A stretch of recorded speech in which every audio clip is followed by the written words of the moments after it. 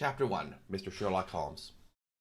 Mr. Sherlock Holmes, who was usually very late in the morning, save upon those not infrequent occasions when he was up all night, was seated at the breakfast table. I stood under the hearth rug and picked up the stick which our visitor had left behind the night before. It was a fine, thick piece of wood, bulbous head of the sort which is known as penag lawyer. Just under the head was a broad silver band nearly an inch across. Today's border, MRCS, from his friends at the CCH, was engraved upon it, with the date 1884. It was just such a stick as the old-fashioned family protector used to carry, dignified, solid, and reassuring. Well, Watson, what do you make of it? Holmes was sitting with his back to me, and I had given him no sign of any occupation. How did you know what I was doing? I believe you have eyes in the back of your head. I have at least a well-polished silver-plated coffee pot in front of me, said he. But tell me, Watson, what do you make of our visitor's stick? Since we have been so unfortunate as to miss him, and no notion of his errand, this accidental souvenir becomes of importance. Let me hear you reconstruct the man by an examination of it. I think, said I, following as far as I could the methods of my companion, Dr. Mortimer is a successful elderly medical man, well esteemed since those who know him give this mark of their appreciation. Good, said Holmes. Excellent. I think also that the probability is in favor of his being a country practitioner who does a great deal of his visiting on foot. Why so? Because the stick, though originally a very handsome one, has been so knocked about that I can hardly imagine a town practitioner carrying it. The thick iron ferrule is worn down, so it is evident that he has done such a great deal of walking with it. Perfectly sound, said Holmes. And then there is friends of the CCH. I should guess that to be something Hunt. The local Hunt to whose members he possibly gives some surgical assistance, in which he has made him a small presentation in return. Really, Watson, you excel yourself, said Holmes, pushing back his chair and lighting a cigarette. I'm bound to say that all accounts which you have been so good to give of my own small achievements, you have habitually underrated your own abilities. It may be that you are not yourself luminous, but you are a conductor of light. Some people without possessing genius have a remarkable power of stimulating it. I confess, my dear fellow, that I am very much in your debt. He had never said as much before, and I must admit that his words have given me clean pleasure, for I have often been piqued by his indifference to my admiration and the attempts which I have made to give publicly to his methods. I was proud, too, to think that I had so far mastered his system as to expression of interest. He laid down his cigarette.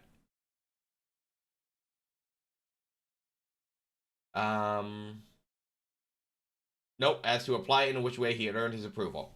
He now took the stick from my hands and examined it for a few minutes with his naked eye. Then, with an expression of interest, he laid down his cigarette, and carrying the cane to the window, he looked over it with a convex lens. Interesting, though elementary, said he, as he returned to his favorite corner of the setting. There are certainly one or two indications upon the stick that gives us a basis for several deductions. Has anything escaped me? I asked with self-importance. I trust that there is nothing of consequence which I have overlooked.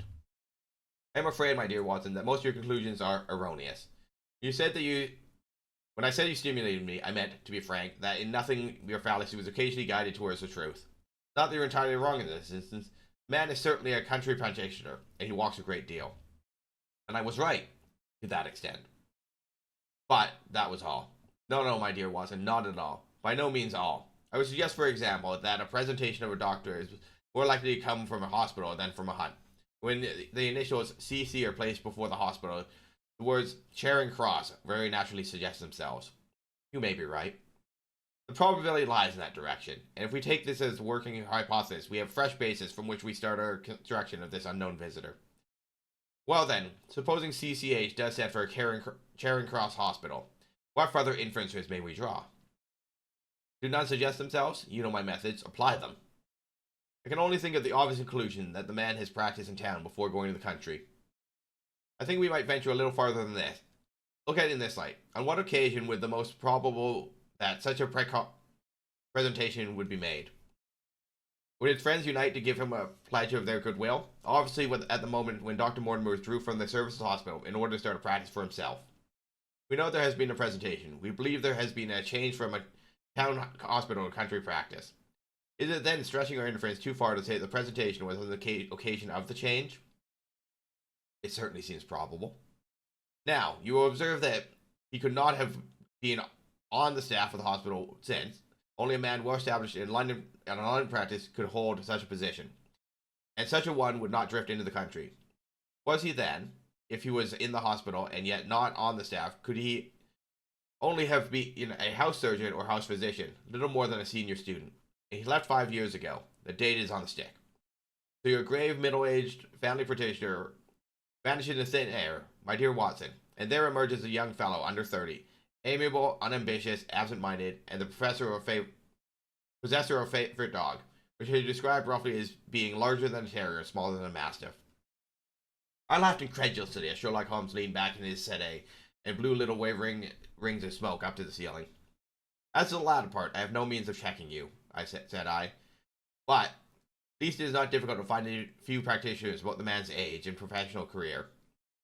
From my small metal shelf, I took down the medical directory and turned up the name. There were several Mortimers, but only one who could be our visitor. I read his record aloud. Mortimer James, MRCS, 1882. Grimpen, Dartmoor, Devon. House surgeon, from 1882 to 1884 at Charing Cross Hospital. Winner the Jackson Prize for Comparative Pathology, with essay titled, Is Disease a Reversion? Is Disease a Reversion? Corresponding member of the Swedish Pathological Society, author of Some Freaks of Atavism, Lancet, 1882. Do We Progress? Journal of Psychology, March 1883. Medical officers for the parishes of Grimpen, Thorsley, and Highbarrow. No mention of that local hunt, Watson, said Holmes with a mischievous smile. But a country doctor, as you very astutely observed, I think that I'm fairly justified in my inferences. As to the adjectives, I said, if I remember right, amiable, unambitious, and absent-minded. It is my experience that it is only an amiable man in this world who receives testimonials, only an unambitious one who abandons a London career for the country, and only an absent-minded one who leaves his stick and not his visiting card after waiting an hour in your room. And the dog has been in the habit of carrying the stick behind his master. Being a heavy stick, the dog is held tightly in the middle, and the marks of his teeth are very plainly visible. The dog's jaw, as shown in the space between these marks, is too broad in my opinion for a terrier, and not broad enough for a mastiff. It may have been, yes, by Jove, it is a curly-haired spaniel. He had risen and paced the room as he spoke. Now he halted in the recesses of the window. There was such a ring of conviction in his voice that I glanced up in surprise. My dear fellow, how can you possibly be so sure of that? For the very simple reason, I see the dog himself on our very doorstep, and there is the ring of his owner. Don't move, I beg you, Watson. He is a professional brother of yours, and your presence may be of assistance to me. Now is the dramatic moment of fate. Watson, when you hear a step upon the stair, which is walking into your life, and you know not whether for good or ill, what does James Mortimer, the man of science, ask of Sherlock Holmes, the specialist in crime? Come in. The appearance of our visitor was a surprise to me, since I expected a typical country practitioner. He was a very tall, thin man, with a long nose like a beak, which jutted out between two keen grey eyes, set closely together and sparkling brightly from behind a pair of gold-rimmed glasses. He was clad in a professional but rather slovenly fashion, for his frock coat was dingy and his trousers frayed. Though young, his long back was already bowed, and he walked with a forward thrust of his head, a general air of pure benevolence. As he entered, his eyes fell upon the stick in Holmes's hand, and he ran towards it with an exclamation of joy. "I am so very glad," said he. "I was not sure whether I had left it here or in the shipping office. I would not lose that stick for the world." "A presentation, I see," said Holmes. "Yes, sir." "From Charing Cross Hospital?" "From one or two friends there on the occasion of my marriage." "Dear, dear, that's bad," said Holmes, shaking his head. Dr. Mortimer blinked through his glasses in modest astonishment. "Why was it bad?" Only that you have disarranged our little deductions. Your marriage, you say?" "Yes, sir. I married and so left the hospital with all hopes of as a consulting practice. It was necessary to make a home of my own." Come, we're not so far wrong after all," said Holmes. "And now, Dr. James Mortimer. Mr. Hummel, MRCS. Man of precise mind, evidently. A dabbler in science, Mr. Holmes. A picker of shells upon the shores of the great unknown ocean. I presume that is Mr. Sherlock Holmes who I am addressing, and not... No, this is my friend, Dr. Watson." "Glad to meet you, sir. I have heard your name mentioned in connection with that of your friend. You interest me very much, Mr. Holmes. I had hardly expected to...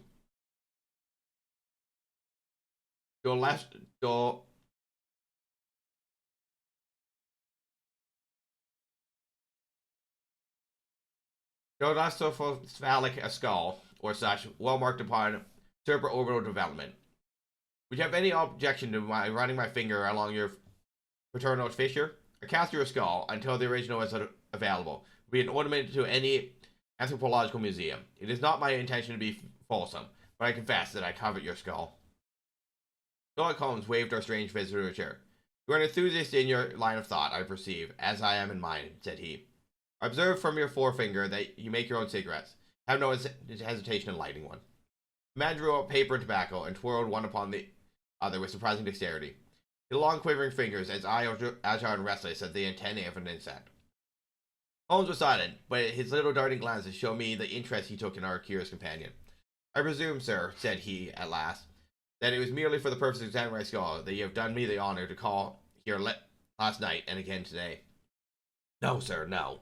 Though I am happy to have the opportunity of doing that as well. I came to you, Mr. Holmes, because I recognize that I am myself an unpractical man, and because I am suddenly confronted with a most serious and extraordinary problem. Recognizing as I do that you are the second highest expert in Europe. Indeed, sir. May I inquire who has the honor to be the first? Asked Holmes with some asperity. The man of precisely scientific mind and the work of Monsieur Bertillon must always appeal strongly. Then had you not better consult him? I said, sir, to the precisely scientific mind. But as a practical man of affairs, it is acknowledged that you stand alone. I trust, sir, that I have not inadvertently... Just a little, said Holmes. I think, Dr. Mortimer, you would do wisely if without more ado you would kindly tell me plainly the exact nature of the problem in which you demand my assistance. Chapter 2. The Curse of the Baskervilles. I have in my pocket a manuscript, said Dr. James Mortimer. I observed it as you entered the room, said Holmes. It is an old manuscript. Early 18th century, unless it is a forgery. How did you say that, sir? You presented an inch or two in my examination all the time that you've been talking. I'd be a poor expert who could not give the date of document within a decade or so. You possibly read my little monograph upon the subject. I put that at 1730. The exact date is 1742. Dr. Mortimer drew it from his breast pocket. This family paper was committed to my care by Sir Charles Baskerville, whose sudden and tragic death some 3 months ago created so much excitement in Devonshire. I may say that I his personal friend as well as his medical attendant. He was a strong-minded man, sir, shrewd, practical, and unimaginative as I am myself. He took this document very seriously, and his mind was prepared for such an end as did eventually overtake him. Holmes stretched out his hand for the manuscript and flattened it upon his knee. You will observe, Watson, the alternative use of the long S and the short. It is one of several indications which enabled me to fix the date. I looked over his shoulder at the yellow paper and the faded script. At the head was written Baskerville Hall, and below in large scrawling figures 1742. It appears to be a statement of some sort. Yes, it is a statement of a certain legend which runs in the Baskerville family. But I understand that it is something more modern and practical upon which you wish to consult me?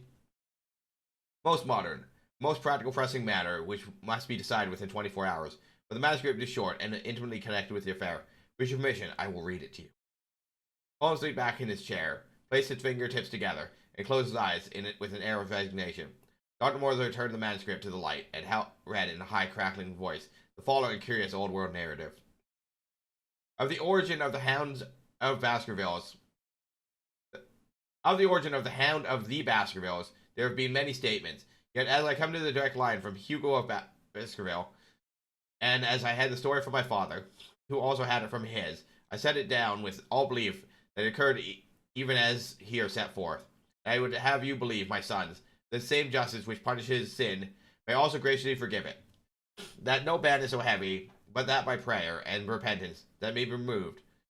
Learn then from the story not to fear the fruits of the past, but rather to be circumspect in the future, and those foul passions whereby our family has suffered so grievously may not again be loosed to our undoing. Know that in time of the Great Rebellion, the history of which by the learned Lord Clarendon, I most earnestly commend you to your attention. This matter of Baskerville was held by Hugo of that name, nor can it be gainsaid that he was a most wild, profane, and godless man. This, in truth, his neighbors might have pardoned, seeing that the saints had never flourished in those parts. But there was in him a certain wanton and cruel humor which made his name byword through the West. It chanced that this Hugo came to love, if indeed so dark a passion may be known under so bright a name, the daughter of a yeoman who held lands near the Baskerville estate. The young maiden, being discreet and of good repute, would ever avoid him, for she feared his evil name. So it came to pass that one Michaelamus this Hugo, with 5 or 6 of his idle and wicked companions, stole down upon the farm and carried off the maiden, her father and brothers being from home, as he well knew. When they brought her to the hall, the maiden was placed in an upper chamber, while Hugo and his friends sat down to a long carouse, as was their nightly custom. Now the poor lass upstairs was like to have her wits turned at the singing, shouting, and terrible oaths which came to her from below. For they say that the words used by Hugo Baskerville when he was in wine were such as might blast the man who said them. At last, in the stresses of her fear, did she that which might have daunted the bravest of her most active man. For, by the aid of the growth of ivy, which covered, and still covers, the house wall, she came down from the eaves, and so homeward across the moor, there being 3 leagues betwixt the hall and her father's farm. It chanced that some time later, Hugo left his guest to carry food and drink, with other worse things, perchance, to his captive, so found the cage empty and the bird escaped. Then, as it would seem, he became as one that hath the devil, for rushing down the stairs into the dining hall, she sprang upon the great table, flagons and trenchers flying before him. And he cried aloud before all the company that he would that very night render his body and soul to the powers of evil, if he might but overtake the wench. And while the revellers stood aghast at the fury of the man, one more wicked, or, it may be, more drunken than the rest, cried out that they should put the hounds upon her. Whereat Hugo ran from the house, crying to his grooms that they should saddle his mare, and unkennel the pack, giving the hounds a kerchief of the maids. He swung them to the line, and so full cry in the moonlight over the moor. Now for some space that the revellers stood agape, unable to understand all that had been done in such haste. But anon their bemused wits awoke to the nature of the deed, which was like to be done upon the moorlands. Everything was now in an uproar, some calling for their pistols, some for their horses, and some for another flask of wine. But at length some sense came back to their crazed minds, and the whole of them, 13 in number, took horse and started in pursuit. The moon shone clear above them, and they rode swiftly abreast, taking that course which the maid might needs have taken if she were to reach her home. They had gone a mile or 2 when they passed one of the night shepherds upon the moorlands, and they cried to him to know if he had seen the hunt. And the man, as the story goes, was so crazed with fear that he could scarce speak. But at last he said he had indeed seen the unhappy maiden with the hounds upon her track. But I have seen more than that, said he, for Hugo Baskerville passed upon his black mare, and there ran a mute behind him. Such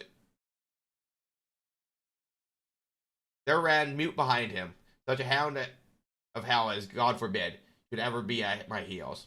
So the drunken squires cursed the shepherd and rode onward, but soon their skins turned cold, for there came a gallop across the moor, and the black mare, dabbled with white froth, went past with trailing bridle and empty saddle. As the revellers rode close together, for great fear was upon them, but they still followed over the moor, though each, had he been alone, would have been right to have turned his horse's head. Very slowly in this fashion they came upon the hounds. These, though known for their valor and their breed, were whimpering in a cluster at the head of a deep dip or goyle, as we call it, upon the moor, some slinking away, and some with starting hackles and staring eyes, gazing down the narrow valley before them. The company had come to a halt, more sober men, as you may guess, than when they started. The most of them would by no means advance, but 3 of them, the boldest, or it may be the most drunken, rode forward down the goyle. Now it opened to a broad space in which there stood 2 of these great stones, still to be seen there, which set by certain forgotten peoples of the days of old. The moon was shining bright upon the clearing, and there in the center lay the unhappy maid where she had fallen, dead of fear and fatigue. It was not the sight of her body, nor was it that of the body of Hugo Baskerville lying near her, which raised a hair upon the heads of these 3 daredevil roysters. But it was that, standing over Hugo and plucking his throat, this sort of foul thing, a great black beast, shaped like a hound, yet larger than any hound that mortal eye had ever seen. Even as they looked, the thing tore the throat out of Hugo Baskerville, on which, as it turned its blazing eyes and dripping jaws upon them, the 3 shrieked with fear and rode for their dear lives, still screaming, across the moor. One, it said, died that very night, of what he had seen, and the other twain were but broken men for the rest of their days. Such is the tale, my sons, of the coming of the Hound, which is said to have plagued the family so sorely ever since.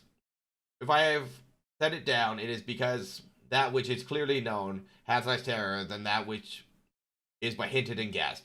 Nor can it be denied that many of the family have been unhappy in their deaths, which have been sudden, bloody, and mysterious. Yet may we shelter ourselves in the infinite goodness of Providence, which would not forever punish the innocent, beyond that third or fourth generation which is threatened in Holy Writ. To that Providence, my sons, I hereby commend you, and I counsel you, by way of caution, to forbear from crossing the moor in these dark hours, the powers of evil are exalted. This from Hugo Baskerville to his sons Roger and John, with instructions that they heed nothing thereof to their sister Elizabeth. When Dr. Mortimer had finished reading his singular narrative, he pushed out his spectacles to his forehead and stared across at Mr. Sherlock Holmes. The latter yawned and tossed the end of his cigarette into the fire. "Well," said he, "do you not find it interesting? A collector of fairy tales." Dr. Mortimer drew a folded newspaper out of his pocket. "Now, Mr. Holmes, we'll give you something a little more recent. This is Devon County Chronicle of May 14th of this year. It is a short account of the facts elicited at the death of Sir Charles Baskerville that occurred a few days before that date." My friend leaned forward a little, his expression became intent. Our visitor readjusted his glasses and began.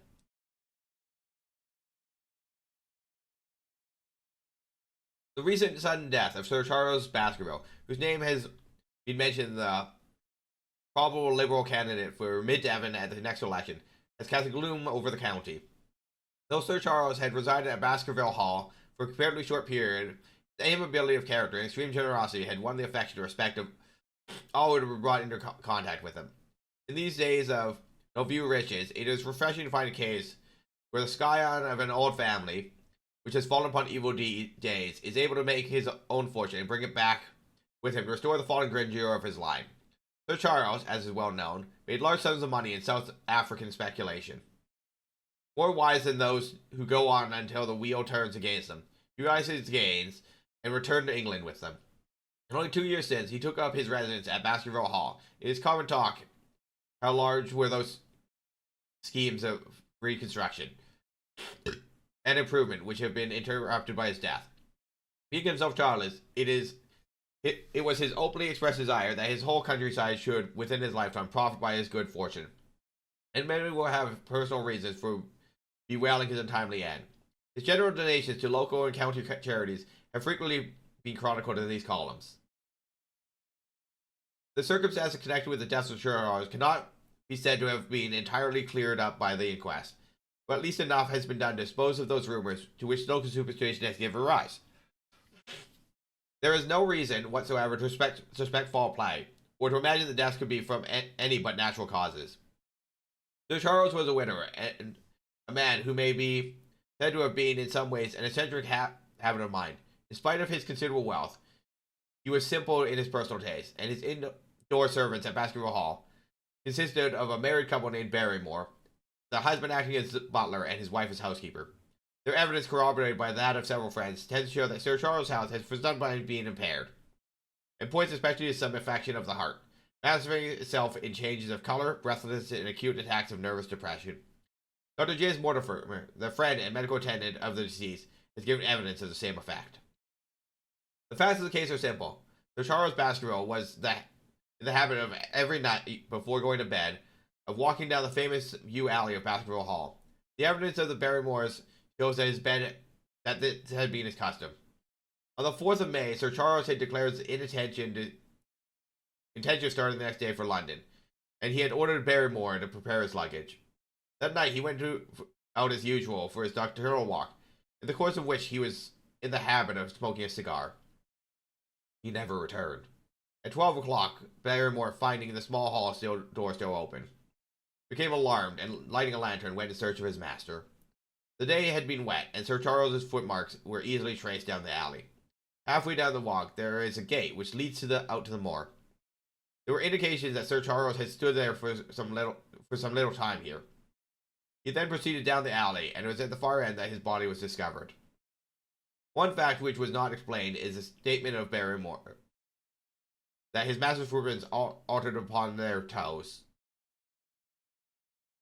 Footprints altered their character from the time he passed the Moor Gate, and that he appeared from thence onward to have been walking upon his toes.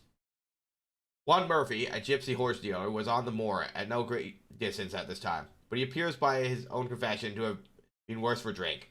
He declares that he heard cries, but is unable to state from what direction they came.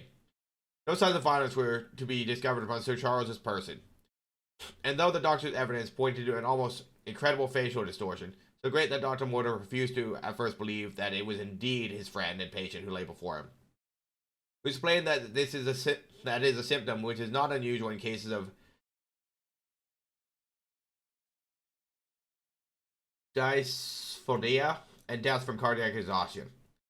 This explanation was born out of the post-mortem explanation, which showed long-standing organic disease, and the coroner's jury returned to a verdict in accordance with the medical evidence.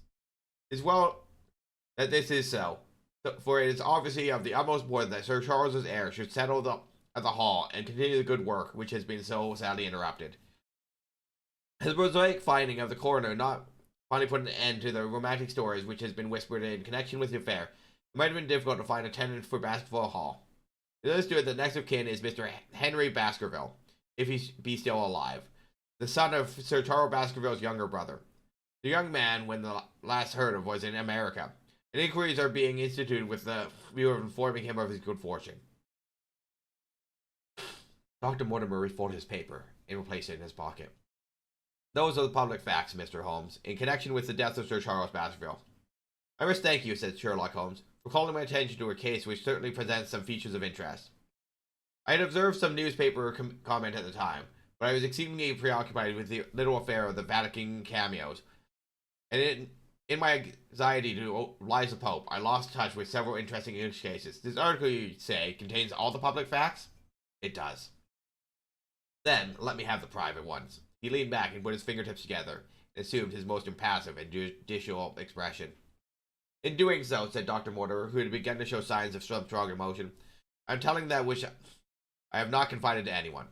My motive withholding it from the coroner's inquiry is that a man of science shirks from placing himself in the public position of seeming to endorse a popular superstition. I had the further motive that Baskerville Hall, as the paper says, would certainly remain unattended if anything were to increase its already grim reputation. For these reasons, I thought I was justified in telling rather less than I knew, since no practical good could result from it. But with you, there's no reason I should not be perfectly frank. The moor is sparsely inhabited, and those who live near each other are thrown very much together. For this reason, I saw a great deal of Sir Charles Baskerville. With the exception of Mr. Franklin of Laughter Hall and Mr. Stapleton, the naturalist, there were no other men of education within many miles. Sir Charles was a retiring man, but with chance of his illness brought us together, and a community of interest in science kept us so. He had brought back much scientific information from South Africa, and many charming evenings we spent together discussing the comparative autonomy of Bushman and Hottentot. Within the last few months, it became increasingly plain to me that Sir Charles's nervous system was strained to the breaking point. He had taken his legend, which I have read you, exceedingly to heart. So much so that although he would walk in his own grounds, nothing would induce him to go out upon the moor at night. Incredible as it may appear to you, Mr. Holmes, he was honestly convinced that a dreadful fate overhung his family, and certainly the records which he was able to give of his ancestors was not encouraging. The idea that some ghastly presence constantly haunted him, and more than one occasion, he asked me whether I had on my medical journeys at night ever seen any strange creatures or heard the baying of a hound. The latter question he put to me several times, and always with a voice which vibrated with excitement. I can well remember driving upon his house in the evening, some 3 weeks before the fatal event. He chanced to be at his hall door. I descended from my gig and was standing in front of him when I saw his eyes fix themselves over my shoulder and stare past me in an expression of most dreadful horror. I whisked round and just had time to glimpse something which I took to be a large black calf passing at the head of the drive. So excited and alarmed was he, I was compelled to go down to the spot where the animal had been and look around for it. It was gone. However, the incident appeared to make the worst impression upon his mind. I stayed with him all the evening, and it was on that occasion, to explain the emotion which had been shown, that he confided to my keeping the narrative which I read to you when first I came. I mention the small episode because it assumes some importance in the view of the tragedy which followed. But I was convinced at the time that the matter was extremely trivial, and that his excitement had no justification. It was my advice that Sir Charles was about to go to London. His heart was, I knew, affected, and the constant anxiety in which he lived, however chimerical the case may be, was evidently having a serious effect upon his health. I thought a few months among the distractions of town would send him back a new man. Mr. Stapleton, a mutual friend who was much concerned at his state of health, was of the same opinion. In the last instant came this terrible catastrophe. On the night of Sir Charles's death, Barrymore, the butler, who made the discovery, sent Perkins, the groom, on horseback to me. And as I was setting up late, I was able to reach Baskerville Hall within an hour of the event. I checked and corroborated all the facts which were mentioned at the inquest. I followed the footsteps down the yew alley, and I saw the spot at the moor gate, where he seemed to have waited. I remarked the change in the shape of the prints after that point. I noted there were no other footprints, save those of Barrymore on the soft gravel, and I finally carefully examined the body, which had not been touched until my arrival. Sir Charles lay on his face, his arms out, his fingers dug in the ground, and his features convulsed with some strong emotion, to such an extent that I could hardly have sworn to his identity. There was certainly no physical injury of any kind, but one false statement was made by Barrymore at the inquest. He said there were no traces upon the ground around the body. He did not observe any, but I did. Some little distance off, but fresh and clear. Footprints? Footprints. A man or a woman's. Dr. Mortimer looked straight at us for an instant. His voice sank, almost to a whisper as he answered, Mr. Holmes, they were the footprints of a gigantic hand. Chapter 3. The Problem. I confess that these words, a shudder passed through me. There was a thrill in the doctor's voice, which showed that he was himself deeply moved by that which he told us. Holmes leaned forward in his excitement, his eyes had the hard, dry glitter which shot from them, which he was keenly interested. You saw this? As clearly as I tell you. As clearly as I see you. And you said nothing? What was the use? How was it that no one else saw it? The marks were some 20 yards from the body, and no one gave them a thought. I don't suppose I should have done so had I not known this legend. There are many sheepdogs on the moor? No doubt, but there was no sheepdog. You say it was large? Enormous. But it had not approached the body. No. What sort of night was it? Damp and raw. But not actually raining? No. What is the alley like? There are some 2 lines of old yew hedge, 12 feet high and impenetrable. The walk in the center is about 8 feet across. Is there anything between the hedges and the walk? Yes, there's a strip of grass about 6 feet broad on either side. I understand that the yew hedge is penetrated at one point by a gate? Yes, the wicket gate which leads onto the moor. Is there any other opening? None. So that to reach the yew alley, one has either come down from the house or else enter it by the moor gate. There was an exit through a summer house at the far end. Has Sir Charles reached this? No. He lay about 50 yards from it. Now tell me, Dr. Mortimer, and this is important. The marks which you saw were on the path and not on the grass? No marks could show on the grass. Were they on the same side of the path as the moor gate? Yes, they are on the edge of the path on the same side as the moor gate. You interest me exceedingly. Another point. Was the wicket gate closed? Closed and padlocked. How high was it? About 4 feet high. And anyone could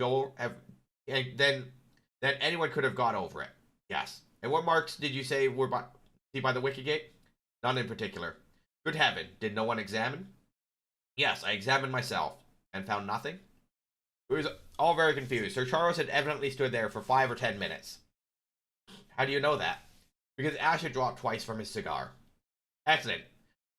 This is a colleague, Watson, after our own heart. But marks?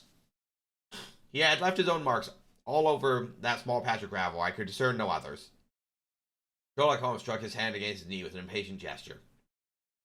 If I had only been there, he cried. It is evidently a case of extraordinary interest, and which presented immense opportunities to the scientific expert. That gravel page upon which I might have read so much has long ere been smudged by rain and defaced by clogs of curious peasants.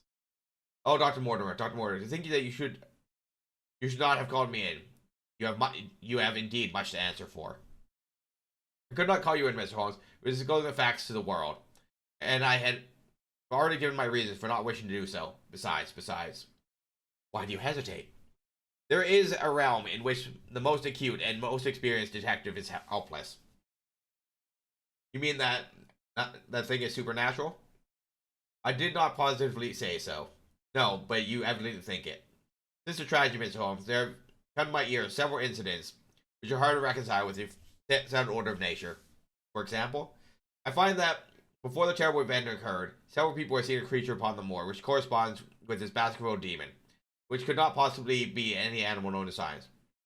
They all agreed that it was a huge creature, luminous, ghastly, and spectral. I've cross-examined these men. One of them a hard-headed countryman, one a farrier, and one a moorland farmer, who all tell me the same story of this dreadful apparition. Exactly corresponding to the Hound of legend. I assure you that there is a reign of terror in the district. It is a hardy man who will cross the moor at night. And you, a trained man of science, believe it to be supernatural? I do not know what to believe. Holmes shrugged his shoulders. I have hitherto confined my investigations to this world, said he. In a modest way, I have combated evil, but to take on the father of himself would perhaps be too ambitious a task. Yet you must admit that the footmark is material. The original Hound was material enough to tug a man's throat out, yet he was diabolical as well. I think you have quite gone over to the supernaturalist, but now, Miss Dr. Mortimer, tell me this. If you hold these views, why have you come to consult me at all? You tell me in the same breath that it is in use to investigate Sir Charles' death, and that you desire me to do it. I did not say that I desired you to do it. Then how can I assist you? Advising me as to what I should do with Sir Henry Baskerville, who arrives at the Waterloo Station. Dr. Mortimer looked at his watch. In exactly 1 hour and a quarter. He being the heir? Yes, on the death of Sir Charles, we inquired for this young gentleman and found that he had been farming in Canada. From accounts which have reached us, he is an excellent fellow in every way. I speak not as a medical man, but as a trustee and executor of Sir Charles's will. There is no other claimant, I presume? None. The only other kinsman who we've been able to trace was Roger Baskerville, the youngest of 3 brothers, of whom poor Sir Charles was the elder. The second brother, who died young, is the father of this lad Henry. The third, Roger, was the black sheep of the family. He came of the old masterful Baskerville strain. It was the very image, they tell me, of the family picture of old Hugo. He made England too hot to hold him, fled to Central America, and died there in 1876 of yellow fever. Henry is the last of the Baskervilles. In 1 hour and 5 minutes, I meet him at Waterloo Station. I have had a wire that he arrived at Southampton this morning. Now, Mr. Holmes, what would you advise me to do with him? Why should he not go to the home of his fathers? It seems natural, does it not? And yet, consider that every Baskerville who goes there meets with an evil fate. I feel sure that if Sir Charles could have spoken with me before his death, he would have warned me against bringing this, the last of the old race, and the heir to his great wealth, to that deadly place. And yet, it cannot be denied that the prosperity of the whole poor bleak countryside depends upon his presence. All the good work which is being done by Sir Charles will crash to the ground if there is no tenant in the hall. I fear I should be swayed too much by my own obvious interest in the matter. That is why I bring the case before you and ask for your advice. Holmes considered for a little time. Put it in plain words, then, the matter that is. This, said he. In your opinion, there is a diabolical agency which makes Dartmoor an unsafe abode for a Baskerville. Is that your opinion? At least I may go to the lengths of saying there is some evidence that this may be so. Exactly, but surely, if your supernatural theory be correct, it could work the young man evil in London as easily as in Devonshire. A devil with merely local powers like a parish vestry would be too inconceivable a thing. You put the matter more flippantly, Mr. Holmes, than you would probably do if you were brought into personal contact with these things. Your advice then, as I understand it, is that the young man will be as safe in Devonshire as he is in London. He comes in 50 minutes. What would you recommend? I recommend, sir, that you take a cab, call off your spaniel who's scratching at my front door, and proceed to Waterloo to meet Sir Henry Baskerville. And then? Then you will say nothing to him at all until I have made up my mind about the matter.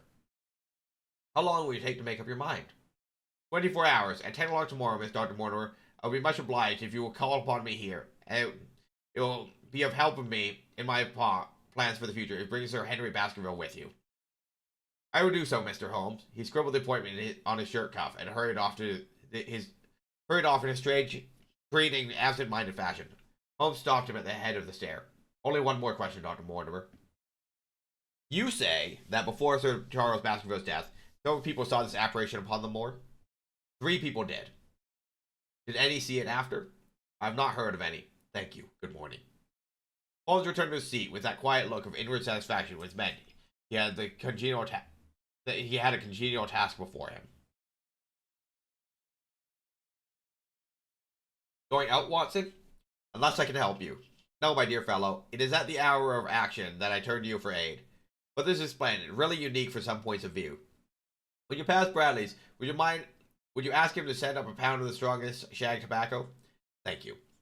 It would be as well if you could make it convenient not to return before evening. Then I should be able to compare the impressions as to this most interesting problem which is made to us this morning. I knew that seclusion and solitude were very necessary for my friend in these hours of intense mental concentration, during which he weighed every particle of evidence, constructed alternative theories, balanced one against the other, and made up his mind as which points were essential and which immaterial. And therefore spent the day at my club and did not return to Baker Street until the evening. It was nearly 9 o'clock when I found myself in the sitting room once more. My first impression as I opened the door was that a fire had broken out. The room was so filled with smoke that the light of the lamp upon the tables was blurred by it. As I entered, however, my fears were set at rest, for it was the acrid fumes of strong coarse tobacco which took me by the throat and set me coughing. Through the haze, I had the vague visions of Holmes in his dressing gown, coiled up in an armchair, with his black clay pipe between his lips. Several rolls of paper lay around him.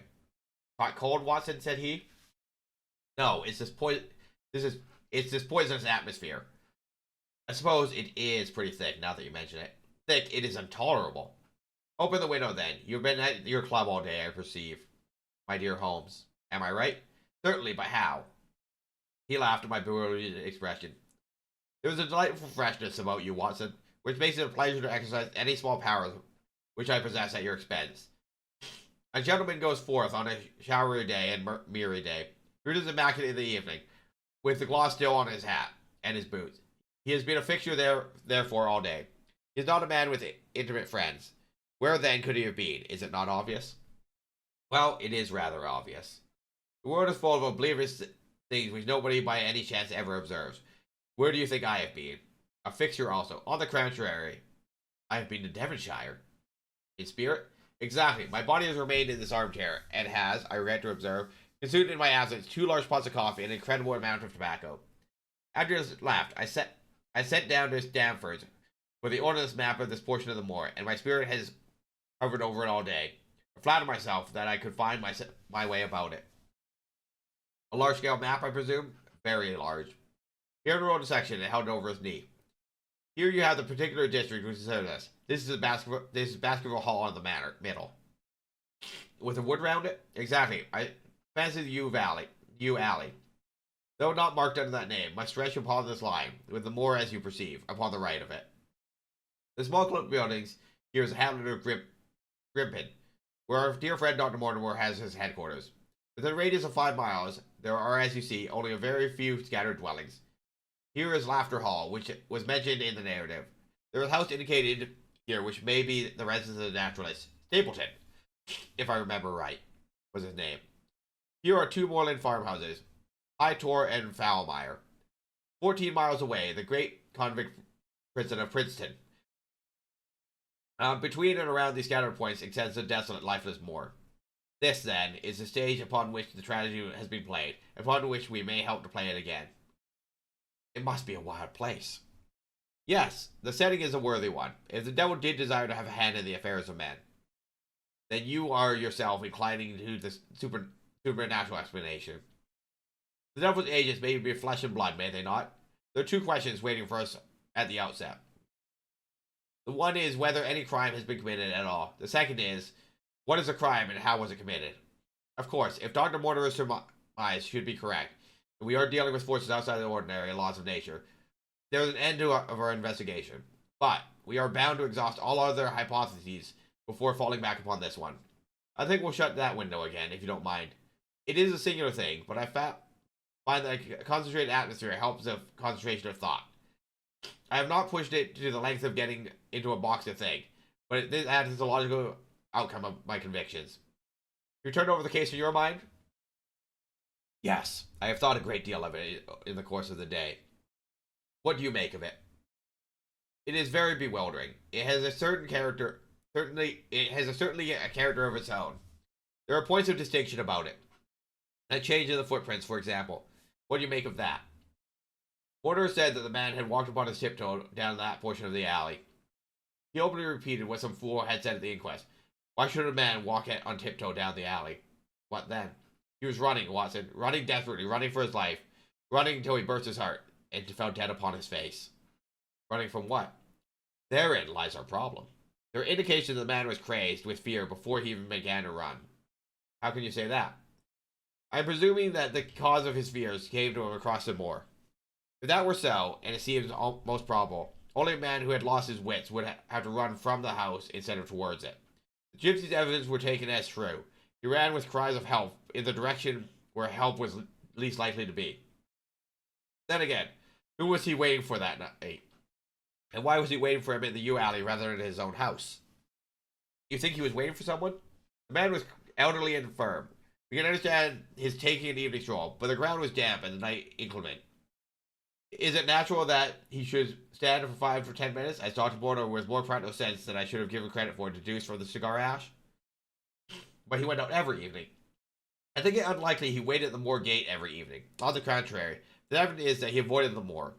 That night he waited there. It was the night before he made his departure for London. The thing takes shape, Watson. It becomes here. When I ask you to hand me my violin, I will postpone all further thought upon this business until we have the advantage of meeting Dr. Mortimer and Sir Henry Baskerville. Chapter 4. Sir Henry Baskerville. Our breakfast table was cleared early, and Holmes waited in his dressing gown for the promised interview. Our clients were punctual to their appointment, for the clock had struck 10 when Dr. Mortimer was shown up, followed by the young baronet. The latter was a small, alert, dark-eyed man, about 30 years of age, very sturdily built, with thick black eyebrows and a strong, pugnacious face. He wore a ruddy-tinted tweed suit, and had the weather-beaten appearance of one who had spent most of his time in the open air. And yet, there was something in his steady eye, and the quiet assurance of his bearing that indicated that the gentleman. This is Sir Henry Baskerville, said Dr. Mortimer. Why, yes, said he, and the strange thing is, Mr. Sherlock Holmes, if my friend here had not proposed coming around here this morning, I should not have come on my own account.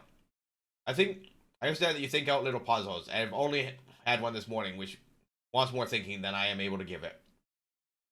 Pray, take a seat, Sir Henry. Do I understand that you have yourself had some remarkable experiences since you arrived in London?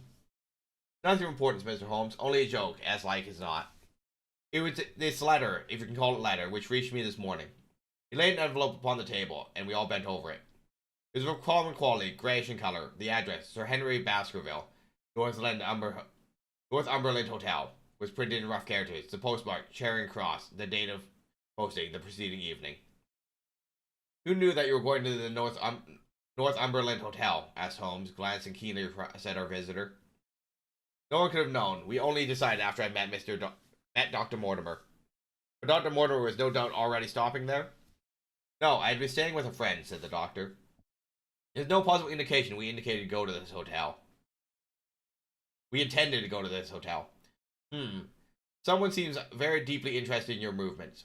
But out of the envelope, he took a half sheet of foolscap paper, folded into four. This he opened and spread flat upon the table. Across the middle of it, a single sentence had been formed by the expedient of pasting printed words upon it ran, as you value your life or your reasons, keep away from the moor. The word more was printed. The word more only was printed in ink. Now, said Sir Henry Baskerville, perhaps you will tell me, Mr. Holmes, that what in the thunder is the meaning of that, and who is it that takes so much interest upon my affairs? What you make of it, Dr. Mortimer, you must allow that there is nothing supernatural about this at any rate. No, sir, but it may very well come from someone who was convinced that the business is supernatural. What business? Asked Sir Henry sharply. It seems to me that all you gentlemen know a great deal more than I do about my own affairs. You shall share our knowledge before you leave this room, Sir Henry. I promise you that, said Sherlock Holmes. We will confine ourselves for the present, with your permission, to this very interesting document, which may be put together and posted yesterday evening. Have you yesterday's Times, Watson? It is here in the corner. Might I trouble you for it? The inside page, please, with the leading articles. He glanced swiftly over it, running his eyes up and down the columns. Capital article on this on free trade. Permit me to give you an extract from it. You may cajoled into imagining that your own special trade or your own industry will be encouraged by a proactive tariff, but it stands to reason that such legislation must, in the long run, keep away wealth from the country, diminish the value of our inputs, and lower the general conditions of life on this island. What do you think of that, Watson? Cried Holmes with glee, rubbing his hands together with satisfaction. Don't you think that an admirable statement? Dr. Mortimer looked at Holmes with an air of professional interest, and Sir Henry Baskerville turned a puzzled, dark eyes upon me. I don't know much about the tariff and that kind of thing, said he. But it seems we've got a bit off trail so far as the note is concerned. On the contrary, I think we are particularly hot upon the trail, Sir Henry. Watson here knows more about my asses than you do, but I fear even he has not quite gasped the significance of this sentence. No, I confess, I see no connection. Yet, my dear Watson, there is so very close a connection that the one is extracted in the other. You, your life, reason, value, keep away from thee. Don't you see now whence these words have been taken? I find that you're right. Well, if that isn't smart, cried Sir Henry. If any possible doubt remained, it was settled by the fact that keep away and from thee are cut in one piece. Well now, so it is. Really, Mr. Holmes, to succeed to anything which I could have imagined, said Dr. Mortimer, gazing at my friend in amazement. I can understand anyone saying that the words were from a newspaper, but that you should name which and add that it came from the leading article is really one of the most remarkable things I have ever known. How did you do it? I presume, Doctor, that you could tell the skull of a Negro from that of a Esquimalt? Most certainly, but how? Because that is my special hobby. The differences are obvious. The supraorbital crest, the facial angle, the maxillary curve, But this is my special hobby, and the differences are equally obvious. There is much difference in my eyes between the leaded bourgeois type of Times article and the slovenly print of an evening halfpenny paper, as it could be between your Negro and your Esquimalt.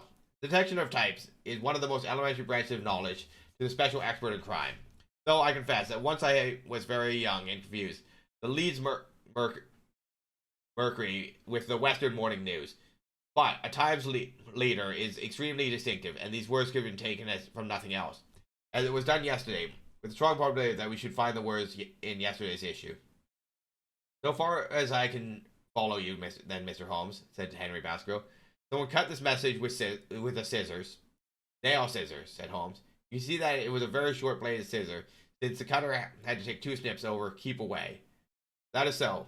Someone then cut out the message with a pair of short bladed scissors, paste it with paste. Gum, said Holmes. With gum on the paper. But I want to know why the word more should have been written. Because he could not find it in print. The other words were all simple and might be found in any issue, but more would be less common. Why, of course, that would explain it. Have you read anything else in this message, Mr. Holmes? There are 1 or 2 indications, and yet the utmost plans have been taken to remove all clues. The address you observe is printed in rough characters, for the Times is a paper which is seldom found in any hands but those of the highly educated. We would take it, therefore, that the letter was composed by an educated man who wished to pose an uneducated one. His effort to conceal his own writing suggests that the writing might be known or come to be known by you. Again, you observe that the words are not gummed or in any acute line, but that some are much higher than the others. Life, for example, is quite out of its proper place. That may point to carelessness, or it may point to agitation and hurry upon the part of the cutter. On the whole, I incline to the latter view, since the matter was evidently important. It is unlikely that the composer of such a letter would be careless. If we're in a hurry, it opens up the interesting question why he should be in a hurry, since any letter posted so early in the morning would reach Sir Henry before he would leave his hotel. The composer feared an interruption, and from whom? We're coming now into the region of guesswork, said Dr. Mortimer. Say rather in the region where we balance probabilities and choose the most likely. It is a scientific use of the imagination, but we have always the material basis in which to start a speculation. Now, you would call it a guess, no doubt, but I am most certain that this address has been written in a hotel. How in the world can you say that? If you examine it carefully, you will see that both the pen and ink have giving the writer trouble. The pen has sputtered twice in a single word, and has run dry 3 times in a short address, showing there is very little ink in the bottle. Now, a private pen or ink bottle is seldom allowed to be in such a state, and the combination of the two must be quite rare. But you know that the hotel ink and hotel pen, where it is we're rare to get anything else. Yes, I have little hesitation in saying that we could examine the waste paper baskets of the hotels around the Charing Cross, and we find the remains of the mutilated Times leader. We could lay our hands straight upon the person who sent this singular message. Helloa, what's this? He was carefully examining the foolscap, upon which the words were pasted, holding it only an inch or two away from his eyes. Well? Nothing, said he, throwing it down. It was a blank half sheet of paper, without even a watermark upon it. I think we've drawn as much as we can from this curious letter. Now, Sir Henry, has anything of interest happened to you since you have been in London? Right now, Mr. Holmes, I think not. You have not observed anyone follow or watch you? I seem to walked right in the thick of a dime novel, said our visitor. Why in thunder should anyone follow or watch me? We're coming to that. You have nothing else to report to us before we go into this matter? Well, it depends upon what you think worth reporting. I think anything out of the ordinary routine of life well worth reporting. Sir Henry smiled. I don't know much of British life yet, for I have spent nearly all my time in the States and Canada. But I hope that to lose some of your boots is not part of the ordinary routine of life over here. You lost one of your boots? My dear sir, cried Dr. Mortimer, it is only mislaid. You will find it when you return to the hotel.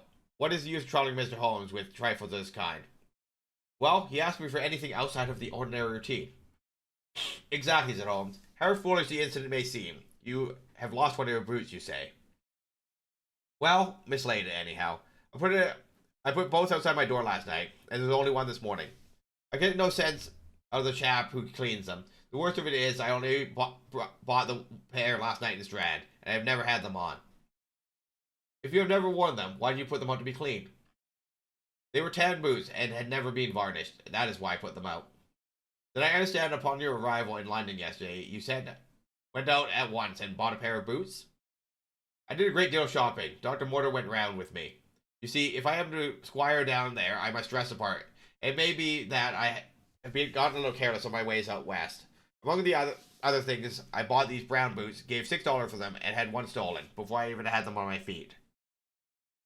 It seems a singularly useless thing to steal, said Sherlock Holmes. I confess that I share Dr. Mortimer's belief that it will not be long before the missing boot is found.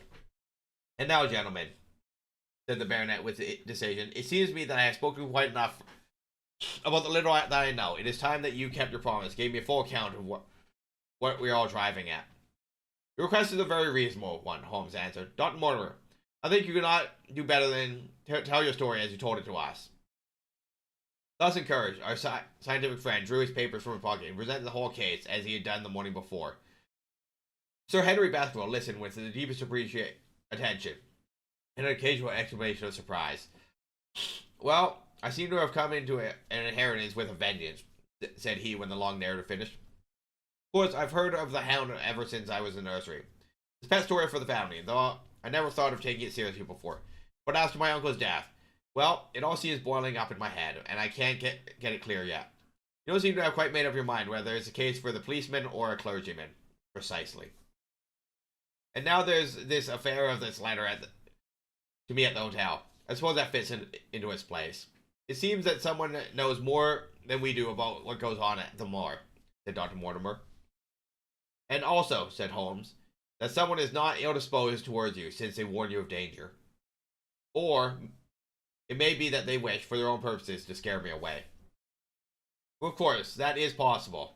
Also, I am very much indebted to you, Dr. Mortimer, for introducing me to a problem which presents several interesting alternatives. The practical point which we have to now decide, Sir Henry, is whether or not it is advisable for you to go to the Baskerville Hall. Why should I not go? There seems to be danger. Do you mean danger from his family fiend, or do you mean danger from human beings? Well, that is what we have to find out. Whichever is the answer, my answer is fixed. There is no devil in hell, Mr. Holmes, and there is no man upon earth who can prevent me from going to the home of my own people. You may take that to be my final answer. Dark brows knitted, and his face flushed to a dusky red as he spoke. It was evident that the fiery temperament of the Baskervilles was not extinct in their last representative. Meanwhile, said he, I've hardly had time to think over all you have told me. It's a thing for a man to understand and to decide at one sitting. I should like to have a quiet hour to myself to make up my mind. Now look here, Mr. Holmes. It's 11:30 now, and I'm going back right now to my hotel. Suppose you and your friend, Dr. Watson, come around and lunch with us at 2. I'll be able to tell you more clearly how this thing strikes me. Is that convenient to you, Watson? Perfectly. Then you may expect us. Shall I have a cab called? I'd prefer to walk, for this affair has flurried me rather. I'll join you in a walk with pleasure, said his companion. Then we meet again at 2 o'clock. Au revoir and good morning. We heard the steps of our visitors descend the stair and bang out the front door. In an instant, Holmes had changed from the languid dreamer to the man of action. Your hat and boots, Watson, quick, not a moment to lose.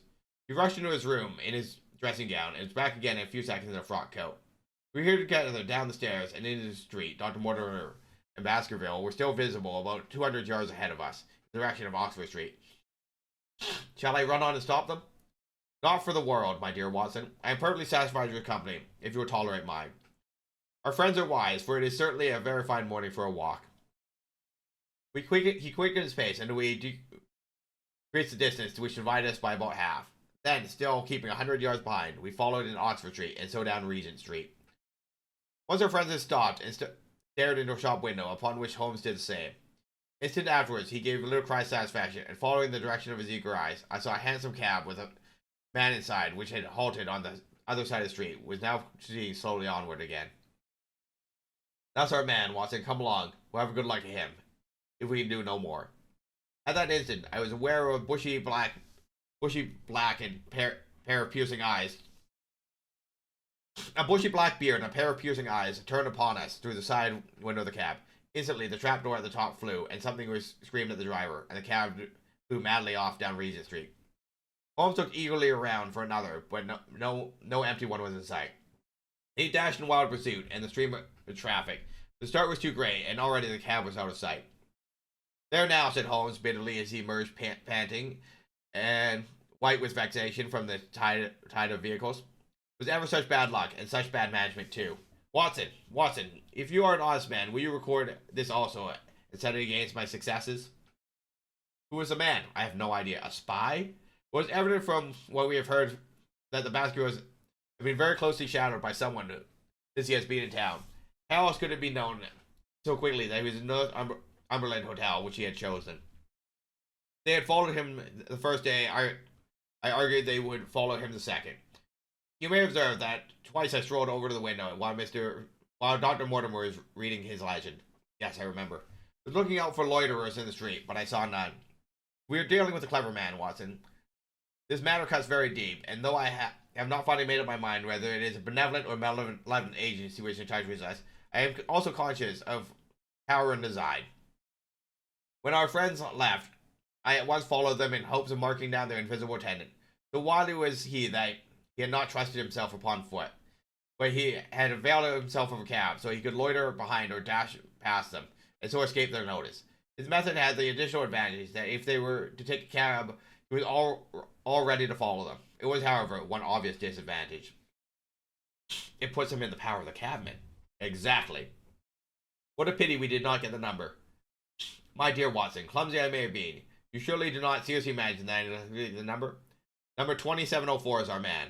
That is no use for us at the moment. I fail to see how you could have done more. Deserting the cab, I should have instantly turned and walked in the other direction. I should have then, at my leisure, have hired a second cab and followed the first at a respectable distance. Or better still, have driven to the Northumberland Hotel and waited there. When our unknown had followed Baskerville home, he should have had the opportunity of playing his own game upon himself and seeing where he made for. As it is, by an indiscreet eagerness which has taken advantage with extraordinary quickness and energy by our opponent, we have betrayed ourselves and lost our man. We had been sauntering slowly down Regent Street during our conversation, and Dr. Mortimer, with his companion, had long vanished from us. There is no object in following them, then, said Holmes. The shadow has departed and will not return. We must see what further cards we have in our hands and play them with decision. Could you swear to that man's face within the cab? I could swear only to the beard. And so could I, from which I gather then that in all probability it was a false one. A clever man, upon so delicate an errand, has no use for a beard save to conceal his features. Come in here, Watson. He turned in one of the distinct messenger offices where he was warmly greeted by the manager. Ah, Wilson, have you not forgotten the little case in which I had the good fortune to help you? No, sir, indeed, I have not. You saved my good name and perhaps my life. My dear fellow, you exaggerate. I have some recollection, Wilson, that you had among your boys a lad named Cartwright, who showed some ability during the investigation. Yes, sir, he's still with us. Could you ring him up? And thank you. And I should be glad to have a change of this £5 note. A lad of 14 with a bright keen face had obeyed the summons of the manager. He stood now gazing with great reverence at the famous detective. Let me have the directory, said Holmes. Thank you. Now, Cartwright, there are names of 23 hotels here, all in the immediate neighborhood of Charing Cross. Do you see? Yes, sir. You will visit each of these in turn. Yes, sir. We will begin in each case by giving the outside porter 1 shilling. Here are 23 shillings. Yes, sir. You will tell him that you want to see the waste paper of yesterday. You will say an important telegram has been miscarried and you're looking for it. You understand? Yes, sir. What you're looking for is the center page of the Times with some holes cut with scissors. Here's a copy of the Times. In this page, you could recognize it. Could you not? Yes, sir. In each case, the outside porter will send for the hall porters, but to whom you will give a shilling. Here are 20 shillings. We'll then learn in the possibility 23 cases out of the 23 the waste of the day before it has been burned or removed. The other 3 cases will be shown a heap of paper, and you will look over this page of the Times among it. The odds are enormously against your finding it. There are 10 shillings over in case of emergencies. Let me have a report by wire at Baker Street before evening.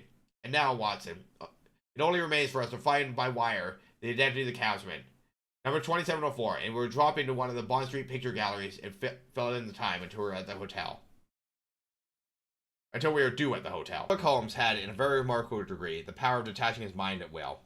For 2 hours, the strange business in which he had been involved appeared to be forgotten, and he was entirely absorbed in the pictures of the modern Belgian masters. He would talk of nothing but art, of which he had the crudest ideas, from our leaving the gallery until we found ourselves at Northumberland Hotel. Sir Henry Baskervilles is upstairs expecting you, said the clerk. He asked me to show you up at once when you came. Have you any objection to my looking at your register, said Holmes. Not in the least. The book shows that 2 names had been added after that of Baskerville. One was Theophilus Johnson and family of Newcastle. The other, Mrs. Oldmore and the maid of High Lodge, Alton. Surely that must be the same Johnson whom I used to know, said Holmes to the porter. A lawyer, is he not? Grey-haired and walks with a limp? No, sir, this is Mr. Johnson, the coal owner, a very attractive gentleman, not older than yourself. Surely you are mistaken about his trade? No, sir, he used this hotel for many years, and he is very well known to us. Ah, that settles it. Mrs. Oldmore, too, I seem to remember the name. Excuse my curiosity, but often in calling upon one friend, one finds another. She is an invalid lady, sir. Her husband was once mayor of Gloucestershire. She always comes to us when she is in town. Thank you. I am afraid I cannot claim her acquaintance. We established a more important fact by these questions, Watson, he continued in a low voice as we went up the stairs together. We now know now that people who are so interested in our friend have not settled down in this hotel. That means, while they are, as we've seen, very anxious to watch him, they're equally anxious that he should not see them. Now, this is a most suggestive fact. What does it suggest? It suggests, hello, my dear fellow. What on earth is the matter? When he came down the top of the stairs, we had run up against Sir Henry Baskerville himself. His face flushed with anger, and he held an old and dusty boot in one of his hands. So furious was he that he was hardly articulate, and when he did speak, it was a much broader and more Western dialect than any which we had heard from him this morning. Seems to me they are playing me for a sucker in this hotel, he cried. They'll find they've started into a monkey with the wrong man unless they are careful. By thunder, if that chap can't find my missing boot, there will be trouble. I can joke with the best, Mr. Holmes. They've got a bit over the mark this time. So looking for your boot? Yes, sir, and mean to find it. But sure, you said that it was a new brown boot? So it was, sir, and now it's an old black one. What? You don't mean to say? That's just what I mean to say. I had only 3 pairs in the world. The new brown, the old black, and the patent leathers, which I am wearing. Last night they took one of my brown ones, and today they sneaked one of the black. Well, have you got it? Speak, old man, and don't stand staring. An agitated German waiter had appeared upon the scene. No, sir, I have made inquiry all over the hotel, but I hear no word of it. Will either boot comes back before sundown, or I'll see the manager and tell him they go right straight out of this hotel. It shall be found, sir. I promise you that if you will have a little patience, it will be found. Mind it is, for that's the last thing of mine that I'll lose in this den of thieves. Well, Mr. Holmes, you'll excuse me troubling you about such a trifle. Well, I think it's well worth troubling about. Why, you look very suspicious over it. How do you explain it? I just don't attempt to explain it. It seems the maddest, queerest thing that ever happened to me. The queerest thing, perhaps, said Holmes thoughtfully. What do you make of it yourself? Well, I don't profess to understand it yet. This case of yours is very complex, Sir Henry. When taken in conjunction with your uncle's death, I am not sure that of all 500 cases of capital importance which I have handled, there is one which cuts so deep. We hold several threads in our hands, and the odds are that one or other of them guides us to the truth. We may waste time in following the wrong one, but sooner or later you must have come upon the right.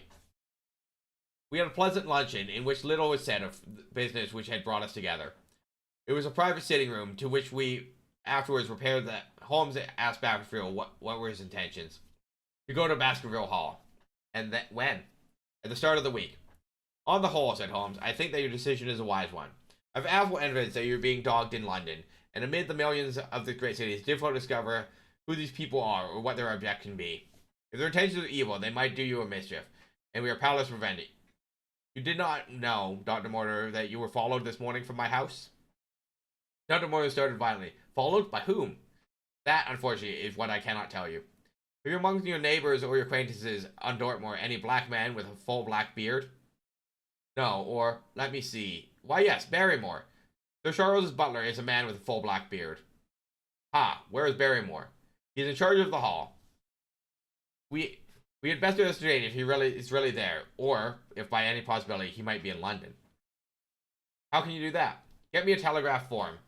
Is it all ready for Sir Henry? That will do. Address to Barrymore, Baskerville Hall. What is the nearest telegraph office? Grimpen? Very, very well.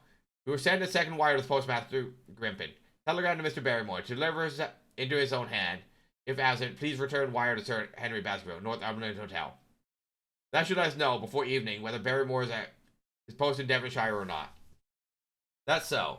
By the way, Dr. Mortimer, who is this Barrymore anyhow? He is the son of an old caretaker who is dead. They have looked upon the hall for many generations now. So far as I know, he and his wife are as respectable as any couple in the county. At the same time, said Baskerville, it's clear that so long as there are none of the family at the hall, these people have mighty fine at home and nothing to do. That is true. Did Barrymore profit at all by Sir Charles's will? Asked Holmes. He and his wife had £500 each. Ha! Did they know that they would receive this? Yeah, Sir Charles was very fond of talking about the provisions of his will. That is very interesting. I hope, said Dr. Mortimer, that you do not look with suspicious eyes upon everyone who received a likeness from Sir Charles, for I also had £1,000 left to me. Indeed, and anyone else? There were many insignificant sums to individuals and a large number of public charities. The residue all went to Sir Henry. And how much was the residue? £740,000. £740,000? Jeez. Holmes raised his eyebrows in surprise. I had no idea so gigantic a sum was involved, said he. Sir Charles had the reputation of being rich, but we did not know how rich he was until we came to examine his securities. The total value of the estate was close to £1 million.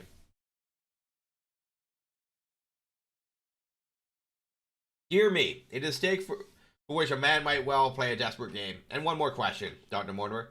Supposing that anything happened to our young friend here, you will forgive without defies the hypothesis, who would inherit the estate?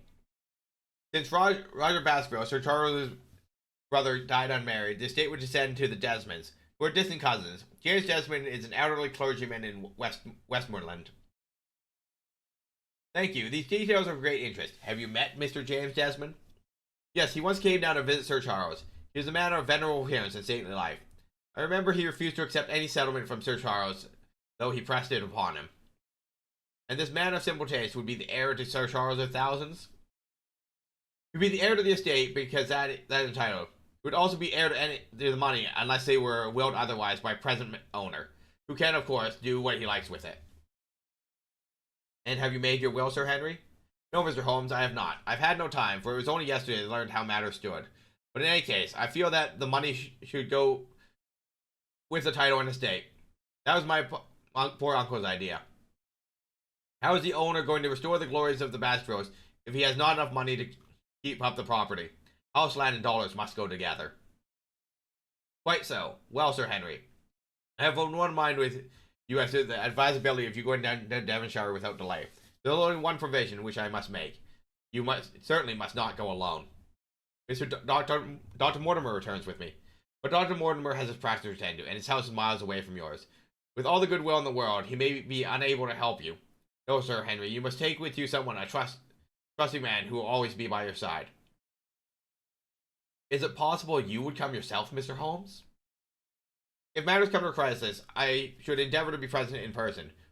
But you can understand that with my extensive consulting practice, and with the constant appeals which reach me from many quarters, it is impossible for me to be absent for London for an indefinite amount of time. At the present instant, one of the most revered names in England is being besmirched by a blackmailer, and I cannot stop a disastrous scandal.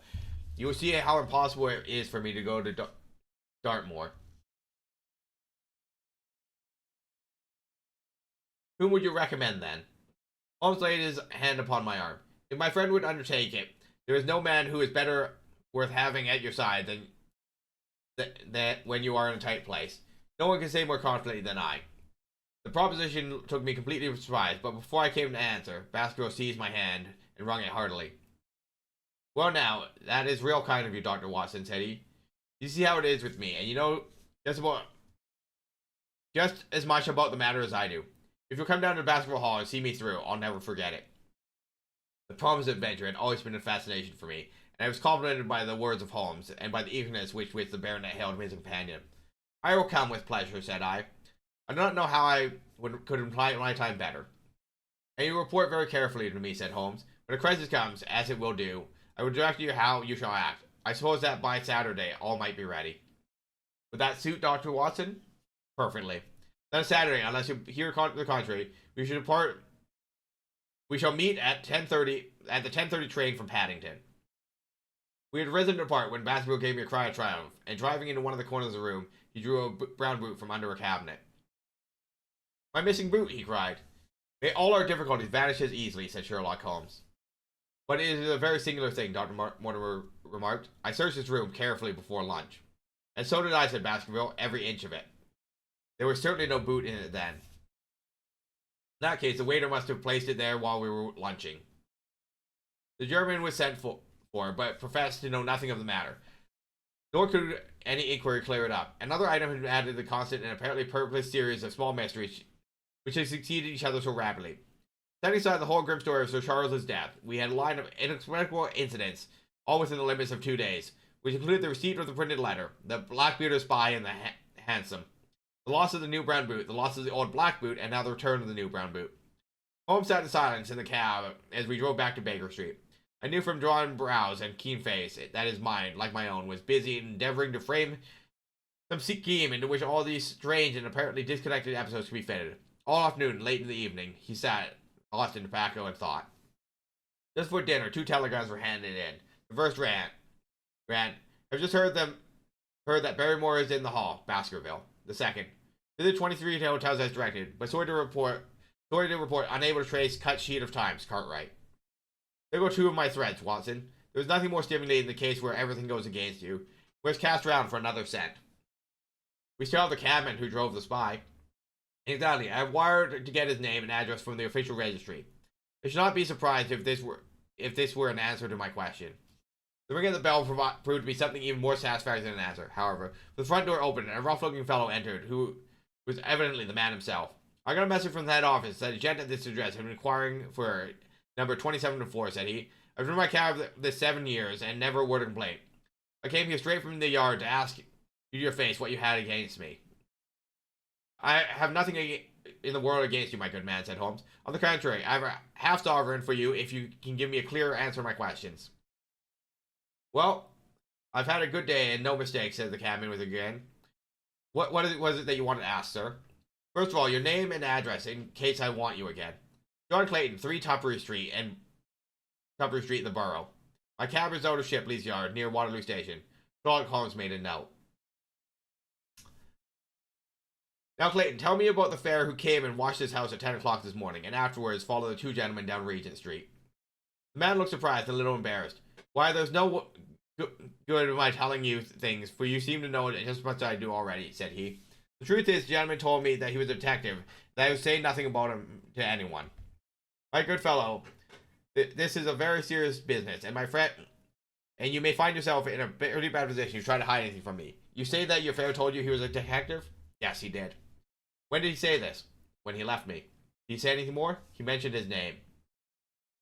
Holmes has a swift glance of triumph at me. Oh, he mentioned his name, did he? That was imprudent. What was the name that he mentioned? His name, said the cabman, was Mr. Sherlock Holmes. Never have I seen my friend more completely taken aback by the cabman's reply. For an instant, he sat in silent amazement. Then he burst into a hearty laugh. A touch, Watson, an undeniable touch, said he. I feel a foil as quick and supple as my own. He got home upon me very prettily that time. So his name was Sherlock Holmes, was it? Yes, sir, that was this gentleman's name. Excellent. Tell me where you picked him up and all that occurred.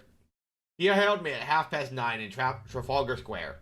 He said he was a detective and offered me 2 guineas if I could do exactly what he wanted all day and ask no questions.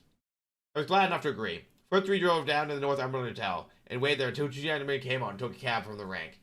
We followed their cab until it pulled up somewhere near here. This very door, said Holmes. Well, I couldn't be sure of that, but I dare say my fare knew all about it. We pulled up halfway down the street and waited an hour and a half. Then the 2 gentlemen passed us, walking, and we followed down Baker Street and along, I know, said Holmes, until we got 3/4 down Regent Street. Then my gentleman threw up the trap, and he cried that I should drive right away to Waterloo Station, as hard as I could go. I whipped up the mare, and we were there in under 10 minutes. Then he paid up his 2 guineas, like a good one, and away he went into the station. Only just as we were leaving, he turned around and said, It might interest you to know that you have been driving Mr. Sherlock Holmes. That's how I came to know the name. I see, and you saw no more of him? Not after he went into the station. And how would you describe Mr. Sherlock Holmes? Cabman scratched his head. Well, he wasn't altogether an easy gentleman to describe. I put him at 40 years of age, and he was of a middle height, 2 or 3 inches shorter than you are, sir. He was dressed like a toff, and had black beard, cut square at the end, and a pale face. I don't know if I can say more than that. Color of his eyes? No, can't say. Nothing that you can remember? No, sir, nothing. Well then, here's your half sovereign. There's another way for you to bring any form of information. Good night. Good night, sir, and thank you. John Clayton departed chuckling, and Holmes turned to me with a shrug of his shoulders and a rueful smile. Snap goes our third thread, and we end where we began, said he. The cunning rascal, he knew our number, knew that Sir Henry Baskervilles had consulted me, and spotted who I was on Regent Street, and conjectured that I got the number of the cab, and would lay my hands on the driver, and so sent back this audacious message. I tell you, Watson, this time we got a foeman who is worthy of our steel. I've been checkmated in London. I can only wish that you better luck in Devonshire. I'm not so easy in my mind about it. About what? Well, sending you, it's an ugly business, Watson. A dangerous, ugly business. And the more I see it, the less I like it. My dear fellow, you may laugh, but I give you my word, I shall be very glad to have you back safe and sound in Baker Street once more. Chapter 6. Baskerville Hall. Sir Henry Baskerville and Dr. Mortimer were ready upon the appointed day, and started as we arranged for Devonshire. Mr. Sherlock Holmes drove with me to the station and gave me his parting injunctions and advice. I will not bias your mind, suggesting theories or suspicions, Watson, said he. I wish you to simply report the facts in the fullest manner to me, and we can leave to the theorizing. What sort of facts? I asked. Anything which may seem to have a bearing, however indirect, upon the case, and especially the relations between young Baskerville and his neighbors, or any fresh particulars concerning the death of Sir Charles. I've made some inquiries myself in the past few days. The results have, I fear, been negative. One thing only appears to be certain, and that is Mr. James Desmond, who is next of kin, is an elderly gentleman of a very amiable disposition. So that this persecution does not arise from him. I really think that we may eliminate him entirely from our calculations. There remain the people who will actually surround Sir Henry Baskerville upon the moor. Would not be very well, in the first place, to get rid of this Barrymore couple? By no means. You could not make a greater mistake. If they are innocent, it would be a cruel injustice, and if they are guilty, we should be giving up all chance of bringing it home to them. No, we will preserve them upon our list of suspects. There's room at the hall, if I remember, that there are 2 moorland farmers. There is our friend, Dr. Mortimer, whom I believe to be entirely honest, and there is his wife, of whom we know nothing. There is this naturalist, Stapleton, and there is his sister, who is said to be a young lady of attractions. There is Mr. Franklin of Laughter Hall, who is also an unknown factor, and there are 1 or 2 other neighbors. These are the folk who must be your very special study. I would do my best. You have arms, I suppose. Yes, I thought it well to take them. Almost certainly. Keep your revolver near you night and day, and never relax your precautions. Our friends have already secured a first-class carriage and are waiting for us upon the platform. Now, we have no news of any kind, said Dr. Mortimer in the final answer to my friend's questions. I swear to one thing, and that is we have not been shadowed during the last 2 days.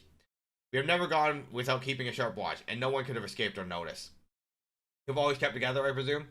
Except yesterday afternoon. I usually give up 1 day to pure amusement when I come to town, so I spent it at the Museum of the College of Surgeons. I went to look at the folk in the park, said Baskerville. Well, we had no trouble of any kind. It was imprudent, all the same, said Holmes, shaking his head and looking very grave.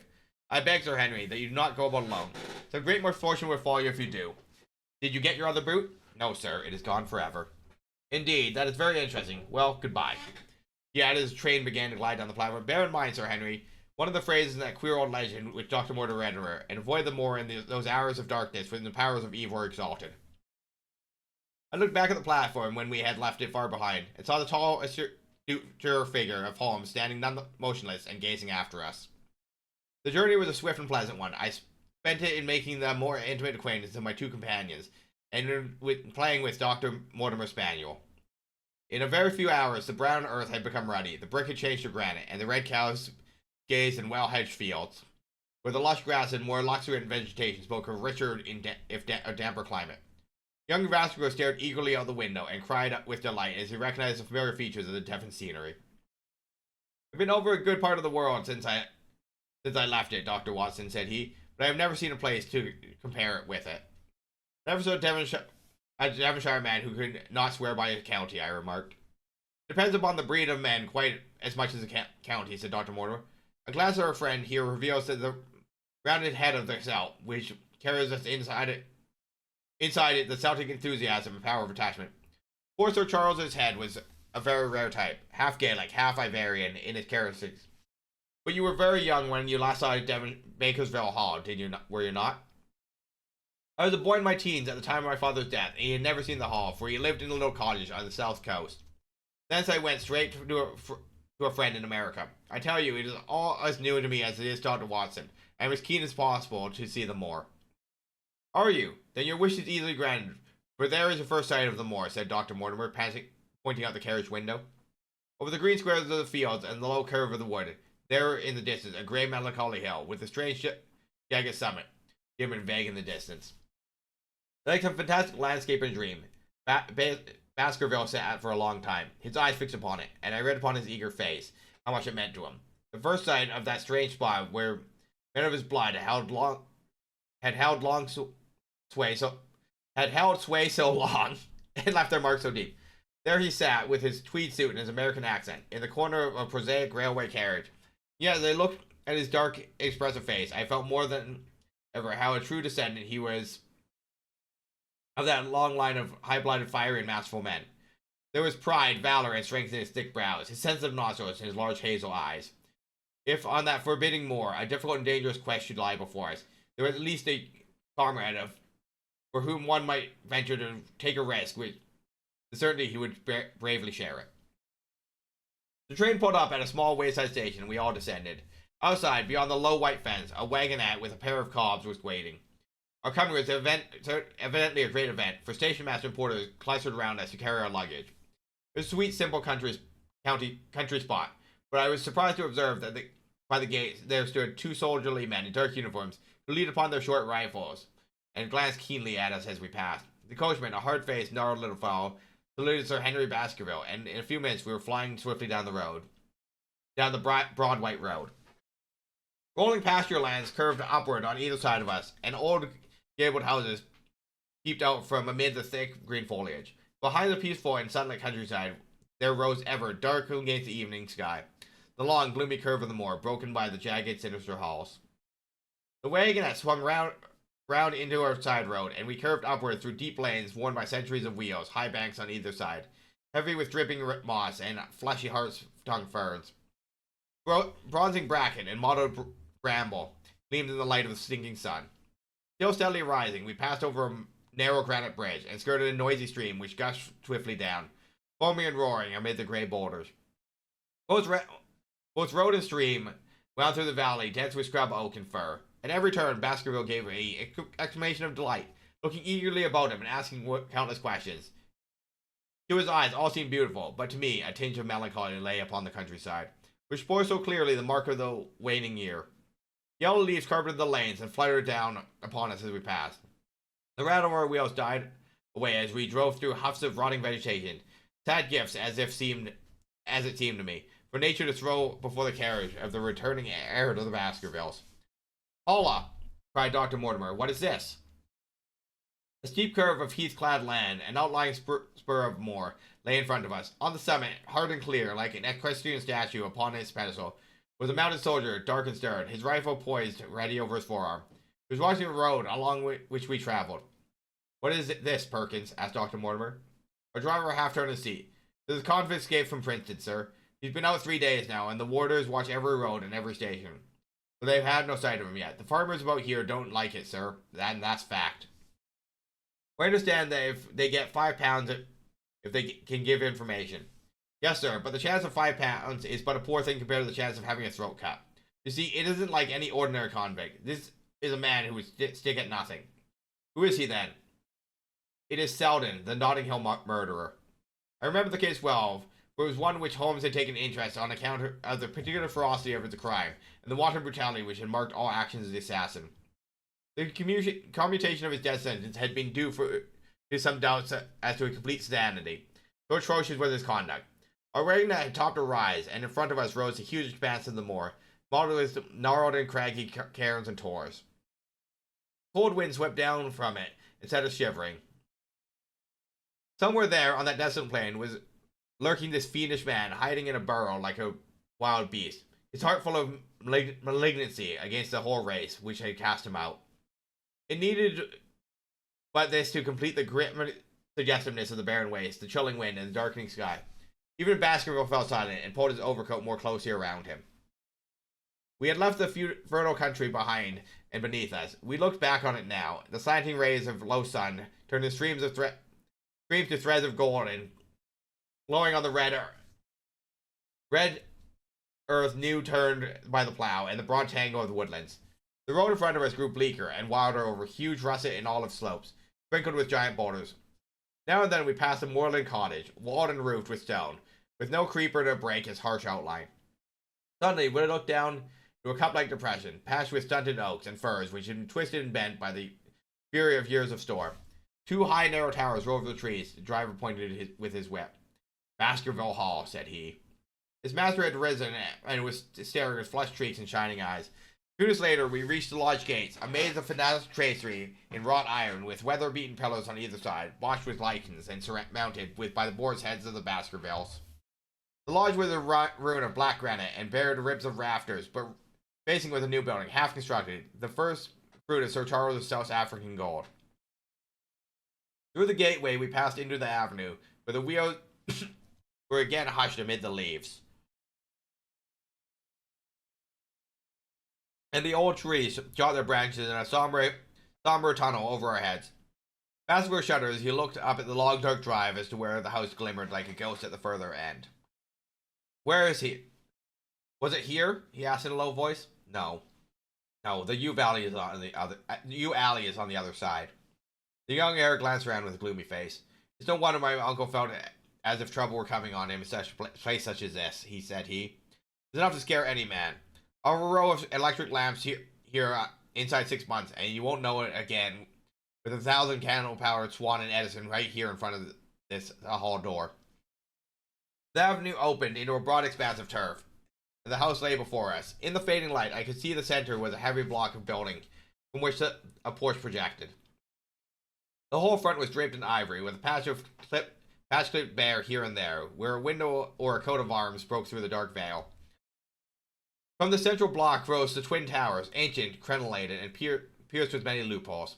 To right and left of the turrets were more modern wings of black granite. No light shone through the heavy, mullioned windows, and from the high chimneys, which rose from the steep, high-angled roofs, there sprang a single black column of smoke. "Welcome, Sir Henry. Welcome to Baskerville Hall." A tall man had stepped from the shadow of the porch to open the door of the wagonette. The figure of a woman was silhouetted against the yellow light of the hall. She came out and helped the man to hand down our bags. "You don't mind my driving straight home, Sir Henry?" said Dr. Mortimer. "My wife is expecting me." "Surely you will stay and have some dinner?" "No, I must go. I shall probably find some work awaiting me. I would stay to show you over the house, but Barrymore would be a better guide than I. Goodbye, and never hesitate night or day to send for me if I can be of service." The wheels died away down our drive, while Sir Henry and I turned into the hall, and the door clanged heavily behind us. It was a fine apartment in which we found ourselves. Large, lofty, and heavily raftered, huge bulks of aged blackened oak. In the great old-fashioned fireplace behind the high iron dogs, the log fire crackled and snapped. Sir Henry and I held out our hands to it, for we were numb from our long drive. Then we gazed round us at the high, thin windows of old stained glass, the oak paneling, the stags' heads, the coat of arms upon the walls, all dim and somber in the subdued light of the central lamp. "It's just as I imagined it," said Sir Henry. "It is not the very picture of an old family home. To think this should be the same hall in which for 500 years my people lived, it strikes me to be solemn to think of it." I saw his dark face light up with boyish enthusiasm as he gazed about him. The light beat upon him where he stood, but long shadows trailed down the walls and hung like a black canopy above him. Barrymore had returned from taking our luggage to our rooms. He stood in front of us now with the subdued manner of a well-trained servant. He was a remarkable-looking man, tall, handsome, with a square black beard and pale, distinguished features. "Would you wish dinner to be served at once, sir? Is it ready?" "In a very few minutes, sir. You'll find hot water in your rooms. My wife and I will be happy. Sir Henry, stay with you until you've made your fresh arrangements. But you will understand that the new conditions of this house will require a considerable staff." "What new conditions?" "I only meant, sir, that Charles led a very retired life, and we were able to look after his wants. You would naturally wish to have more company. You would need changes in your household." "You mean that your wife and you wish to leave?" "Only when it is convenient to you, sir. But your family has been with us several generations, have they not? I would be sorry to begin my life here by breaking an old family connection." I seemed to discern some signs of emotion upon the butler's white face. "I feel that also, sir, and so does my wife. But to tell the truth, sir, we were both very much attached to Sir Charles, and his death gave us a shock and made the surroundings very painful to us. I fear that we shall never again be easy in our minds at Baskerville Hall." "But what do you intend to do?" "I have no doubt, sir, that we shall succeed in establishing ourselves in some business. Sir Charles's generosity has given us the means to do so. And now, sir, perhaps I had best show you to your rooms." A square balustrade gallery ran round the top of the old hall, approached by a double stair. From the central point, two long corridors extended the whole length of the building, from which the bedrooms opened. My own was in the same wing as Baskerville's, and almost next door to it. These rooms appeared to be much more modern than the central part of the house, and the bright paper and numerous candles did something to remove the somber impression which our arrival had left upon my mind. But the dining room, which opened out of the hall, was a place of shadowing gloom. It was a long chamber, with a step separating the dais where the family sat and the lower portion reserved for their dependents. At one end, a minstrel's gallery overlooked it. Black beams shot across above our heads, with a smoke-darkened ceiling beyond them. With rows of flaring torches to light it up, and the color and rude hilarity of an old-time banquet, it might have softened. But now, when two black-clothed gentlemen sat in the little circle of light thrown by the shaded lamp, one's voice became hushed, and one's spirit subdued. Dim line of ancestors in every variety of dress, from an Elizabethan knight to the buck of the Regency, stared down upon us and daunted us by their silent company. We talked little, and I for one was glad when the meal was over, and we were able to retire into the modern billiard room and smoke a cigarette. "My word, it isn't a very cheerful place," said Sir Henry. "I suppose one can tone down to it, but I feel a bit out of the picture at the present. I don't wonder my uncle got jumpy. if he lived all alone in a house as this. However, if it suits you, we will retire early tonight, and perhaps things may seem more cheerful in the morning.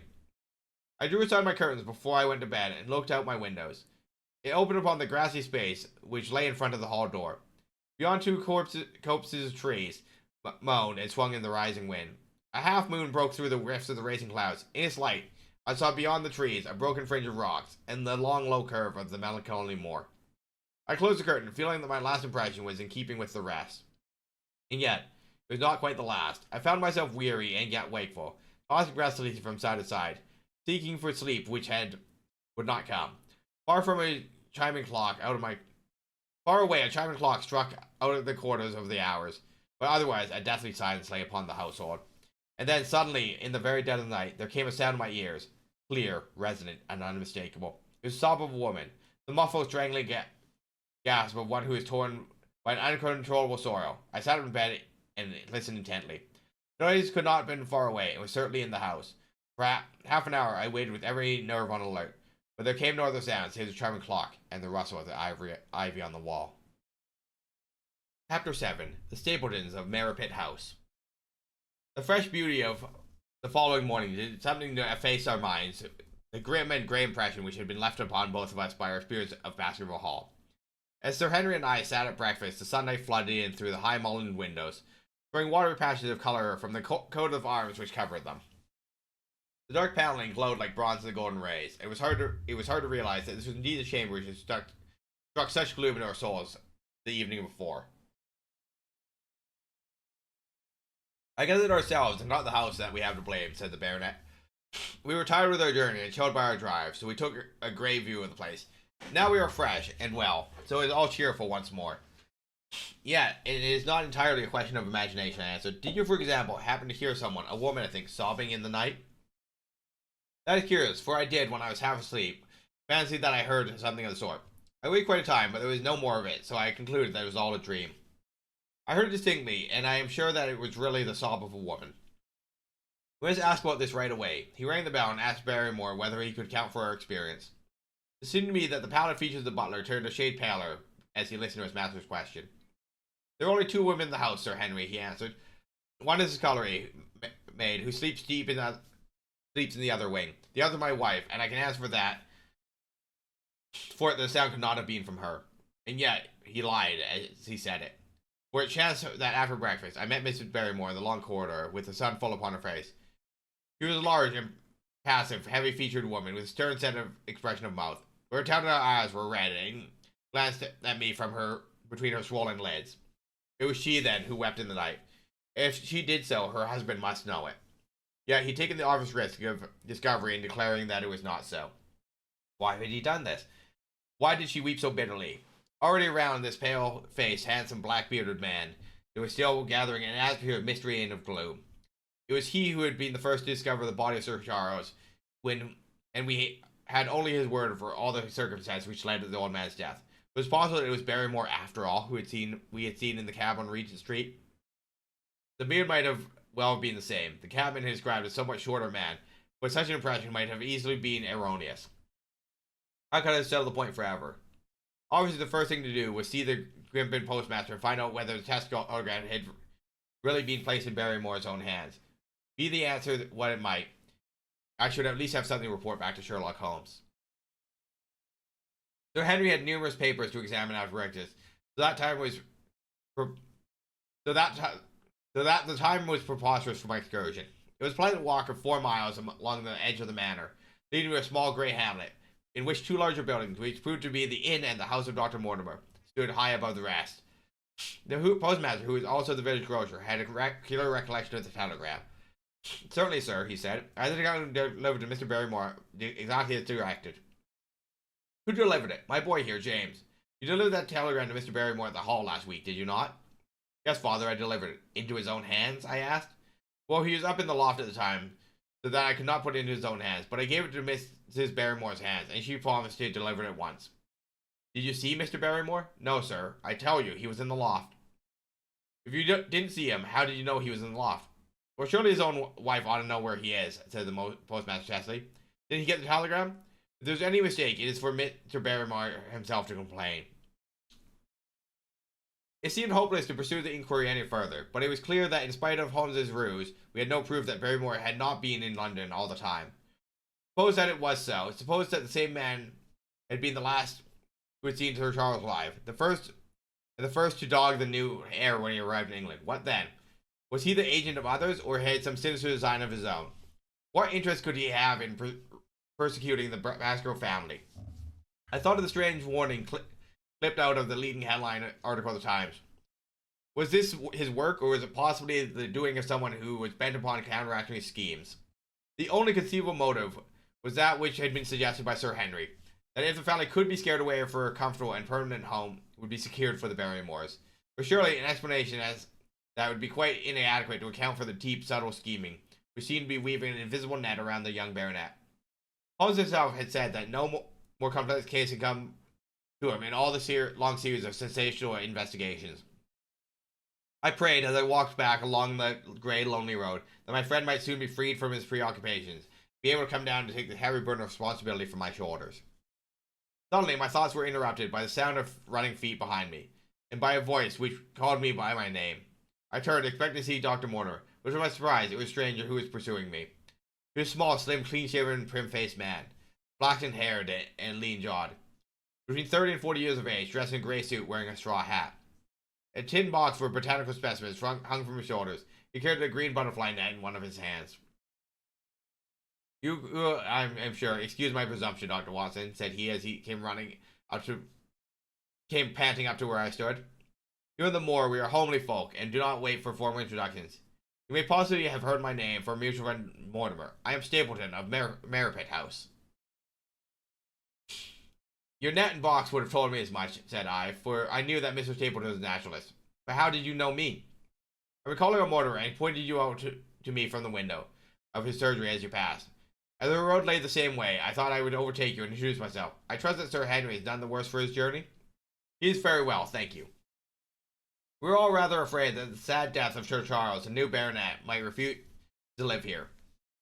It is asking very much of a wealthy man to come down and bury himself in a place of this kind. But I need not tell you that he's a very great deal of the countryside. Sir Henry has, I suppose, no superstitious fears on the matter? I fear that is likely. Of course you know the legend of the fiend dog which haunts the family. I have heard of it. It's extraordinary how credulous the peasants are around here. Any of them are already swear that they have seen a creature upon the moor. He spoke with a smile, but I seemed to read his eyes that he took the matter more seriously. The story took a great hold upon the imagination of Sir Charles, but I have no doubt that it led to his tragic end. But how? His nerves were so worked up that the appearance of any dog might have a fatal effect upon his diseased heart.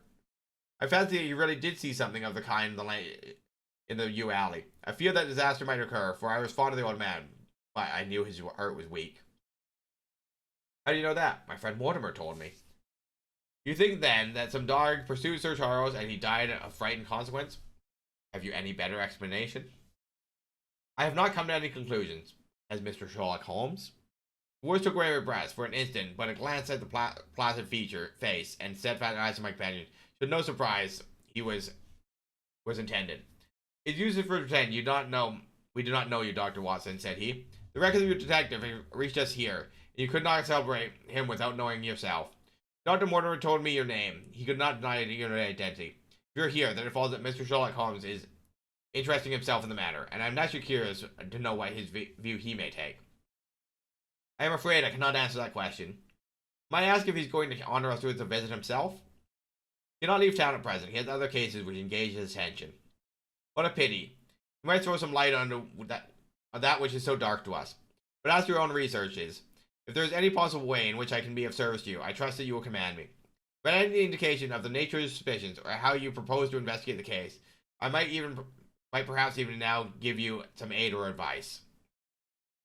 I assure you that I am simply here upon a visit of my friend, Sir Henry, and I have no need of any help of any kind. Excellent, said Stapleton. You are perfectly right in your to be wary and discreet. I am justly reproved for what I feel was an unjustified intrusion. I promise you that I will not mention the matter again. We come to a point where a narrow grassy path struck off from the road and wound away across the moor. A steep boulder sprinkled hill lay upon the right, which in bygone days had been cut into a granite quarry, the face of which, turned towards us, formed a dark cleft. with ferns and brambles growing along its niches. From over a distant rise, there floated a grey plume of smoke. A moderate walk along this moor path brings us near Print House, said he. Best to spare an hour, that I may have the pleasure of introducing you to my sister. My first thought was that I should be by Sir Henry's side, but then I remembered the piles of papers and bills in which his study was littered. It was certain I could not help with those, and Holmes expressly said I should study the neighbours upon the moor. I accepted Stapleton's invitation, and we turned together down the path. It is a wonderful place, the moor, said he, looking around over the undulating lows, long green rollers, and the crests of granite, forming up into fantastic surges. You never tire of the moor. You cannot think the wonderful secrets which it contains. It's so vast and so barren and so mysterious. You know it well, then? I have only been here 2 years. The residents would call me a newcomer. We came shortly after Sir Charles settled, but my taste led me to explore every part of the country beyond. I should think there are still few men who know it better than I do. Is it hard to know? Very hard, you see. For example, the great plain to the north here, with the queer hills breaking out. Do you observe anything remarkable about it? It would be a rare place for a gallop. You would naturally think so, and the thought has cost several of their lives before now. You notice those bright green spots scattered thickly over it? Yes, they seem more fertile than the rest. Stapleton laughed.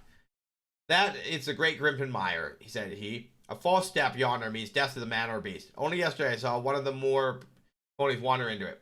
He never came out. I saw his head for quite some time, craning about out of the bog hole, but it sucked him down at last, even in dry season. It is dangerous to cross it, but these autumn rains turned into an awful place. And yet I can find my way to the very heart of it and return alive. By George, there is another of those miserable ponies. Something brown was rolling and tossing among the green sedges. Then along at his writhing neck shot upward, a dreadful cry echoed over the moor. It turned me cold with horror, but my companion's nerves never seemed stronger than mine.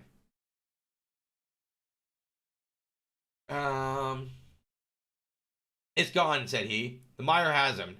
2 in 2 days, and many more, perhaps, for they get in the way of going there in the dry weather, and never know the difference until the mire has them in its clutches. It's a bad place, that Grimpen Mire. And you say you can penetrate it? Yes, there are 1 or 2 paths which a very active man could take. I found them out. But why should you wish to go into such a horrible place? Well, you see the hills beyond? There are really islands cut off on all sides by the impassable mire, which has crawled round them in the course of years. That is where the rare plants and butterflies are, if you have the wit to reach them. I shall try my luck some day.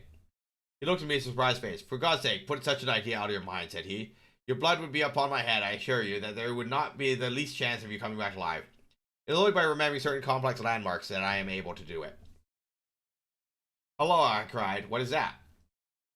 A long, low moan, escapably sad, swept over the moor, filled the whole air, and yet it was impossible to say from whence it came. From a dull murmur, it swelled into a deep roar, and then sank back into melancholy. Throbbing murmur once more. Stapleton looked at me with a curious expression in his face. Queer place, some more, said he. But what is it? The peasants say it is the Hound of the Baskervilles calling for his prey. I heard it once or twice before, but never quite so loud. I looked round at the chill of fear in my heart, at this large, huge swelling plain, followed with green patches of rushes. Nothing stirred over the vast expanse, a pair of ravens, which croaked loudly from a tor behind us.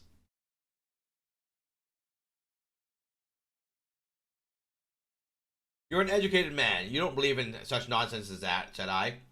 What do you think is the cause of such a strange sound? Fogs make queer noises sometimes. It's mud settling or the water rising or something. No, that was a living voice. Or perhaps it was. Did you ever hear a bittern booming? No, I never did. It is a very rare bird, practically extinct in England now, but all things are possible upon the moor. Yes, there's not to be surprised to learn that what we have heard is the cry of the last of the bitterns. It's the weirdest, strangest thing that I ever heard in my life. Yes, it's a rather uncanny place. Look at the hillside yonder. What do you make of those? The whole steep slope was covered with grey circular rings of stone, a score of them at least. What are they, sheep pens?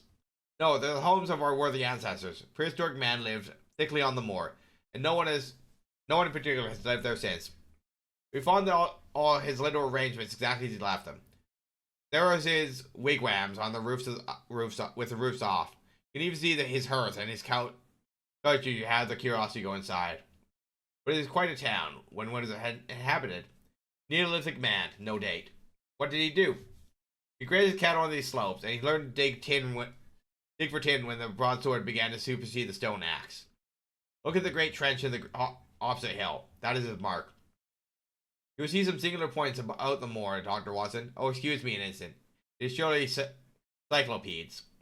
A small flyer moth fluttered across our path, and in an instant, Stapleton was rushing with extraordinary energy and speed in pursuit of it. To my dismay, the creature flew straight for the mire, and my acquaintance never paused for an instant. Running from tuft to tuft behind it, his green net wavering in the air. Grey clothes and jerky, zigzag, irregular projects made him not unlike some huge moth himself. I was standing watching his pursuit with a mixture of admiration and for his extraordinary activity, and fear should he lose his footing in the treacherous mire.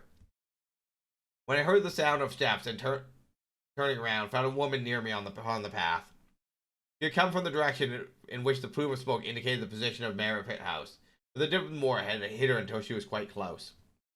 I did not doubt that this was Miss Stapleton, of whom I had been told, since ladies of any sort must be few upon the moor, and I remembered that I had heard some describe her as being a beauty. The woman who approached me was certainly that and of the most uncommon type. There could not have been a greater contrast between brother and sister, for Stapleton was neutral tinted, with light hair and grey eyes, while she was darker than any brunette I had ever seen in England. Slim and elegant, she had a proud, finely cut face, and so regular that it might have seemed impassive were it not for the sensitive mouth and the beautiful dark eager eyes. With perfect figure and elegant dress, she was indeed a strange apparition upon a lonely moorland path. Her eyes were on her brother as I turned, and she quickened her pace towards me. I raised my hat and was about to make some explanatory remark when her own words turned my thoughts into a new channel.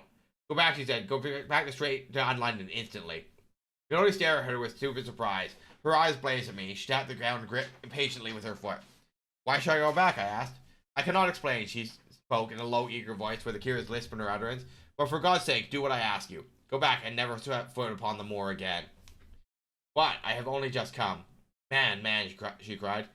Do you not tell a warning when it's for your own good? Go back to London. Start tonight. Get away from this place at all costs.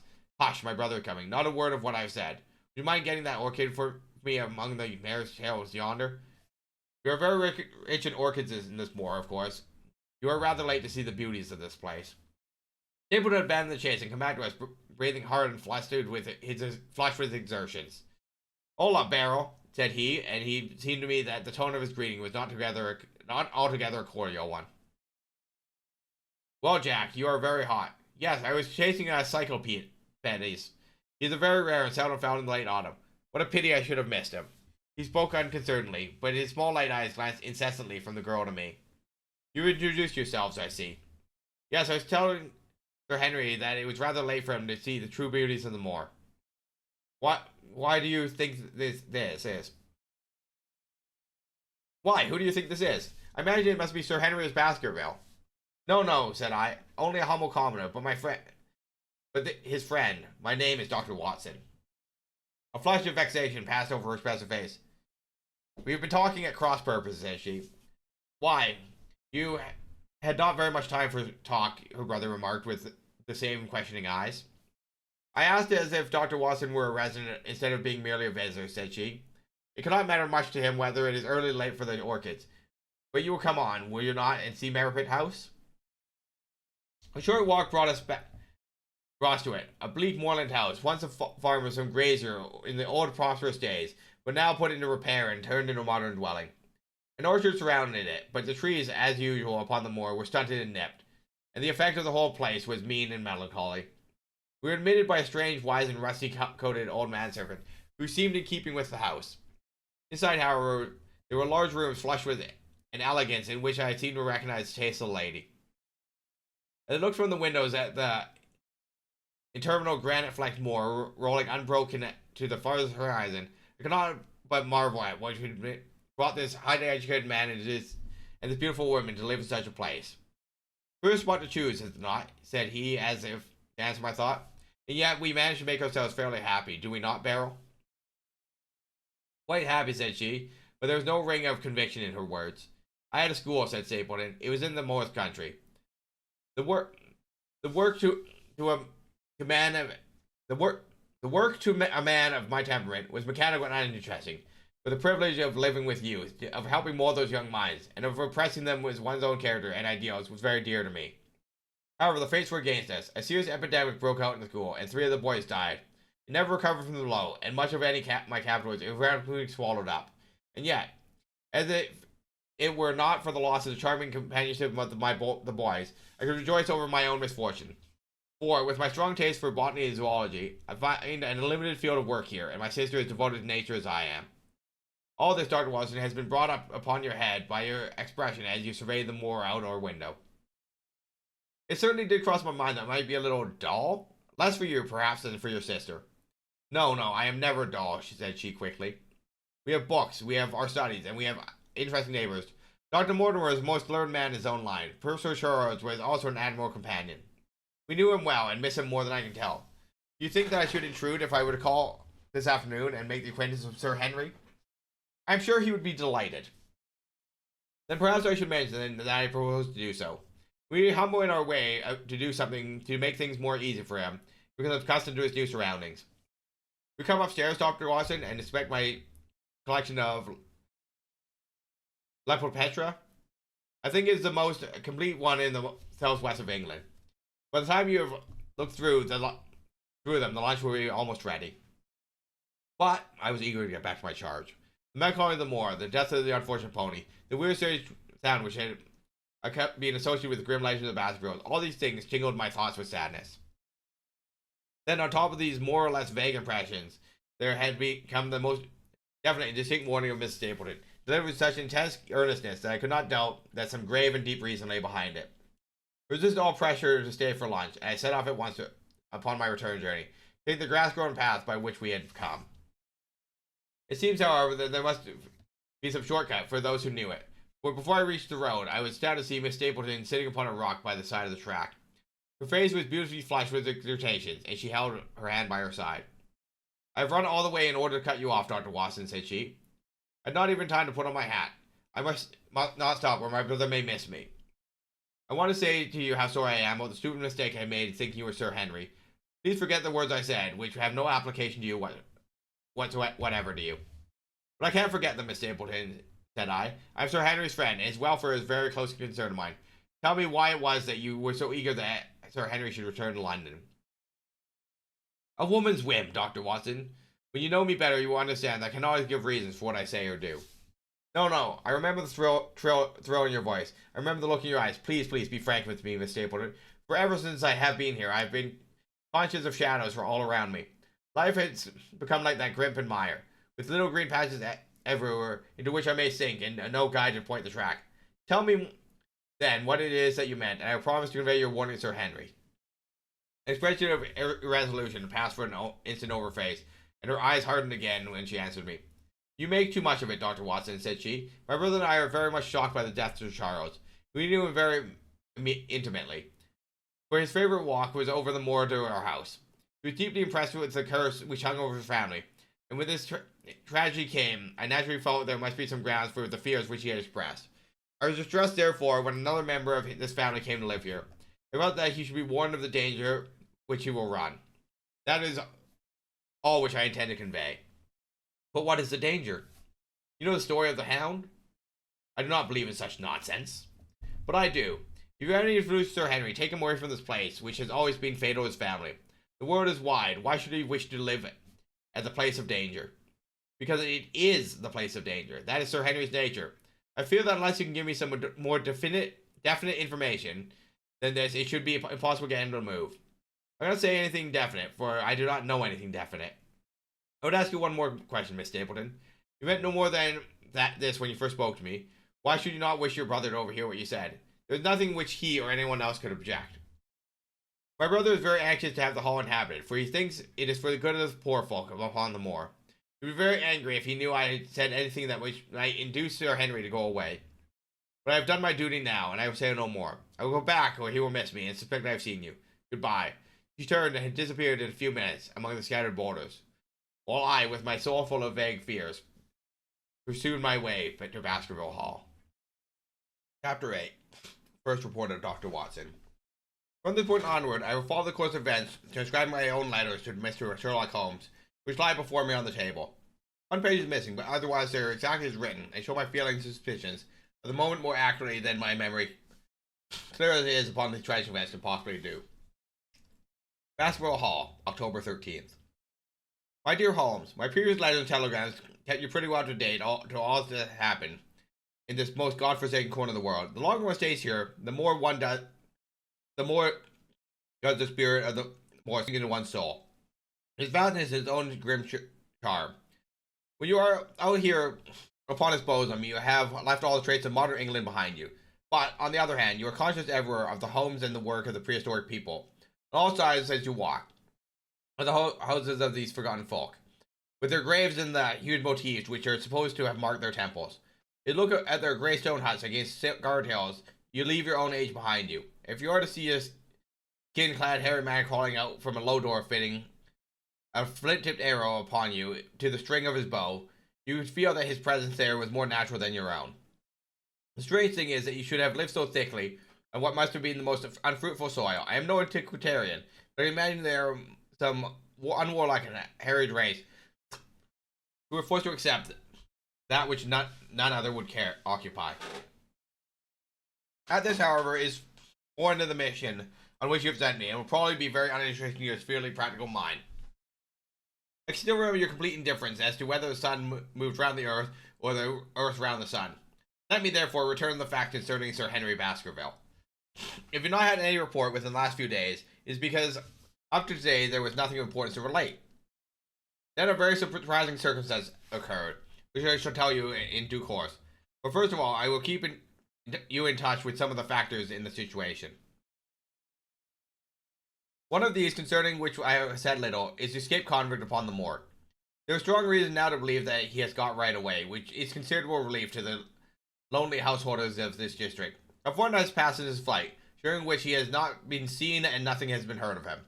It is surely inconceivable that he could have held out upon the moor during all this time. Of course, so far as his concealment goes, there is no difficulty at all. Any one of these stone huts would give him a hiding place, but there is nothing to eat unless he were to catch and slaughter one of the moor sheep. We think, therefore, that he is gone, and the outlying farmers sleep better in their consequence. We are 4 able-bodied men in this household that might take good care of ourselves, but I must confess, I have had uneasy moments when I have thought of the Stapletons.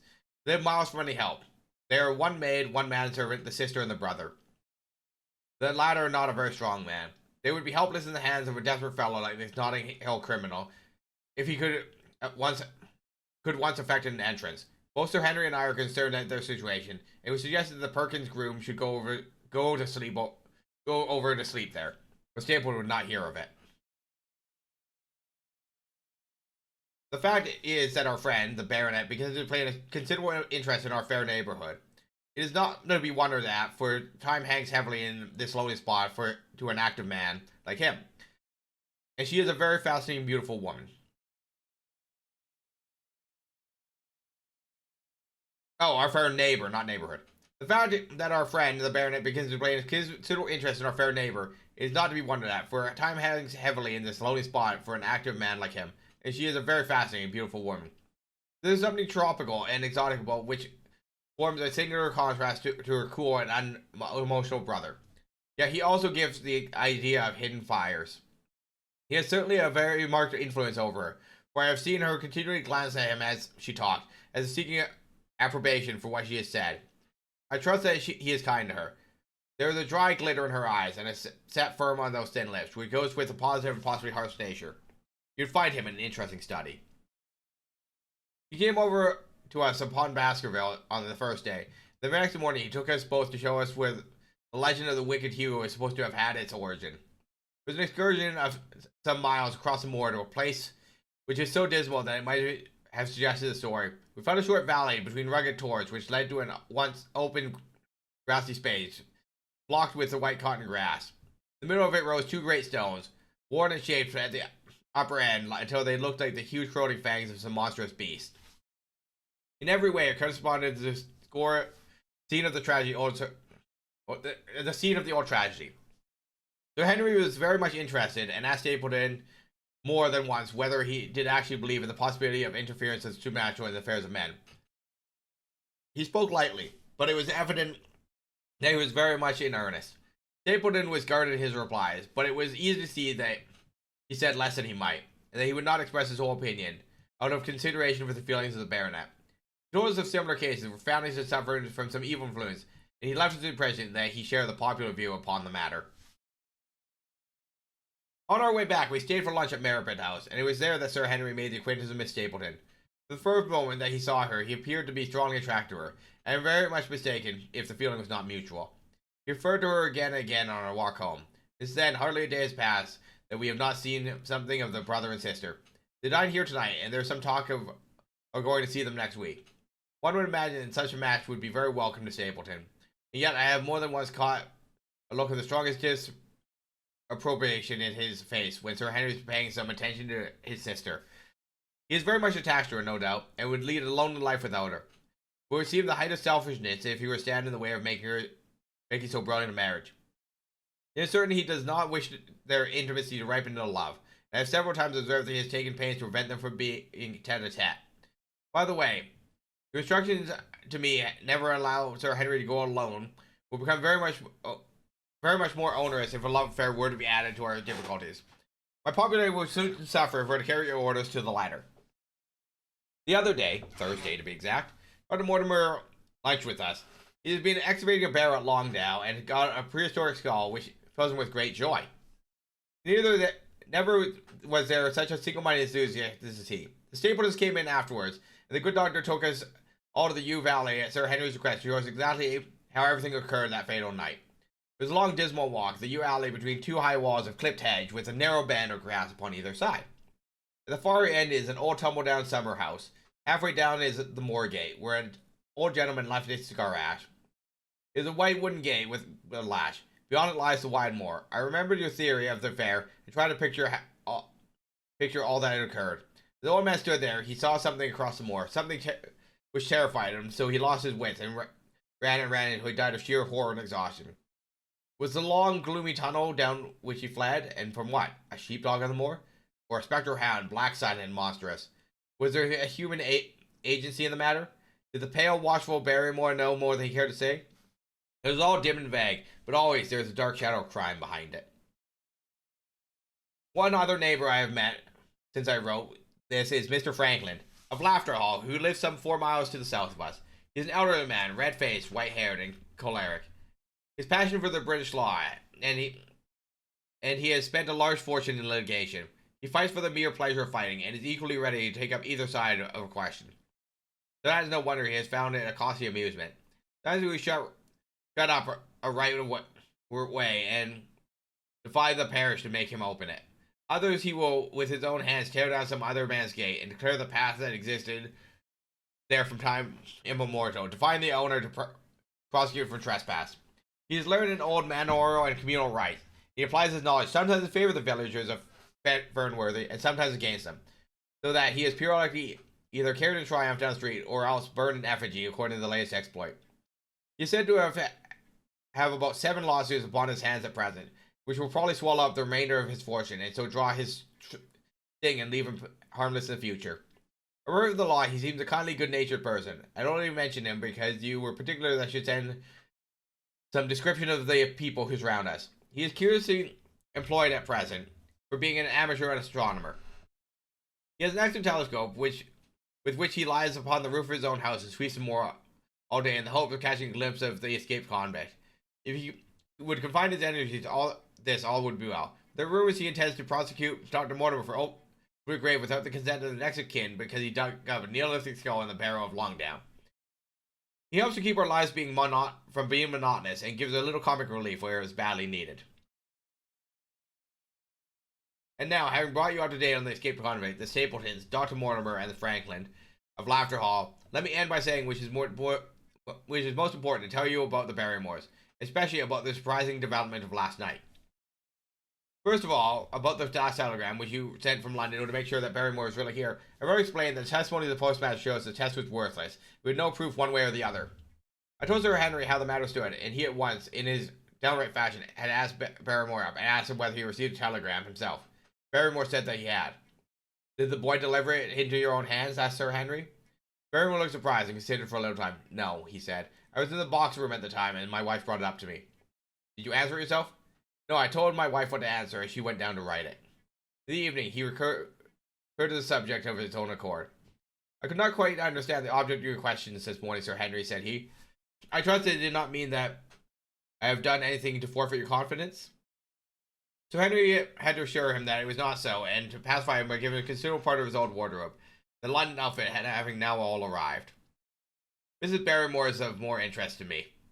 She is a heavy, solid person, very limited, intensely respectable, and inclined to be puritanical. Could hardly convince a less emotional subject. Yet I have told you how, on the first night here, I heard her sobbing bitterly, and since have more than once observed traces of tears upon her face. Some deep sorrow gnaws ever at her heart. Sometimes I wonder if she has a guilty memory which taunts her, and sometimes I suspect Barrymore of being a domestic tyrant.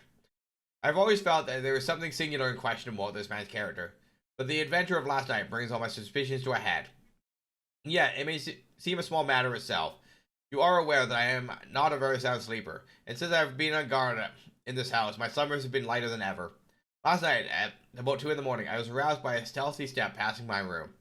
I rose, opened my door, and peeped out. A long black shadow was trailing down the corridor. It was thrown by a man who walked softly down the passage with a candle in his hand. He was in shirt and trousers, with no covering on his feet. I could merely see his outline, but his height told me it was Barrymore. He walked very slowly and circumspectly, and there was something indescribably guilty and furtive in his whole appearance.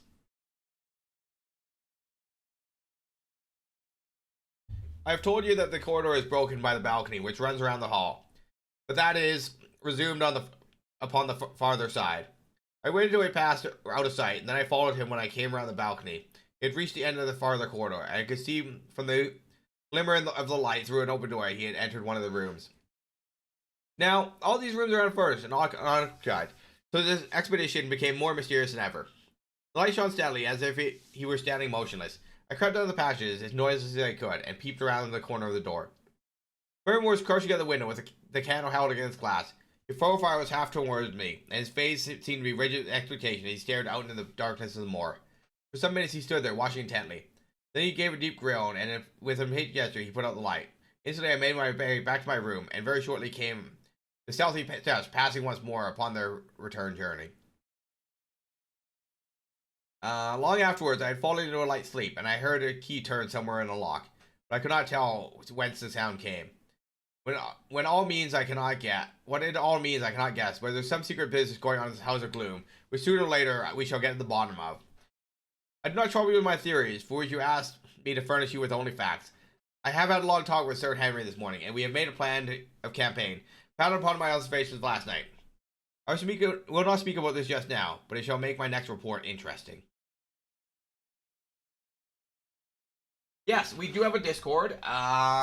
Chapter 9, The Light Upon the Moor, second report of Dr. Watson. Baskervilles Hall, October 15th. My dear Holmes, it is as if I was compelled to leave without much news during the early days of my mission. You must have acknowledged that I'm making up for lost time, and the events are now crowding thick and fast upon us. In my last report, I ended up upon my top note, with Barrymore at the window, and now I have quite the budget which will, unless I'm mistaken, considerably surprise you. Things have taken a turn which I could not have anticipated. And in some ways, they have, within the last 48 hours, become much clearer, and in some ways, have become much more complicated.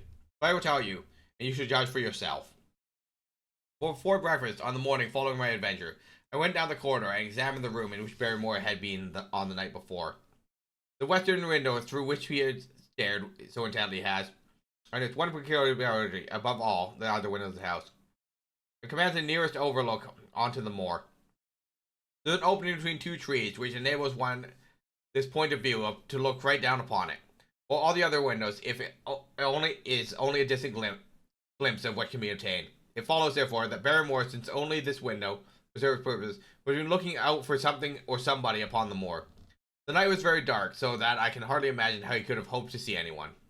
It struck me as it was possible that some love intrigue was on foot. That would account for his stealthy movements, and also the uneasiness of his wife.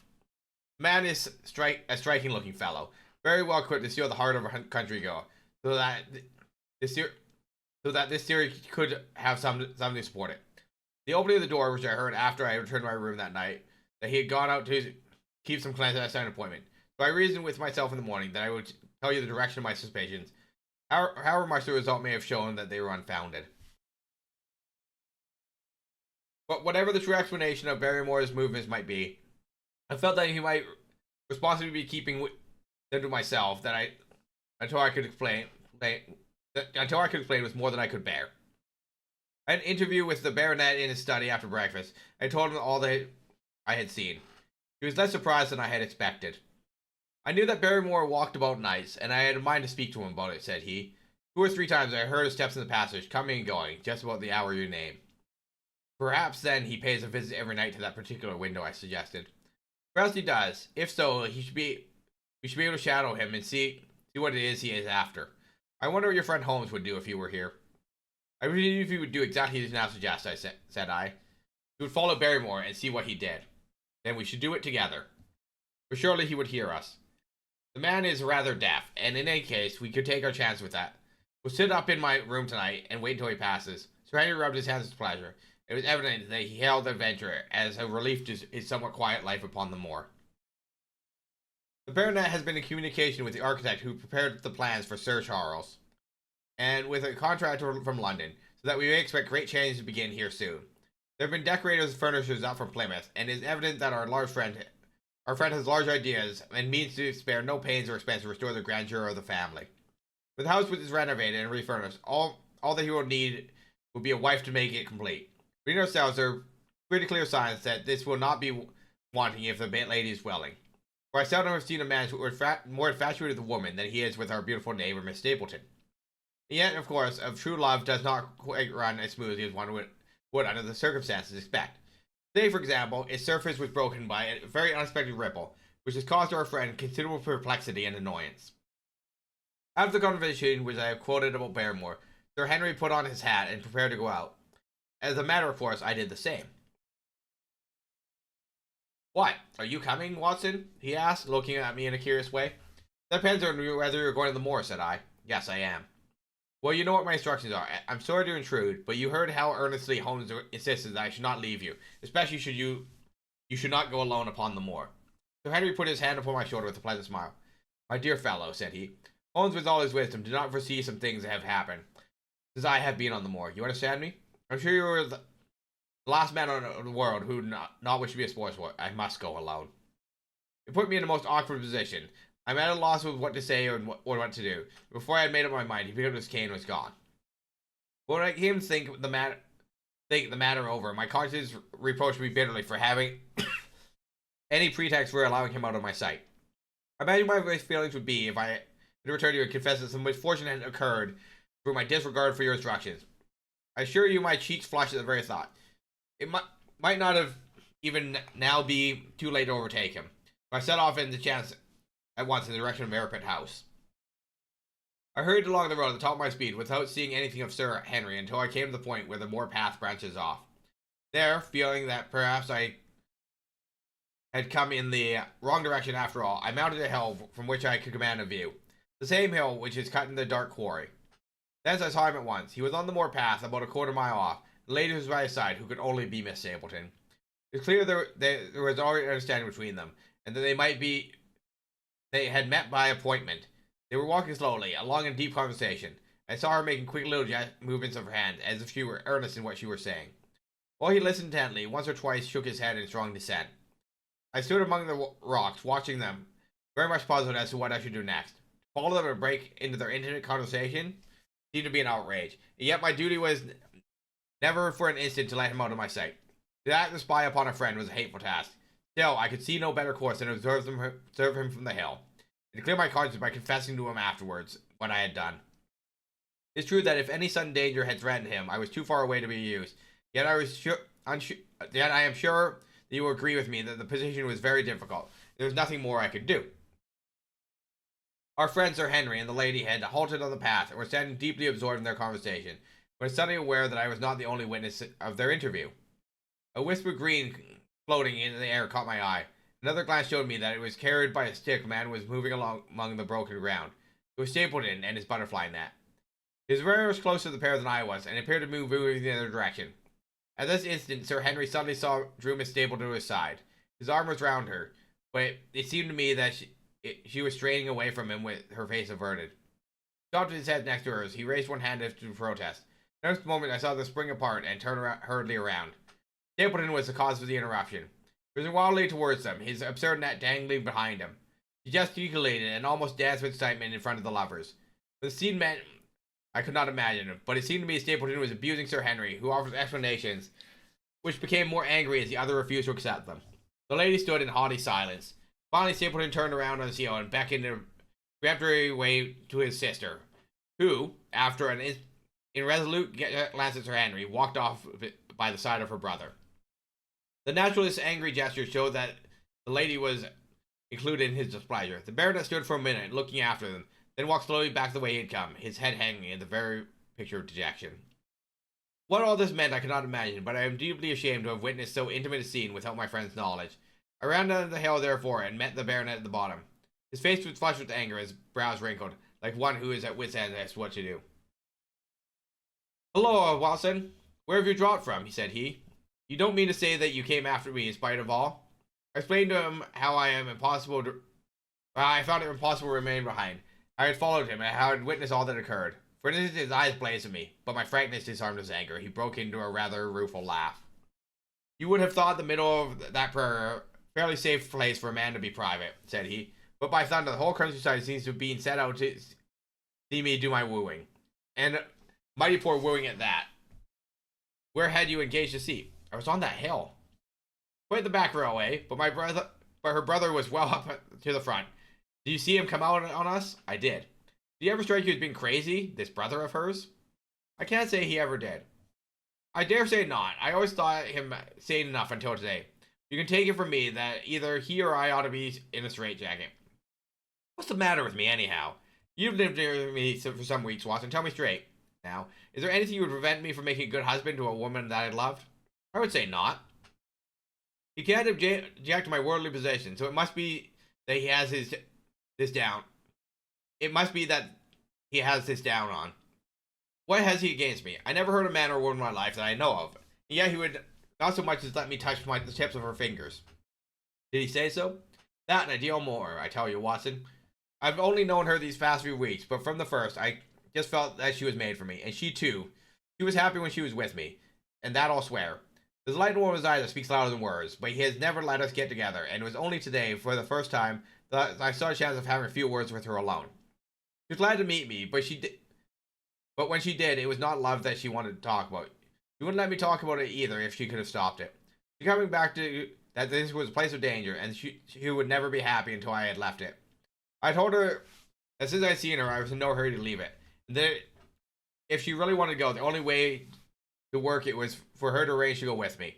With that, I offered as many words to marry her, but before she could answer, down came this brother of hers, running out of his face on like a madman. He was just white with rage, and those light eyes of hers were blazing with fury. What was I doing with his lady? How dared I offer her attentions, which were distasteful to her? Did I think that because I was a baronet I could do what I liked? If he had not been her brother, I should have known better how to answer him. As it was, I told him my feelings towards his sister were such that was not ashamed of, that I hoped that she might honor me by becoming my wife. That seemed to make the matter no better. So then I lost my temper too, and I answered with more hotly than I should, perhaps, considering that she was standing by. So it ended by his going off with her, as you saw, and here I am, badly puzzled, as any in this country. Just tell me what it means, Watson. I'll owe you more than I hope to pay." I tried one or two explanations, but indeed, I was completely puzzled myself. Our friend's title, his fortune, his age, his character, his appearance, were all in his favor. I know nothing against him unless it be his dark fate that which runs in the family. That his advances should be rejected, so brusquely without reference to his own lady's wishes, that ladies should be accepted. That the situation without protest is very amazing. However, our conjectures were set at rest by a visit from Stapleton himself that afternoon.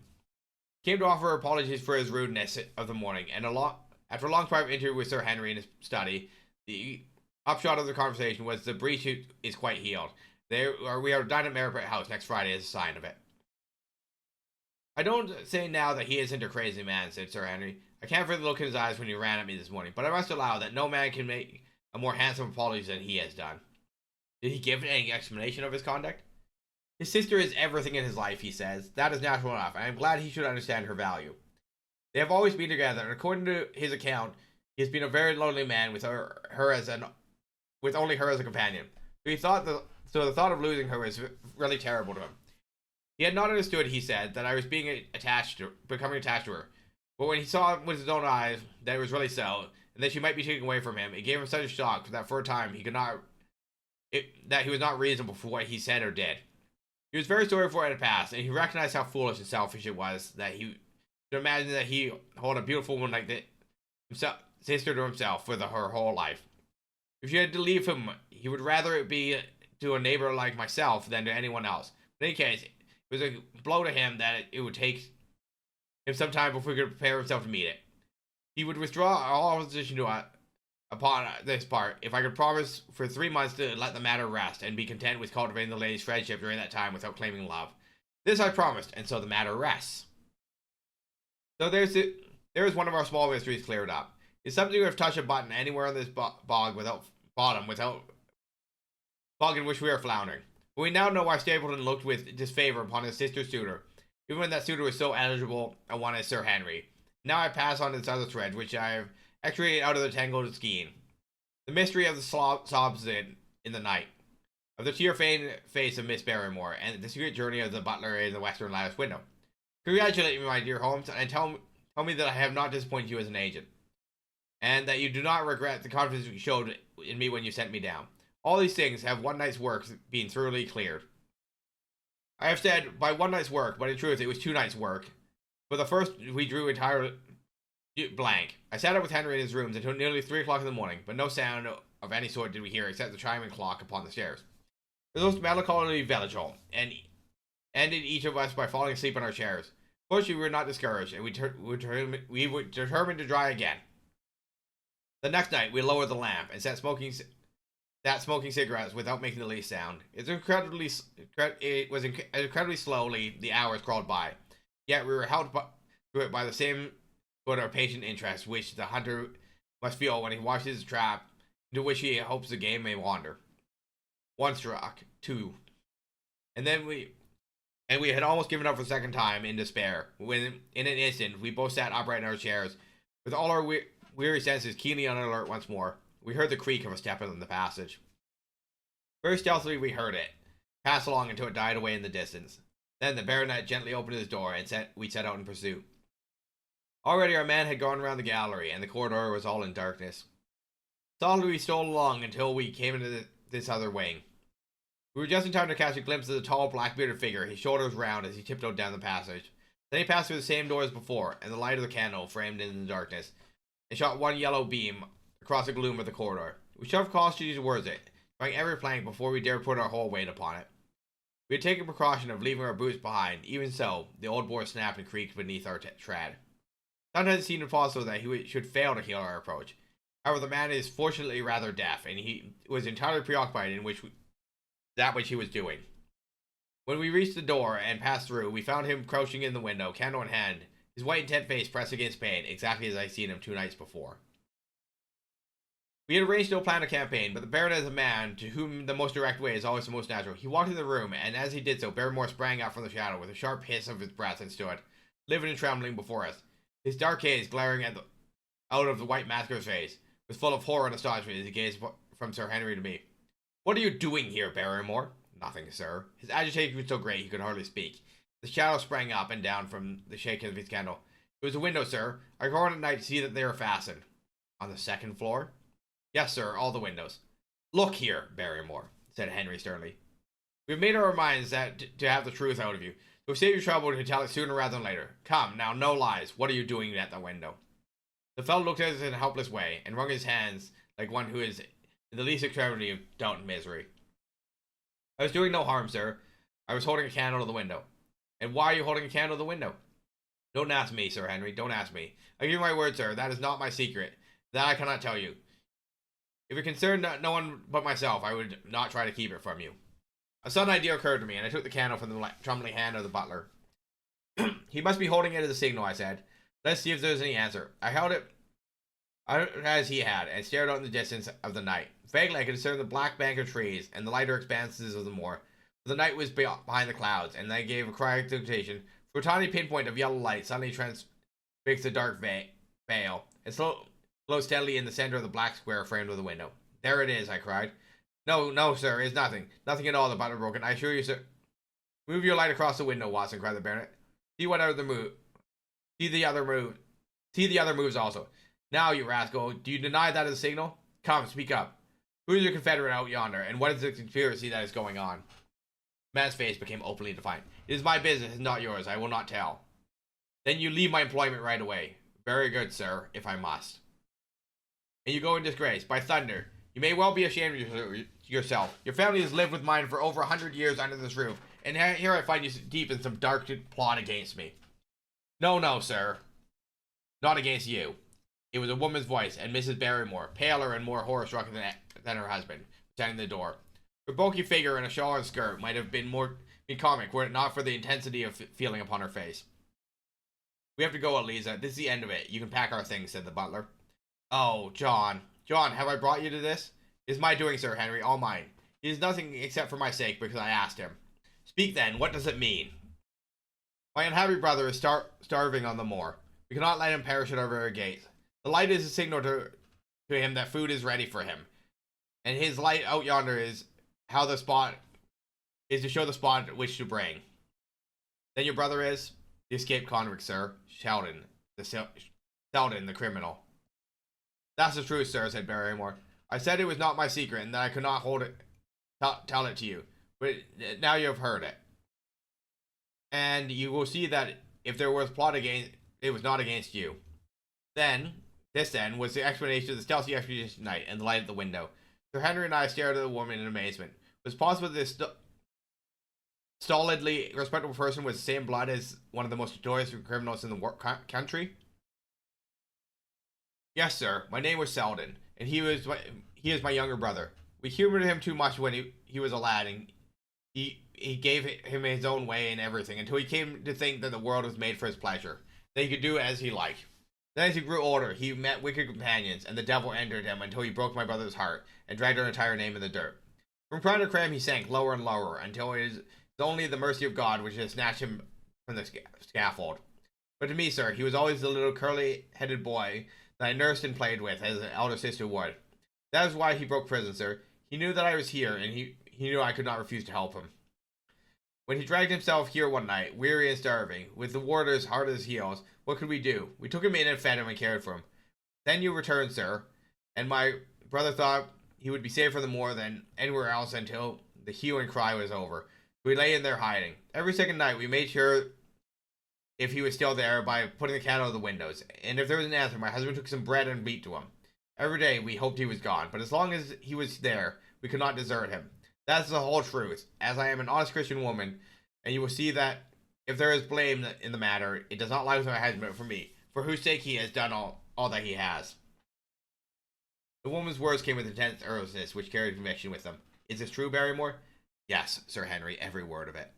Well, I cannot blame you for standing by your own wife. Forget what I have said. Go to your room, you two, and we shall talk further about this in the morning. When they were gone, we looked out the window again. Sir Henry had flung it open, and the cold night beat upon our faces. Far in the distance, there still glowed one tiny point of light. I wonder he dares, said Henry. It may be so placed as to only be visible from here. Very likely. How far do you think it is? Out by the cleft door, I think. Not more than a mile or two off. Hardly that. It cannot be far if Barrymore had to carry the food out to it, and he is waiting, this villain. Beside that candle, by thunder, Watson, I am going to take that man. The same thought had crossed my mind. It was not as if the Barrymores had taken us into their confidence. Their secret had been forced upon them. This man was a danger to the community, an unmitigated scoundrel for whom there was neither pity nor excuse. We were only doing our duty in taking the chance of putting him back where he could do no harm. With his brutal and violent nature, others might have to pay the price if we held our hands. Any night, for example, our neighbors, Stapletons, might have been attacked by him. It may have been the thought of which made Sir Henry so keen upon the adventure. I will come, said I. Then get your revolver and put on your boots. The sooner we start, the better, as a fellow may put out his light and be off. In 5 minutes, we were outside the door, starting upon our expedition. We heard through the dark shrubbery, and amid the dull moaning of the autumn wind and the rustle of the falling leaves, the night was heavy with the sound of damp and decay. Heavy with the smell of damp and decay. Now and again, the moon popped out for an instant, but clouds were driving over the familiar face of the sky, and as we came out upon the moor, a thin rain began to fall. The light still burned steadily in front. "Are you armed?" I asked. "I have a hunting crop." "You should close on him rapidly, for he is to be a desperate fellow. We should take him by surprise and have him under mercy before he can resist." "I say, Watson," said the baronet, "what would Holmes say to this? Oh, that hour of darkness in which the power of evil is exalted." As if in answer to my words, there rose suddenly out of the vast gloom of the moor that strange cry which I had heard before on the borders of the great Grimpen Mire. It came with the wind through the silence of the night, a long, deep mutter, then a rising howl, then the sad moan in which it died away. Again and again it sounded, the air throbbing with it, strident, wild, and menacing. The baronet caught my sleeve, and his face glimmered right through the darkness. "My God, what's that, Watson?" "I don't know. It's a sound they have on the moor. I have heard it before." It died away, and an absolute silence closed upon us. We stood straining our ears, but nothing came. "Watson," said the baronet, "it is the cry of a hound." My blood ran cold in my veins, for there was a bleak break in his voice, which told the sudden horror which had seized him. "What do they call this sound?" he asked. "Who?" "The folk of the countryside." "Oh, they are ignorant people. Why should you mind what they call it? Tell me, Watson, what do they say of it?" I hesitated, but he could not escape the question. "They say it is the cry of the Hound of the Baskervilles." He groaned and was silent for a few moments. "A hound it was," he said at last, "but it seemed to come from miles away, over yonder, I think." It was hard to say whence it came. "It rose and fell with the wind. Isn't that the direction of the great Grimpen Mire?" "Yes, it is." "Well, it was up there. Come now, Watson. Don't you think yourself that it was the cry of a hound? I'm not a child. You do not need to speak the truth." Stapleton was with me when I last heard it. He said it might be that of a strange bird. No, it is a hound. My God, can there be some truth in these stories? Is it possible that I am really in danger from so dark a curse? You don't believe it, do you, Watson?" No. And yet, it was one thing to laugh about in London. There was another to stand here in the darkness of the moor and hear a cry such as that. My uncle. There was that footprint of the hound beside him as he lay. It all fits together, and I don't think that I'm a coward, Watson. But that sound seemed to freeze my very blood. Feel my hand. It was cold as a block of marble. "You'll be all right tomorrow." "I don't think I'll get that cry out of my head. What would you advise that we do now? Shall we turn back?" "No, by thunder, we have come out to get our man, and we will do it. After the convict and hellhound, you're after the convict and a hellhound as likely as not come after us. Come on, we'll see it through if all the fiends of the pit were loose upon the moor." We stumbled away slowly along in the darkness, with the black loom of craggy hills around us, and the yellow speck of light burning steadily in front. There was nothing so deceptive as the distance of light upon the pitch dark night, and sometimes the glimmer seemed to be far away, upon the horizon. Sometimes it might have been a few yards from us, but at last we could see from whence it came, and then we knew we were indeed very close. A guttering candle was stuck in a crevice on the rocks, which flanked it on either side so as to keep the wind from it, and also prevented it from being visible, save in the direction of Baskerville Hall. A boulder of granite concealed our approach, and crouching behind it, we gazed over at the signal light.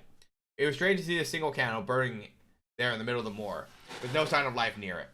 Just one straight yellow flame, and the gleam of rock on each side of it. "What shall we do now?" whispered Sir Henry. "Wait here. He must be near his light. Let's see if we can catch a glimpse of him." The words were hardly on my mouth when we both saw him. Over the rocks and crevice which the candle burned, there was thrust out a evil yellow face. A terrible animal face, all seamed and scorned with vile passions. Foul of the mire, with a bristling beard and hung with matted hair.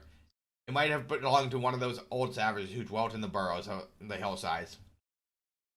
The light beneath them was reflected in his small cunning eyes, which peered fiercely to the right and left through the darkness, like a crafty savage animal who has heard the step of the hunters. Something had evidently aroused his suspicions.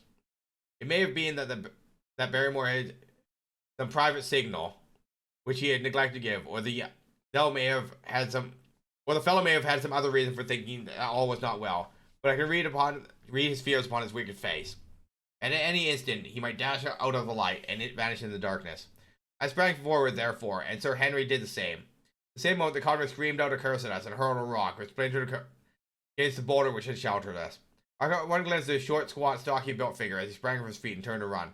Same moment, by a lucky chance, the moon broke through the clouds. We rushed over the brow of the hill, and there was our man running with great speed down the other side, bringing over the stones in his way with the activity of a mountain goat. A lucky long shot of my revolver might have crippled him, but I had brought it only to defend myself from attack, not shooting another man who was running away. We were both swift runners and in fairly good training. We soon found that we had no chance of overtaking him. We saw him for a long time in the moonlight, and there was only a small speck moving swiftly among the boulders upon the side of a distant hill. We ran and ran until we were completely blown, but the space behind us grew ever wider. Finally, we stopped and sat panting on two rocks while we watched him disappear in the distance. And it was at this moment that there occurred a most strange and unexpected thing. We had risen from our rocks and returned to go home, having abandoned the hopeless chase. The moon was low over the night, and the jagged pinnacle of granite stood up against the lower curve of his silver disc. There, outlined as an ebony statue on that shining background, I saw the figure of a man upon the tor. Nothing, it was delusion, Holmes. I assure you that I have never seen anything more clearly. As far as I could judge, the figure was that of a man. Thin man. He stood with his legs a little separated, his arms folded, his head bowed, as if he were brooding over the enormous wilderness of peat and granite which lay before him. It might have been the very spirit of that terrible place. It was not the convict. This man was far from the place the latter had disappeared. Besides, he was a much taller man. With a cry of surprise, I pointed him out to the baronet, but in the instant during which I turned to grasp his arm, the man was gone. The sharp pinnacle of granite still cutting the lower edge of the moor, but his peak bore no trace of the silent, motionless figure. I wished to go in that direction and search the tor, but that was some distance away. The baronet's nerves were still quivering from the cry, which recalled the dark story of his family, and he was not in the mood for fresh adventures. He had not seen this lonely man up on the tor, and could not feel the thrill that his strange presence and commanding attitude had given to me. A warder, no doubt, said he. The moor has been thick with him since his fellow escape. Perhaps his explanation might be the real one. But I should like to have some further proof of it. Today we mean to communicate with the Prince Crown people where they should look for their missing man. But it is hard lines that we have not actually had the triumph of bringing him back as our own prisoner. Such are the adventures of last night, and you must acknowledge, my dear Holmes, that I have done you very well in the matter of report. Much of what I tell you is no doubt quite irrelevant. But still I feel that it best that I should let you have all the facts and leave you to select for yourself those which will be most service to you in helping in your conclusions. We're certainly making progress. So far as the Barrymores go, we have found the motive of their actions, and that has cleared up the situation very much. But the moor with its mysteries and its strange habits remains as inscrutable as ever. Perhaps in my next we will be able to throw some light upon this. Also, best of all, it would be if you could come down to us. In any case, you will hear from me again in the course of the next few days. Chapter 10. Extract from the Diary of Dr. Watson. So far, I have been able to quote from the reports that I have forwarded during these early days of Sherlock Holmes. Now, however, I have arrived at a point in my narrative where I am compelled to abandon this method and to trust once more in my recollections, aided by the diary which I kept at the time. A few extracts from the latter will carry me on to those scenes which are indelibly fixed upon every detail upon my memory. I proceed then from the morning which followed our narrative chase, our convict, and our other strange experiences upon the moor. October 16th. A dull and foggy day with a drizzle of rain. The house is banked with rolling clouds, which rise now and show the dreary curves of the moor, with thin silver veins upon the sides of the hills, and distant boulders gleaming where the light strikes upon their wet faces. It is a melancholy outside and in. The baronet is in a black reaction after the excitements of the night. I'm conscious myself of a weight at my heart and the feeling of impending danger, ever-present danger, which is more terrible because I am unable to define it. And have I not a cause for such a feeling? Consider the long sequence of incidents which have all pointed to some sinister influence that is at work around us. There is the death of the last occupant of the hall, fulfilling so exactly the conditions of the family legend. There are the repeated reports from peasants of the appearance of a large strange creature upon the moor. Twice I have with my own ears heard the sound which resembled the faint baying of a hound. It is incredible, impossible, that it should be outside of the ordinary laws of nature. A spectral hound which leaves material footprints and fills the air with his howling is sure not to be thought of, which is surely not to be thought of. Stupid have fallen with such superstition, and Mortimer also. But I have one quality upon earth, that it is common sense, and nothing will persuade me to believe that such a thing, to do so, would lead me to believe such a thing. To do so would be to descend upon to the level of those poor peasants who are not content with a mere fiend dog, but must also describe him with hellfire shooting from his mouth and eyes. Holmes would not listen to such fancies, and I am his agent. But facts are facts, and I have twice heard this crying upon the moor. Suppose that there were some huge hound loose upon it. That would go far to explain everything. But where could such a hound lie concealed? Where did it get its food? Where did it come from? How was it that no one saw it by day? It must be confessed that this natural explanation offers almost as many difficulties as the other. And always, apart from the hound, there was the fact of the human agency in London, the man in the cab, and the letter which warned Sir Henry against the moor. This was at least real, but it might have been the work of a protecting friend as easily as an enemy. Where's that enemy or friend now? Has he remained in London, or has he followed us down here? Could he be the stranger whom I saw upon the tour? It is true that I have had only the one glance at him, and there was some things to him which I am ready to swear. He was no one who I have seen down here, and I have met all the neighbors. The figure is far taller than that of Stapleton, far thinner than of Franklin. Barrymore it might possibly have been, but we had left him behind us. I'm certain that he could not have followed us. A stranger then is dogging us, just a stranger dogged us in London. We have never shaken him off. If I could lay my hand upon that man, then at last we might find ourselves at the end of our difficulties. To this purpose, I must now devote all my energies. My first impulse is to tell Sir Henry all my plans. My second and wisest one is to plan my own game and speak as little as possible to anyone. He is silent and distrait. His nerves have been strangely shaken by that sound upon the moor. I will say nothing to add to his anxieties, but I will take my own steps to attain my own end. We had a small scene this morning after breakfast. Barrymore asked leave to speak with Sir Henry, and they were closeted in his study for a little time. Sitting in the billiard room, I've more than once heard the sound of voices raised. I had a pretty good idea what the point was, which was under discussion. After a time, the baronet opened the door and called for me. Barrymore considers that he has a grievance, he said. He thinks that it was unfair on our part to hunt his brother-in-law down when he, of his own free will, told us his secret. Butler was standing very pale, but collected before us. I may have spoken too warmly, sir, said he, and if I have, I am sure that I beg your pardon. At the same time, I was very much surprised when I heard you two gentlemen come back through this morning and learned that you had been chasing Selden. Poor fellow has enough to fight against without my putting more upon his track. If you had told us of your own free will, then it would have been a different thing, said the baronet. You only told us, or rather your wife told us, when it was forced from you and you could not help yourself. I didn't think you would have taken advantage of it, Sir Henry. Indeed, I didn't.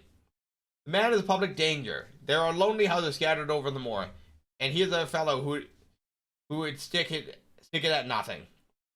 You only wanted to get a glimpse of his face to see that. Look at Mr. Stapleton's house, for example. With no one but himself to defend it, there's no safety for anyone until he is under lock and key. He'll break into no house, sir. I give you my solemn word upon that. But he will never trouble anyone in this country again, I assure you, Sir Henry. That in a very few days, the necessary arrangements will have been made, and he will be on his way to South America, for God's sake. Sir, I beg you not to let the police know he is still on the moor. They may not have given up the chase there, and he can lie quiet until the ship is ready for him. You cannot tell on him without getting my wife and me into trouble. I beg you, sir, say nothing to the police. What say you, Watson? I shrugged my shoulders. If we were safely out of the country, it would relieve the taxpayer of a burden. If he were safely out of the country, it would relieve the taxpayer of a burden.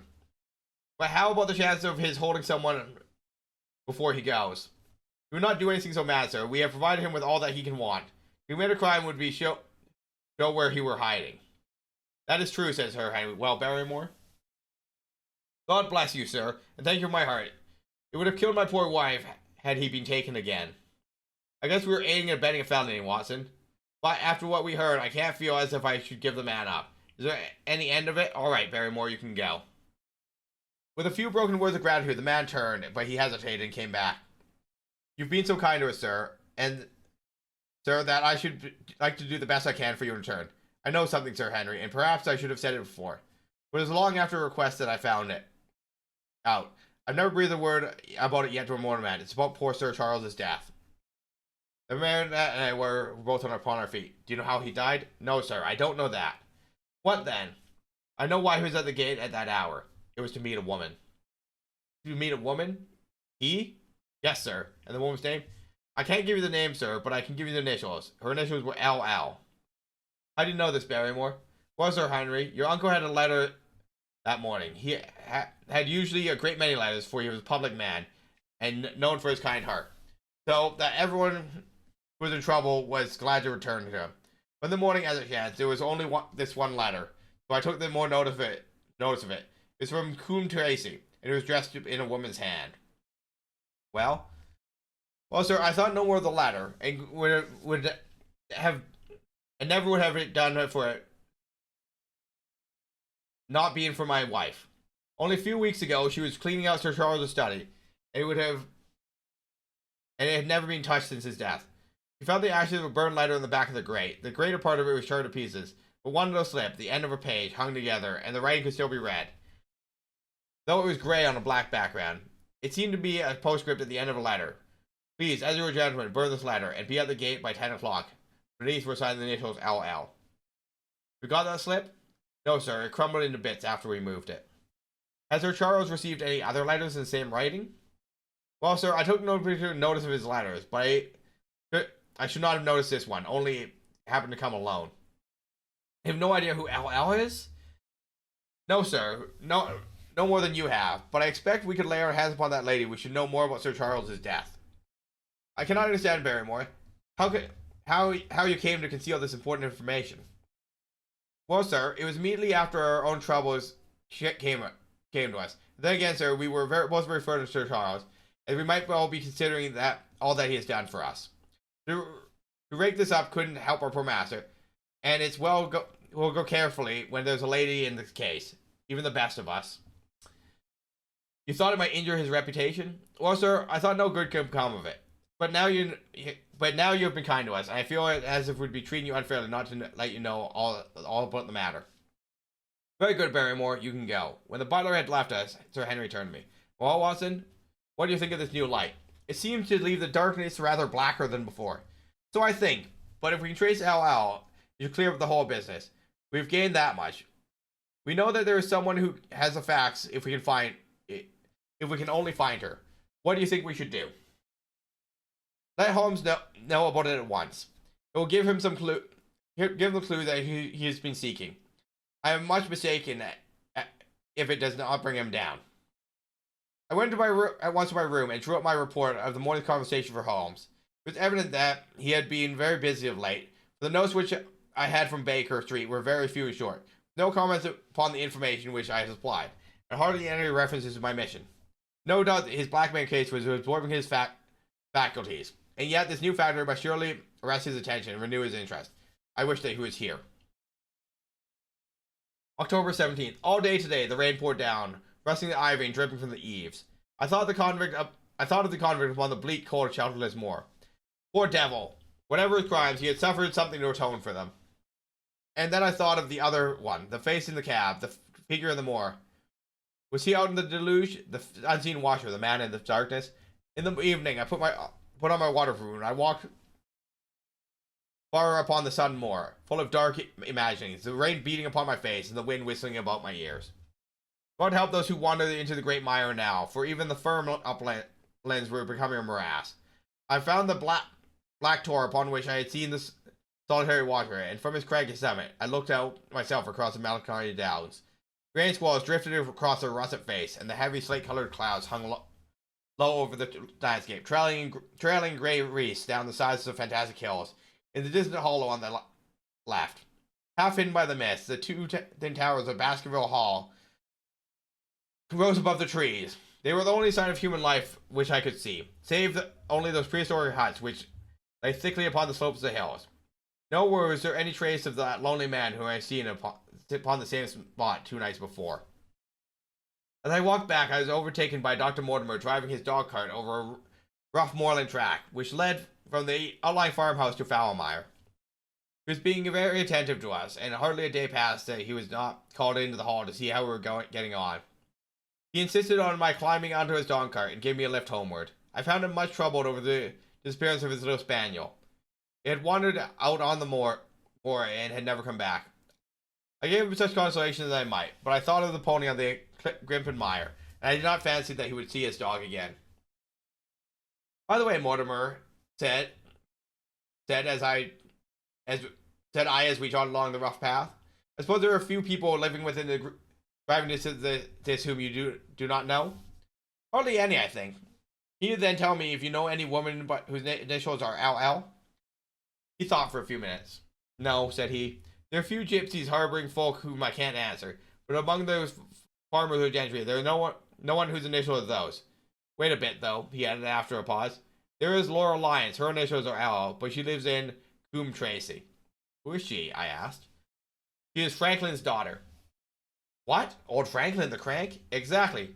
He married an artist named Lyons, who came sketching on the moor. He proved to be a blackguard and deserted her. The fault from which I may not have been entirely on one side. Her father refused to have anything to do with her because she had married without his consent, and perhaps for 1 or 2 other reasons as well. So between the old sinner and the young one, the girl has had a pretty bad time. How does she live? I fancy old Franklin allows her a pittance, but it cannot be more, for his own affairs are considerably involved. Whatever she may have deserved, one could not allow her to go hopelessly into the bad. The story got about, and several people here did something to enable her to earn an honest living. Stapleton did for one, and Sir Charles for another. I gave a trifle to myself. It was to set up a typewriting business. He wanted to know about the object of my inquiries, but I managed to satisfy my curiosity without letting him know too much. But there's no reason why we should take anyone into our confidence. Tomorrow morning I shall make my way to Coombe Tracy, see if I can find Miss Laura Lyons, of equivocal reputation. A long step may have been made towards clearing one incident in this chain of mysteries. I'm certainly doing the wisdom of the serpent, for when Mortimer pressed his questions to an inconvenient extent, I asked him casually to what type Franklin's skull belonged, and so heard nothing but craniology for the rest of our drive. I had not lived for years with Sherlock Holmes for nothing. I have one other incident to record upon his tempestuous and melancholy day. This was my conversation with Barrymore just now, which gives me one more strong card which I can play in due time.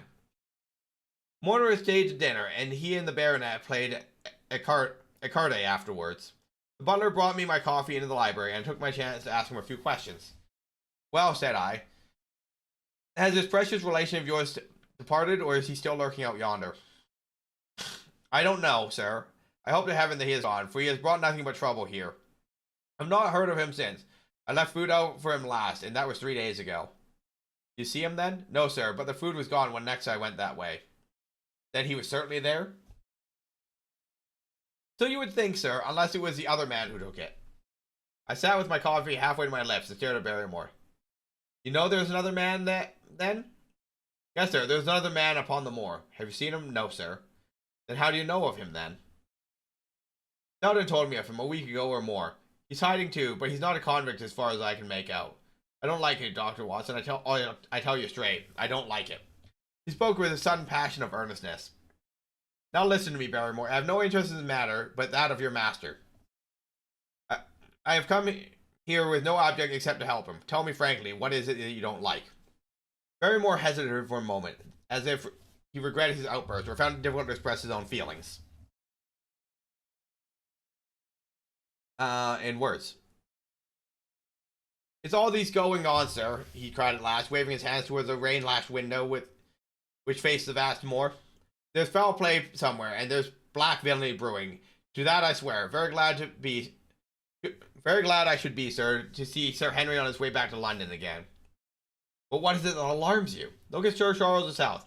That was bad enough for all that the coroner said.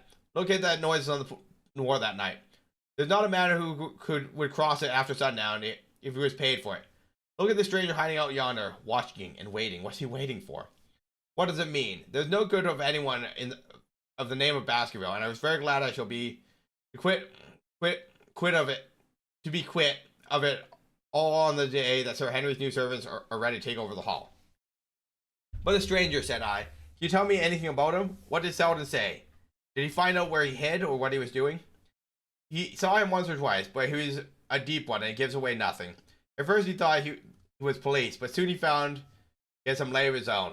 A kind of gentleman he was, as far as he could see, but what he was doing he could not make out. Where did it say that he lived? Out among the old houses on the hillside, the stone huts where the old folk used to live. But how about his food? Selden found that he has got a lad who works for him and brings him all he needs. I dare say he goes to Coombe Tracy for what he wants. Very good, Barrymore. We may talk further about this some other time. When the butler and I had walked over to the black window, and I looked through the blurred pane at the driving clouds and the tossing outline of the windswept trees, it was a wild night indoors. What must be in a stone hut upon the moor? What passion of hatred can it be that leads a man to lurk in such a place at such a time? What deep and earnest purpose can we have which calls for such a trail? There in the hut upon the moor seems to lie at the very center of the problem which has vexed me so sorely. I swear another day shall not have passed before I have done all that I can to reach the heart of the mystery. Chapter 11. The Man on the Tor. The extract from my private diary, which forms the last chapter, has brought my narrative up to the 18th of October. A time which these strange events began to move swiftly towards their terrible conclusion. The incidents of the next few days are indelibly graven upon my recollection, and I can tell them without reference to the notes made at the time. I will start them from the day which succeeded that upon which I established two facts of great importance. The one that Miss Laura Lyons of Coombe Tracy had written to Sir Charles Baskerville and made an appointment with him at the very place and hour that he met his death. The other that the lurking man upon the moor was to be found among the stone huts on the hillside. With these two facts in my possession, I felt either my intelligence or my courage must be deficient if I could not throw some further light upon these dark places. I had no opportunity to tell the baronet that I had learned about Miss Lyons upon the evening before, for Dr. Mortimer remained with him at cards until it was very late. At breakfast, however, I informed him of my discovery and asked whether he would care to accompany me to Coombe Tracy. At first he was very eager to come, but on second thought it seemed to both of us that if I went alone the results might be better. The more formal we made the visit, the less information we might obtain. I left Sir Henry behind, therefore, not without some prickings of conscience, and drove off upon my new quest. When I reached Coombe Tracy, I told Perkins to put up the horses. I made inquiries for the lady for whom I came to interrogate. I had no difficulty in finding her rooms, which were central and well appointed. A maid showed me in without ceremony, and as I entered the sitting room, a lady who was sitting before a Remington typewriter sprang up with a pleasant smile of welcome. Her face fell, however, when she saw that I was a stranger, and sat down again and asked me the object of my visit. The first impression I left by Mrs. Lyons was one of extreme beauty. Her eyes and hair were of the same rich hazel color, and her cheeks, though considerably freckled, were flushed with the exquisite bloom of the brunette, the dainty pink which lurks at the heart of the sulphur rose. Admiration was, I repeat, the first impression, but the second was criticism. There was nothing subtly wrong with her face, some coarseness of expression, some hardness perhaps of an eye, and some looseness of the lip which marred its perfect beauty. But these, of course, were afterthoughts. At the moment, I was simply conscious that I was in the very presence of a very handsome woman, and so she was asking me the reasons for my visit. I had not quite understood that until that instant how delicate my mission was. I had the pleasure, said I, of knowing your father. It was a clumsy introduction, and the lady made me feel it. There was nothing in common between my father and me, she said. I owe him nothing, and his friends are not mine. If it were not for the late Sir Charles Baskerville and some other kind hearts, I might have starved for all that my father cared. It was about the late Sir Charles Baskerville that I have come to see you. The freckles started out on the lady's face. What can I tell you about him? She asked. Her fingers played nervously over the stops of her typewriter. You knew him, did you not?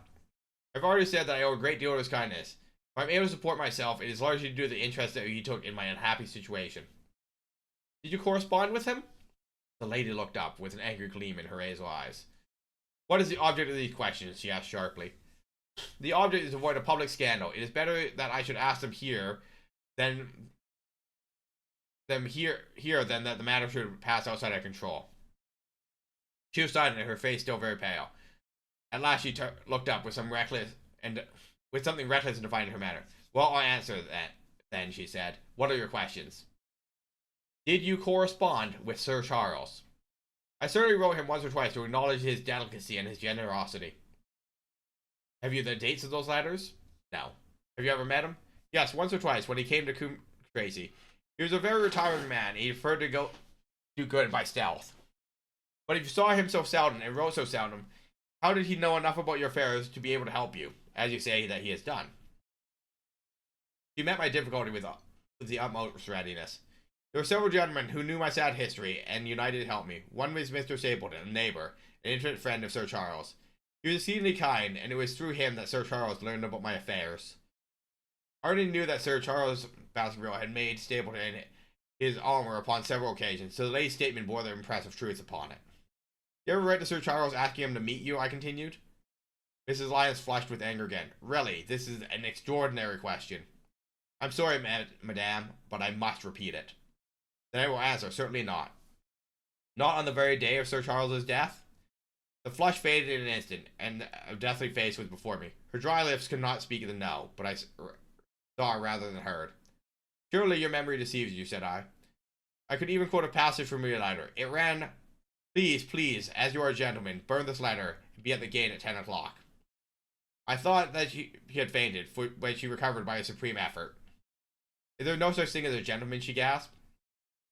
You do Sir Charles an injustice. He did burn the letter, but sometimes a letter may be legible even when burned. You acknowledge that you wrote it? Yes, I did write it, she cried, pouring out her soul in torrent of words. I did write it. Why should I deny it? I have no reason to be ashamed of it. I wish him to help me. I believe if I had an interview, I could gain his help, so I asked him to meet me. But why at such an hour? Because I had only just learned that he was going to London the next day, and might be away for months. There were reasons I could not get there earlier. But why rendezvous in the garden instead of a visit to the house? Do you think a woman could go alone at that hour to a bachelor's house? Well, what happened when you did get there? I never went. Miss Lyons. No, I swear to you on all I hold sacred, I never went. Something intervened to prevent my going. What was it? That is a private matter, I cannot tell. You acknowledge that you made an appointment with Sir Charles at the very hour and place at which he met his death, but you denied that you kept the appointment. That is the truth. Again and again, I cross-questioned her, but I could never get past that point. Mrs. Lyons, said I as I rose from this long, inconclusive interview, you're taking a very great responsibility and putting yourself in a very false position by not making absolutely clean abreast of all that you know. If I have to call in the aid of the police, you will find how seriously you are compromised. If your position is innocent, why did you in the first instance deny having written to Sir Charles upon that date? Because I fear that some false conclusion might be drawn from it, and I might find myself involved in a scandal. And why are you so pressing that Sir Charles should destroy your letter? If you read the rest of the letter, you will know. I did not say I read the rest of the letter. You quoted some of it. I had quoted the postscript. The letter had, as I said, been burned, and it was not at all legible. I ask you once again, why was it that it was so pressing that Sir Charles should destroy this letter, which he received the day of his death? The matter is a very private one. The more reason you should avoid a public investigation. Well, I will tell you, then, if you have heard anything of my unhappy history, you know that I made a rash marriage, and have reason to regret it. I have heard so much. My life has been one incessant persecution from a husband whom I abhor. The law is upon his side, and every day I am faced by somebody I may be forced to live with him.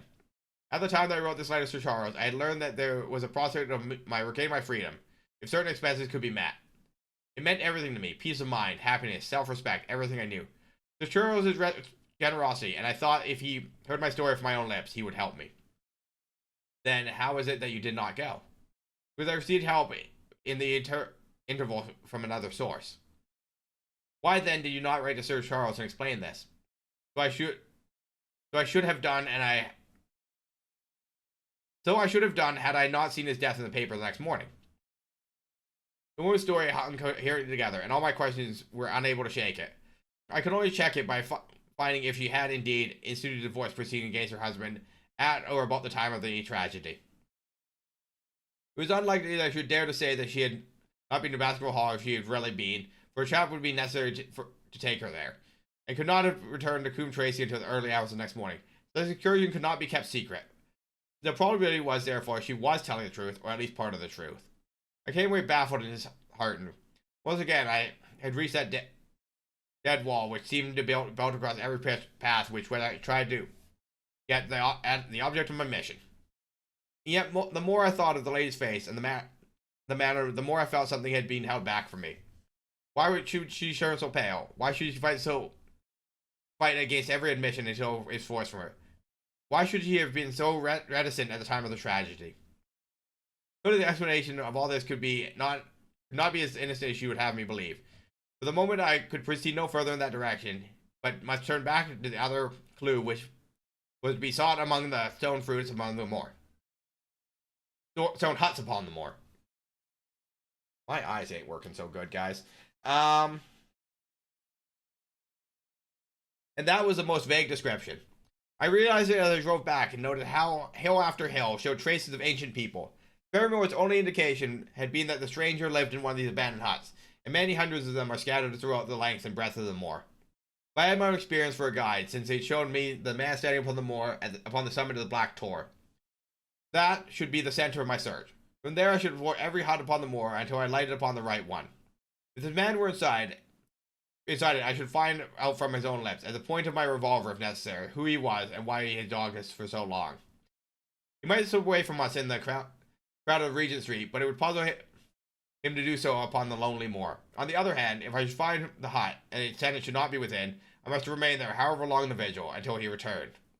Holmes had missed him in London. It would indeed be a triumph for me if I could run him to earth where my master had failed. Luck had been against us time and again in this inquiry, but now it must come to my aid.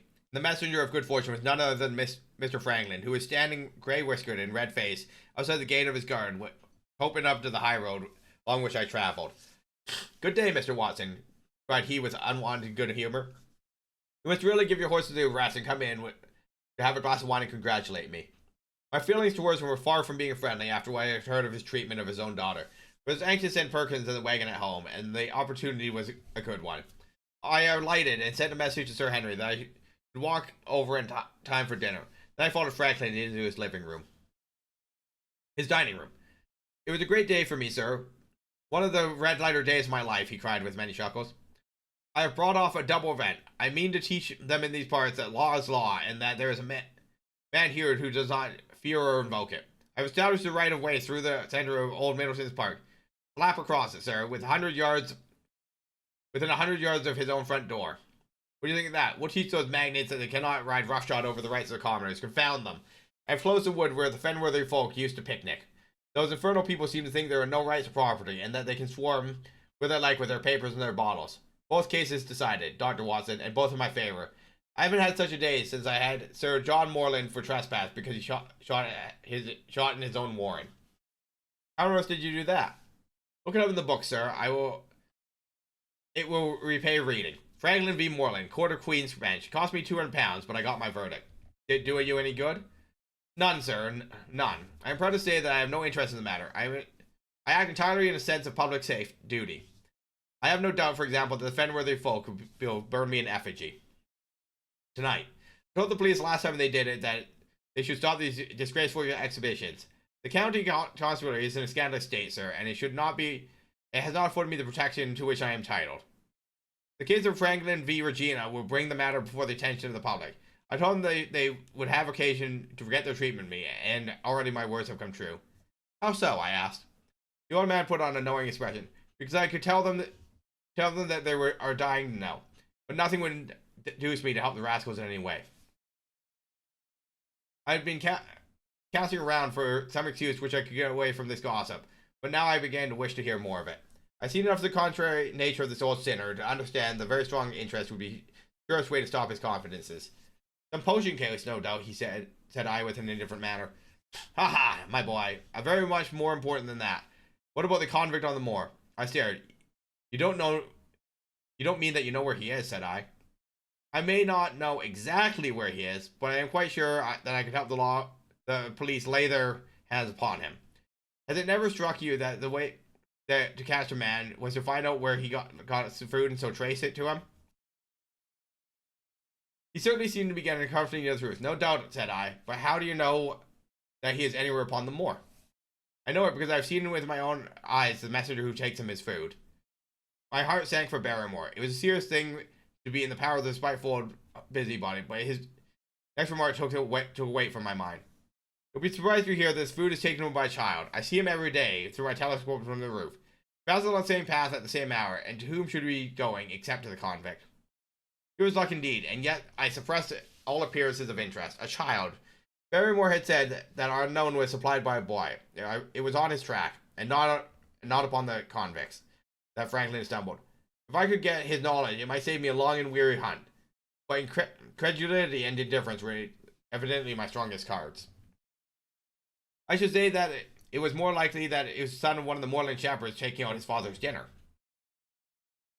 The least appearance of opposition struck fire to the old autocrat. His eyes looked malignantly at me, his grey whiskers bristled like those of an angry cat.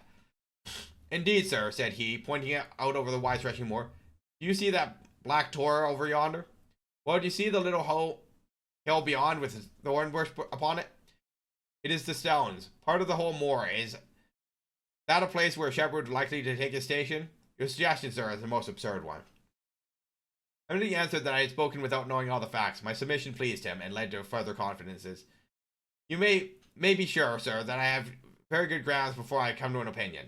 I have seen that boy again and again with his bundle, every day and sometimes twice a day. I've been able, but wait a moment, Dr. Watson. Do my eyes see me, or is there at present something moving upon that hillside? It was several miles off, but I could distinctly see a small dark dot against the dull green and gray. Come, sir, come, cried Franklin, rushing upstairs. You will see with your own eyes and judge for yourself.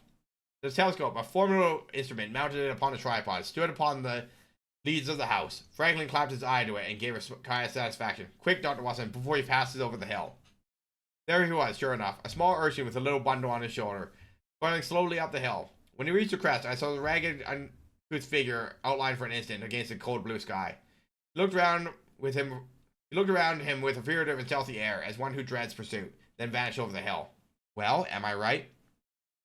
Certainly, there is a boy who seems to have a secret errand. That errand is even a county constable could guess. But not one word shall they have from me, and I bind your secrecy also, Dr. Watson. Not a word, you understand? Just as you wish. They have treated me shamefully. Shamefully! When the facts come out in Franklin v. Regina, I venture to link that a thrill of indignation will run through the county. Nothing would induce me to help the police in any way. For all that they cared, it might have been me, instead of my effigy, which these rascals burned at the stake. Surely you are not going. You will help me to empty the decanter in honor of this great occasion. But I resisted his solicitations and succeeded in dissuading him from his noted intention of walking home with me. His announced intention of walking home with me. I kept the road as long as I was on me. Then I struck off across the moor and made for the stony hill, which the boy had disappeared. Everything working in my favor, and I swore that it should not be through lack of energy or perseverance that I should miss the chance which fortune had thrown my way. The sun was already sinking when I reached the summit of the hill and the long slopes beneath. The long slopes beneath me were golden green on one side and gray shadow on the other. A haze lay upon the farthest skyline, out of which jutted the fantastic shapes of Belvedere and Vixen Tor. Over the wide expanse there was no sound and no movement. One great gray bird, a gull or curlew, soared aloft in the blue sky. He and I seemed to be the only living things between the huge arch of the sky and the desert beneath it. The barren scene, the sense of loneliness, and the mystery and urgency of my task all struck a chill into my heart. The boy was nowhere seen, but down beneath me in a cleft on the hills was a circle of old stone huts, and in the middle of them was one which retained sufficient roof to act as a screen against the weather. My heart leaped within me as I saw it. This must be the burrow where the stranger lurked. At last, my foot was on the threshold of his hiding place, his secret within my grasp.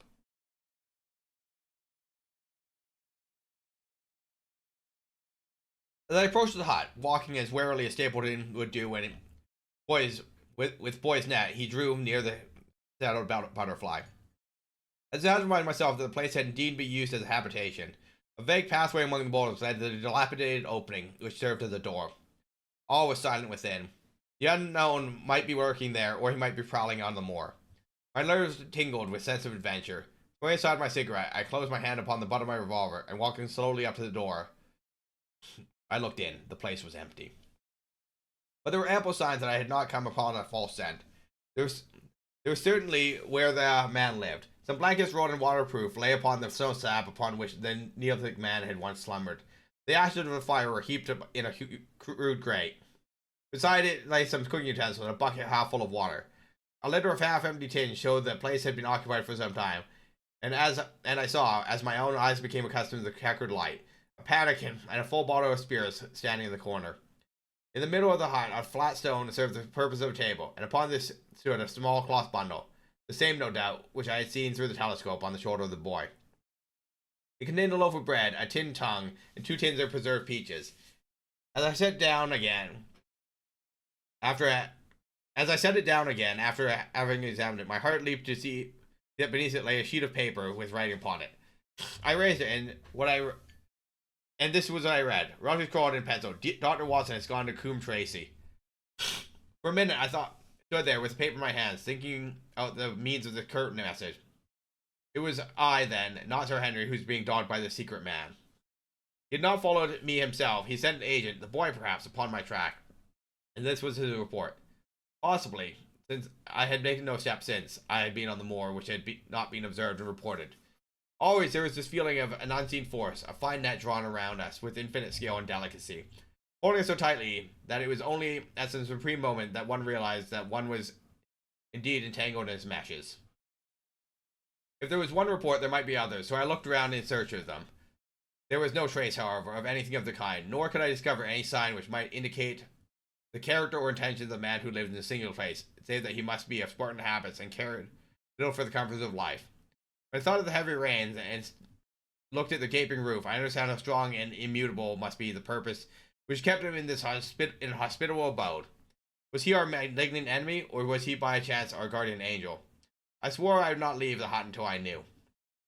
Outside, the sun was sinking low, and the west was blazing with scarlet and gold. His reflection was shot back in ruddy patches by the distant pools which lay amid the great Grimpen mire. There were 2 towers of Baskerville Hall, and there a distant blur of smoke which marked the village of Grimpen. Between the 2, behind the hill, was the house of the Stapletons. All was sweet and mellow and peaceful in the golden evening light. And yet, as I looked at them, my soul shared none of the peace of nature, but quivered at the vagueness and terror of that interview which every instant was bringing nearer. With tingling nerves, but a fixed purpose, I sat in the dark recesses of the hut and waited with somber patience for the coming of his tenant. And then, at last I heard him. Far away came the sharp clink of a boot striking upon a stone, and then another and another, coming nearer and nearer. I shrank back into the darkest corner and cocked the pistol in my pocket, determined not to discover myself until I had an opportunity of seeing something of the stranger. There was a long pause which showed he had stopped. Then once more the footsteps approached, and a shadow fell across the opening of the hut. "It is a lovely evening, my dear Watson," said a well-known voice. "I think that you will be more comfortable outside than in." Chapter 12. Death on the Moor. For a moment or two I sat breathless, hardly able to believe my ears. Then my senses and my voice came back to me, while the rising weight of responsibility seemed to be, in an instant, to be lifted from my soul. That cold, indecisive, ironical voice could belong to one man in all the world. "Holmes," I cried. "Holmes!" "Come out," said he, "and please be careful with the revolver." I stooped under the rude lintel, and there he sat upon a stone outside, his grey eyes dancing with amusement as they fell upon my astonished features. He was thin and worn, but clear and alert, his keen face bronzed by sun and roughened by the wind. In his tweed suit and cloth cap, he looked like any other tourist upon the moor, and he contrived with that cat-like love of personal cleanliness which was one of his characteristics, that his chin would be smooth and as perfect as if he were a Baker Street. "I was never more glad to see anyone in my life," I said as I wrung him by hand. "Or more astonished, eh? Well, I must confess it. The surprise was not all on one side, I assure you. I had no idea that you had found my occasional retreat, still less that you were inside it, until I was within 20 paces of the door. My footprint, I presume? No, Watson, I fear that I cannot undertake to recognize your footprint and amid all the footprints of the world. If you seriously desire to deceive me, you must change your tobacconist. For when I saw the stub of cigarette marked Raleigh Oxford Street, I know that my friend Watson was in the neighborhood. You'll see it there beside the path. You threw it down, no doubt, at this great moment that you charged into the empty hut. Exactly. I thought as much, and knowing your admirable tenacity, I was convinced you were still sitting in ambush, a weapon within reach, waiting for the tenant to return. So, you actually thought that I was the criminal? I did not know who you were, but I was determined to find out. Excellent, Watson. And how did you localize me? You saw me perhaps on the night of the convict hunt when I was so imprudent to allow the moon to rise behind me? Yes, I saw you then. And you no doubt searched all the huts as you came to this one? No, your boy has been observed, and that gave me a guide where to look. The old gentleman with the telescope, no doubt. Could not make it out when first I saw the light flashing on the lens. He rose and peeped in the hut. Ah, I see that Cartwright has brought us some supplies. What's this paper? Have you been to Coombe Tracy, have you? Yes. To see Miss Laura Lyons? Exactly. Well done. Our research is inevitably running parallel lines, and when we unite our entire results, I expect we shall have a fairly full knowledge of the case. Well, I'm glad from my heart that you are here, for indeed the responsibility and the mystery were both coming to be too much for my nerves. But how in the name of wonder did you come here, and what have you been doing? I thought you were in Baker Street working out that case of blackmailing. That was what I wished you to think. Then you used me, and yet you do not trust me, I cried with some bitterness. I think that I have deserved better at your hands, Holmes. My dear fellow, you've been invaluable to me in many cases, and I beg that you will forgive me if I seem to have played a trick upon you. In truth, it was partly for your own sake that I did it. It was my appreciation of the danger which you ran which led me to come down and examine the matter for myself. Had I been with Sir Henry, and it is confident that my point of view would have been the same as yours, and my presence would have warned our very formidable opponents to be on their guard. As it is, I have been able to get about as much as I could not have done had I been living in the hall. And I remain an unknown factor in the business, ready to throw in all my weight at the crucial moment. But why keep me in the dark? For you to know could not have helped us, and might possibly have led to my discovery. You would have wished to tell me something, or on your kindness you would have brought me out some comfort or other, and so unnecessary risk would be run. I brought Cartwright down with me. You remember the little chap from the express office? It's seen after my simple wants, a loaf of bread and a clean collar. What does a man want more? He's given me an extra pair of eyes upon a very active pair of feet, and both have been invaluable. And my reports have been all wasted. My voice trembled as I recalled the pains and pride which I had composed them. Holmes took a bundle of papers from his pocket. Here are your reports, my dear fellow, and very well thumbed, I assure you. I made excellent arrangements, and they are only delayed one day upon their way. I must compliment you exceedingly upon the zeal and intelligence which you have shown over an extraordinarily difficult case. I was still rather raw of the deception that had been practiced upon me, but the warmth of Holmes's praise drove my anger from my mind. I felt also in my heart that he was right in what he said, and it was really best for our purpose that I should not have known he was upon the moor. That's better, said he, seeing the shadow rise from my face.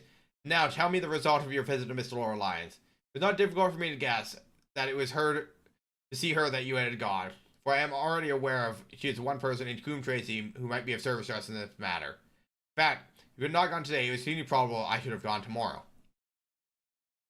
The sun had set, and dusk was settling over the moor. The air had turned chill, and he withdrew into the hut for warmth. There, sitting together in the twilight, I told Holmes of my conversation with the lady. So interested was he that I had to repeat some of it twice before he was satisfied. This is most important, said he when I had concluded. It fills a gap which I had been unable to bridge in this most complex affair. You are aware, perhaps, that a close intimacy exists between this lady and the man of Stapleton? I did not know of close intimacy. There can be no doubt about the matter. They meet, they're right. There is a complete understanding between them. Now this puts a very powerful weapon in our hands if I could only use it to detach his wife. His wife? I'll give you some information now in return for that you gave me. The lady who has passed here as Miss Stapleton is in reality his wife. Good heavens, Holmes. Are you sure of what you say? How could you have permitted Sir Henry to fall in love with her? Sir Henry's falling in love could do no harm to anyone except Sir Henry. You took particular care that Sir Henry did not make love to her, as you have yourself observed. I repeat that the lady is his wife, and not his sister. But why this elaborate deception? Because he foresaw that she would Be very much more useful for her in the character of a free woman. All my instincts, my vague suspicions, suddenly took shape, centered upon the naturalist. In the impassive, colorless man, his straw hat, his butterfly net, I seemed to have seen something. A creature of infinite patience in the craft, with a smiling face and a murderous heart. It is he, then, who is our enemy. It is he who dogged us in London. So I read the riddle. And the warning, it must have come from her. Exactly. The shape of some monstrous villainy, half seen, half guessed, loomed through the darkness, which had girt me so long. But are you sure of this, Holmes? How do you know this woman is his wife? Because he so far forgot himself to tell you a true piece of autobiography upon the occasion when he first met you. I dare say he has many a time regarded it since. He was a schoolmaster in North England. Now, there is no more easy to trace than a schoolmaster. There are scholastic agencies which one may identify a man who has been in the profession. A little investigation showed me the school had come into grief under atrocious circumstances, and the man who had owned it, the name was different, had disappeared with his wife. The descriptions agreed. When I learned that the missing man was devoted to entomology, the identification was complete. The darkness was rising, but much was still hidden by the shadows. If this woman is in truth his wife, where does Miss Laura Lyons come in? I asked. That is one of the points which your own researchers have shed light. Your interview with the lady has cleared the situation much. I do not know about a projected divorce between herself and her husband. In that case, regarding Stapleton as an unmarried man, she counted no doubt becoming his wife. And when she is undeceived, why then we may find the lady of service. It must first be our duty to see her, both of us, tomorrow. Don't you think, Watson, that you are away from your charge rather long? Your place should be at Baskerville Hall. The red streaks had faded away in the west, and the night had fallen upon the moor, a few faint stars glittering in the violet sky. One last question, Holmes, I said as I rose. Surely there's no need of secrecy between you and me. What is the meaning of all this? What is he after? Holmes' voice sank as he answered. It is murder, Watson. Refined, cold-blooded, deliberate murder. Do not ask me for particulars. My nets are closing upon him, even as his are upon Sir Henry. And with her help, he is already almost at my mercy. There's but one danger he can threaten us, and it is he should strike before we're ready to do so. Another day or two at the most, and I have my case complete. But until then, guard your charge as closely as ever a fond mother watching her ailing child.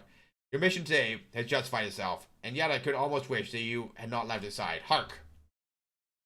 A terrible scream, a prolonged yell of horror and anguish, burst through the silence of the moor. That frightful cry turned the blood to ice in my veins. My God, I gasped. What is it? What does it mean? Holmes sprung to his feet, and I saw his dark, athletic outline at the door of the hut. His shoulders sloping, his head thrust forward, his face peering in the darkness. Hush, he whispered, hush. The cry had been loud on the account of its vehemence, but it pealed away from somewhere far off in the shadow plane. Now it burst upon our ears, nearer, louder, more urgent than before. Where is it? Holmes whispered, and I knew from the thrill of his voice, the man of iron was shaken to the soul. Where is it, Watson? There, I pointed in the darkness. No, there.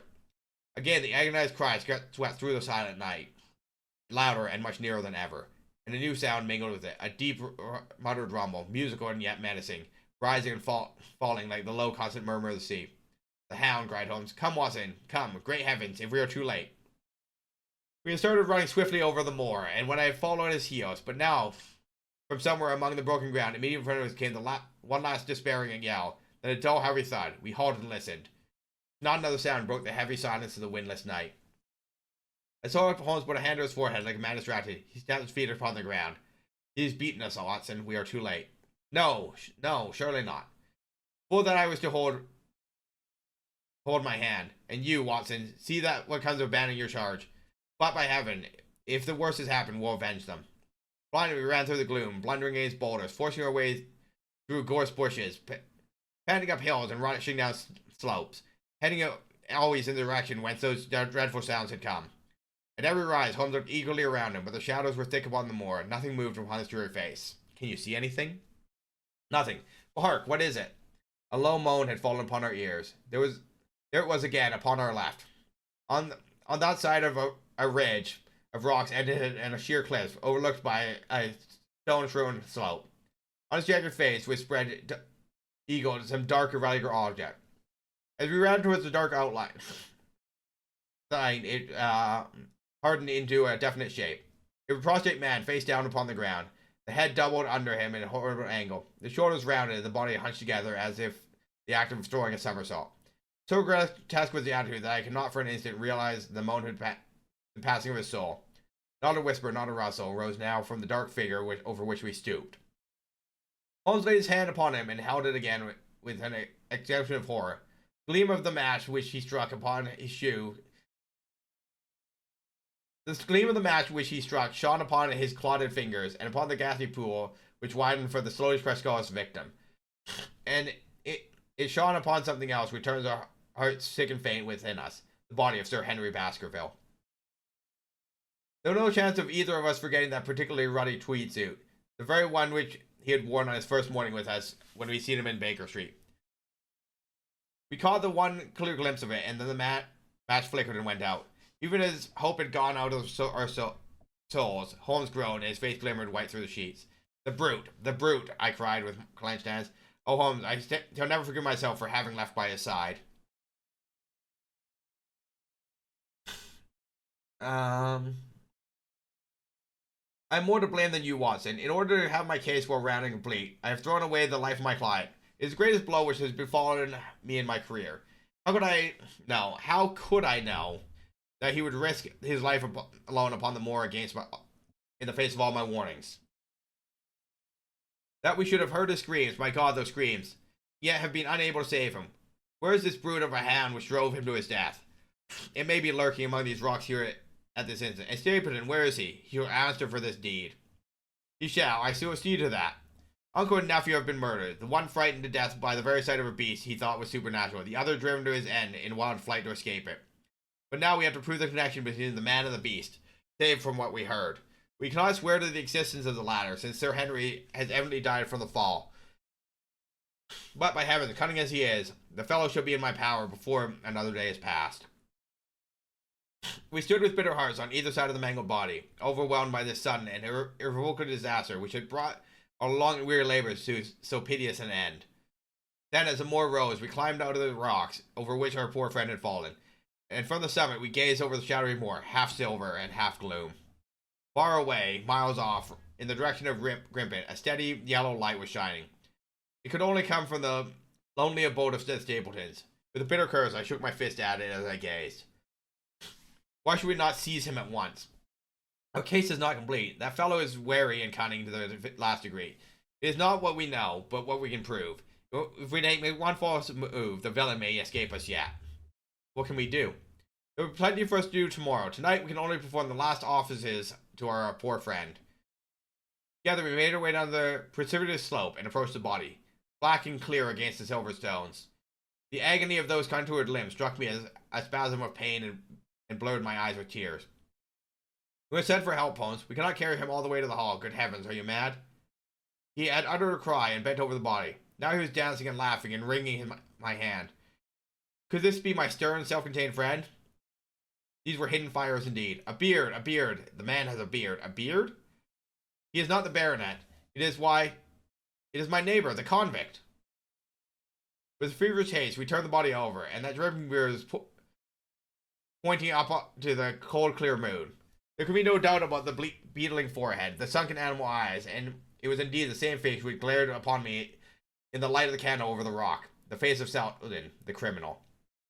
Then in an instant, it was all clear to me. I remembered that the baronet had told me that he had handed his old wardrobe to Barrymore. Barrymore had passed it on in order to help Selden escape. Boots, shirt, cap, it was all Sir Henry's. The tragedy was still black enough, but this man at least deserved death by the laws of the country. I told Holmes how the matter stood, my heart bubbling over thankfulness and joy. Then the clothes have been the poor devil's death, said he. It is clear enough that the hound has been laid on some article of Sir Henry's, the boot which has been extracted in the hotel in all probability, and so ran this man down. There is one very singular thing, however. How came Selden in the darkness to know the hound was on his trail? He heard him. To hear a hound upon the moor would not work a hard man like a convict to such a paroxysm of terror that would risk your capture by screaming wildly for help. But his cries, he must have run a long way after knowing the animals were tracked. How did he know? A greater mystery to me is why this hound, presuming that all our conjectures are correct, I presume nothing. Well then, why this hound should be loose tonight. I suppose that does make not always run loose upon the moor. Stapleton would not let it go unless it had reason to think Sir Henry would be here. My difficulty is the more formidable of the two, for I think we shall very shortly get an explanation of yours. While mine may remain forever mystery, the question now is, what shall we do with this poor wretched body? We cannot leave it here for the foxes and ravens. I suggest we put it in one of the huts until we can communicate with the police. Exactly, I have no doubt that I could carry it so far. Hold on, Watson, what's this? It's the man himself. By all that's wonderful and audacious. Not a word to show your suspicions, not a word, or my plans crumble to the ground. A figure was approaching us over the moor, and I saw the dull red glow of a cigar. The moon shone upon him, and we could distinguish the dapper shape and jaunty walk of the naturalist. He stopped when he saw us, and then came on again. Why, Dr. Watson, that's not you, is it? You're the last man I would expect to see out on the moor at the time of night. But dear me, what's this? Somebody hurt? No, don't tell me. That is our friend Sir Henry. He reached past me and stooped over the dead man. I heard a sharp intake of his breath, and the cigar fell from his fingers. Who's this? He stammered. It is Selden, the man who escaped from Princetown. Stapleton turned a ghastly face upon us, but by supreme effort he overcame his amazement and his disappointment. He looked sharply from Holmes to me. Dear me, what a very shocking affair. How did he die? He appears to have broken his neck falling over these rocks. My friend and I were strolling on the moor when we heard a cry. I heard a cry also. That was what brought me out. I was uneasy about Sir Henry. Why about Sir Henry in particular? I could not help asking. Because I had suggested that he should come over. When he did not come, I was surprised, and naturally became alarmed for his safety when I heard cries upon the moor. By the way, his eyes darted again from my face to Holmes. Did you hear anything else besides the cry? No, said Holmes. Did you? No. What do you mean, then? Oh, you know the stories the peasants tell about a phantom hound and so on. It is said to be heard upon the night of the moor. I was wondering if there was any evidence of such a sound tonight. We had nothing of the kind, I said. And what is your theory about this poor fellow's death? I have no doubt that anxiety and exposure had driven him off his head. He was rushed about the moor in a crazy state and eventually fell over and broke his neck. That seems the most reasonable theory, said Stapleton, as he gave a sigh, which I took to indicate his relief. What do you think about it, Mr. Sherlock Holmes? My friend bowed his compliments. Your quick identification, said he. We were expecting you in these parts since Dr. Watson came down. You're in time to see a tragedy. Yes, indeed. I have no doubt that my friend's explanation will cover the facts. I will take an unpleasant remembrance back to London with me tomorrow. Oh, you return tomorrow? That is my intention. Hope your visitor has cast some light upon these occurrences which have puzzled us. Holmes shrugged his shoulders. One cannot always have success as one hopes for. In investigating these facts and not legends or rumors, it has not been a satisfactory case. My friend spoke in his frankest and most unconcerned manner. Stapleton still looked hard at him. Then he turned to me. I would suggest carrying this poor fellow to my house, but it would give my sister such a fright, and I do not feel justified in doing it. I think if we put something on his face, he will be safe until morning. And so it was arranged. Resisting Stapleton's offers hospitality, so Holmes and I set off to Baskervilles Hall, leaving the naturalist to return alone. Looking back, we saw the figure moving slowly over the broad moor, and behind him, one black smudge on the severed slope showed where the man was lying who had come to his horrible end. We're at close grips at last, said Holmes, as we walked together across the moor. What a nerve that fellow has. How he pulled himself together in the face of what must have been a paralyzing shock when he found the wrong man had fallen victim to his plot. I told you in London, Watson, and I tell you now again, we have never had a foeman more worthy of our steel. I'm sorry that he has seen you. And so was I at first, but there was no getting out of it. What effect do you think you'll have with other plans now that he knows you're here? It may cause him to be more cautious, or it may drive him to drastic measures at once. Like most clever criminals, he may be too confident in his own cleverness and imagine he has completely deceived us. Why should we not arrest him at once? My dear Watson, you are born to be a man of action. Your instinct is always to do something energetic. But supposing, for argument's sake, that we had him arrested tonight, what on earth the better off should we be for that? We have nothing against him. That's the devilish cunning of it. If he were acting through a human agent, we could get some evidence. We have to drag his great dog to the light of day if it would not help us for putting a rope around the neck of his master. Surely we have a case. Not a shadow of one, only surmise and conjecture.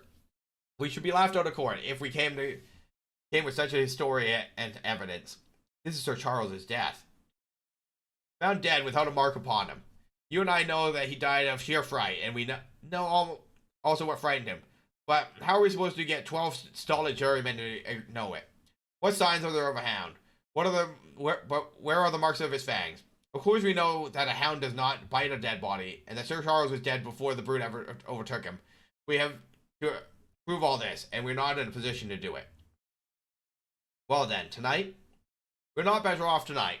Again, there is no direct connection between the hound and the man's death. We never saw the hound, we heard it, but we cannot prove it, that it was running upon the man's trail. There is a complete absence of motive. No, my dear fellow.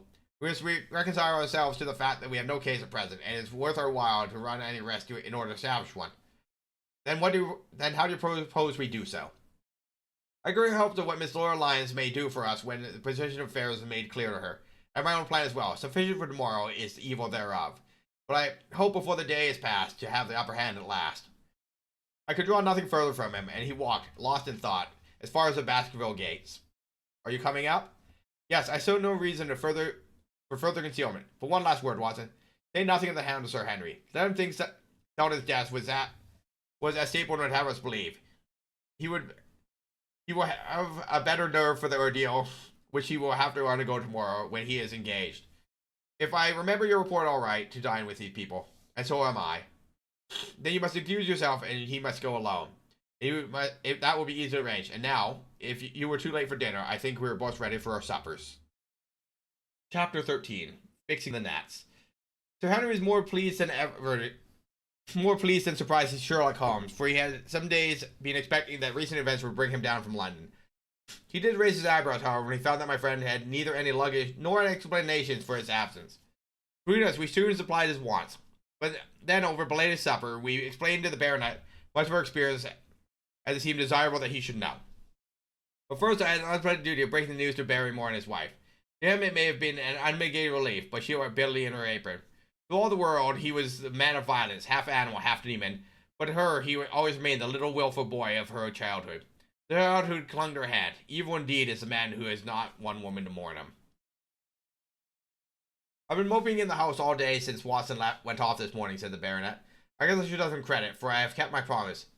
If I hadn't sworn to go about alone, I might have had a more lively evening, for I had a message from Stapleton asking me over there. I have no doubt you would have had a more lively evening, said Holmes dryly. By the way, I don't suppose you appreciate that we've been mourning over you as having broken your neck? Sir Henry opened his eyes. How was that? This poor wretch was dressed in your clothes. I fear your servant who gave them to him may get into trouble with the police. That is unlikely. There is no mark on any of them, as far as I know. That's lucky for him. In fact, it's lucky for all of you, since you are all on the wrong side of the law in this matter. I'm not sure that as a conscientious detective, it is my first duty to arrest the whole household, once the reports are most incriminating documents. But what about the case, asked the baronet? Have you made anything out of the tangle? I don't know. Watson and I are much the wiser since we came down. I think it should be the situation rather more clear to you before long. It's been exceedingly difficult and a most complicated business. There are several points upon which we still want light, but it is coming all the same. We've had one experience, as Watson has no doubt told you. We heard the hound on the moor, so I can swear that it's not all empty superstition. I had something to do with the dogs when I was out west, and I know one when I hear one. If you can muzzle that one and put him on a chain, I'll be ready to swear you are the greatest detective of all time. I think I will muzzle him and chain him all right if you'll give me your help. Whatever you tell me, I will do. Very good, and I'll ask you to do it blindly, without always asking the reason. Just as you like. If you do this, I think the chances that our problem will be solved, I have no doubt. He stopped suddenly and stared fixedly upon my head into the air. The lamp beat upon his face. So intent was it, so still, he might have been that of a clear-cut classical statue. A personification of alertness and expectation. What is it? We both cried. I could see as he looked down that he was repressing some internal emotion. His features were still composed, but his eyes shone with bemused exultation. Excuse the admiration of a connoisseur, said he as he waved his hands toward the line of portraits which covered the opposite wall. Watson won't allow that I know anything of art, but there is mere jealousy because our beliefs upon this subject differ. Now those really are a fine series of portraits. I'm glad to hear you say so, said Sir Henry, glancing around with some surprise at my friend. I don't pretend to know much about these things, but I'd be a better judge of a horse or a steer than of a picture. I didn't know you had found time for such things. I know it's good when I see it, and I see it now. That's a Neller, I'll swear. That lady in the blue silk over yonder, and the stout gentleman in his wig over there Ought to be a Reynolds. They're all family portraits, I assume? Everyone. You know their names? Barrymore has been coaching me in them, and I think I can say my lessons work fairly well. Who is the gentleman with the telescope? That is Rear Admiral Baskerville, who served under Rodney in the West Indies. The man with the blue coat and the roll of paper is Sir William Baskerville, who was chairman of committees in the House of Commons under Pitt. And this cavalier opposite me, the one with the black velvet and the lace?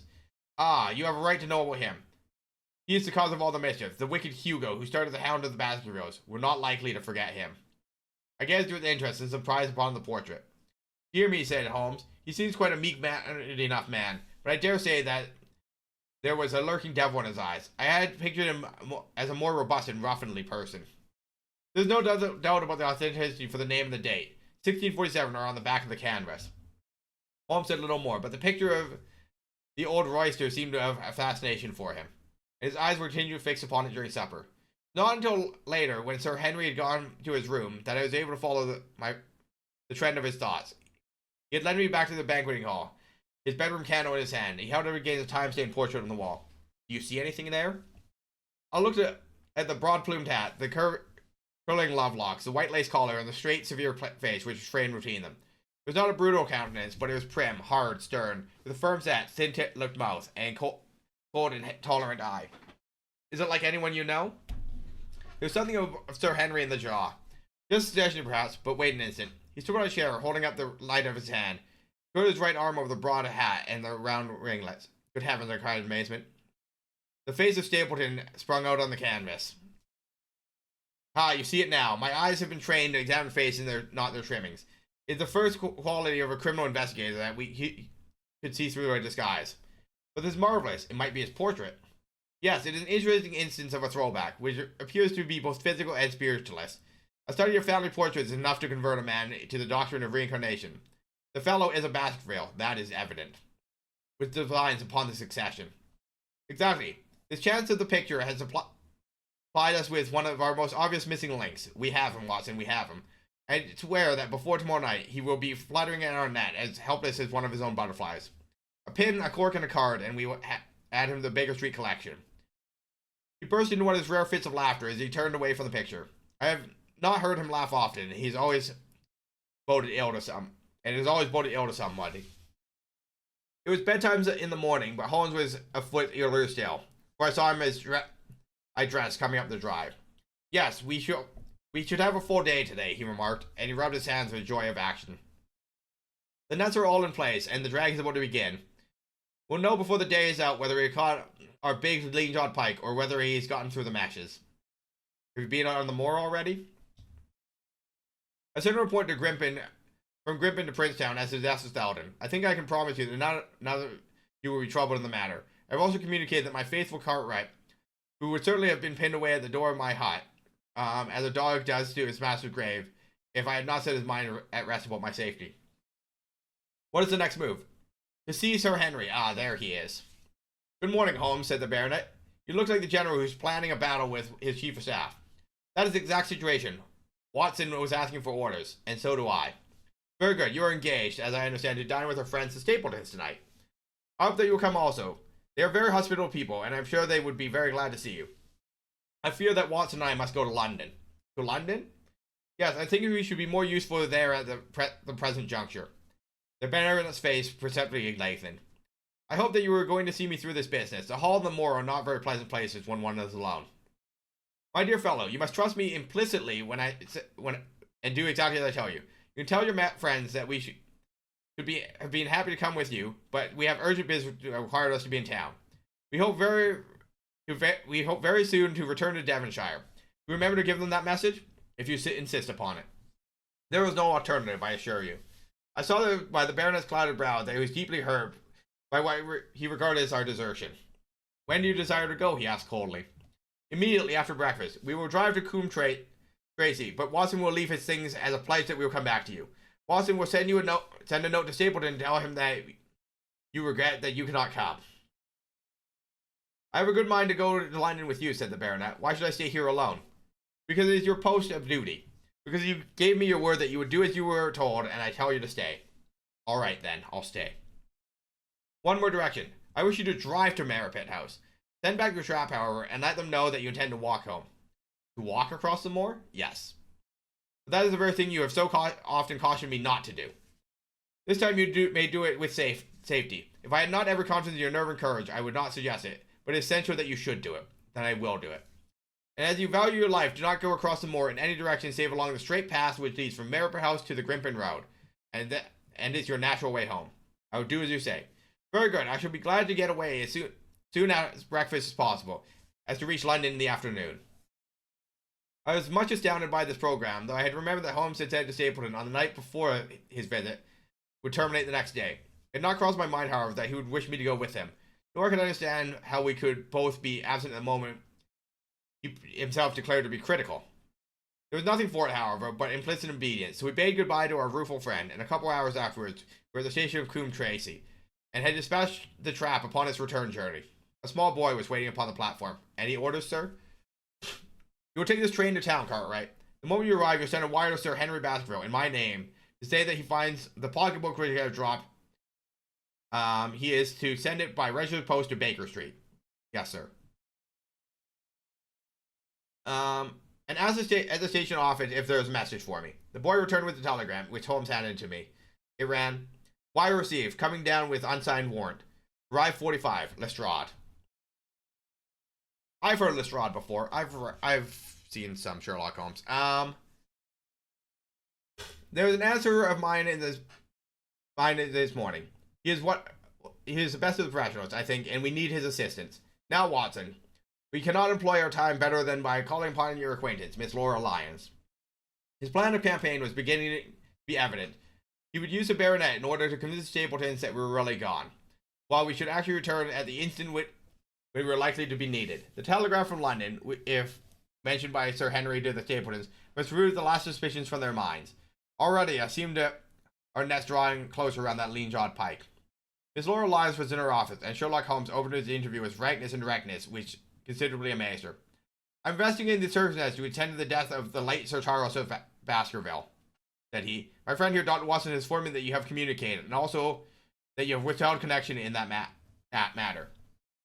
What have I withheld? She asked defiantly.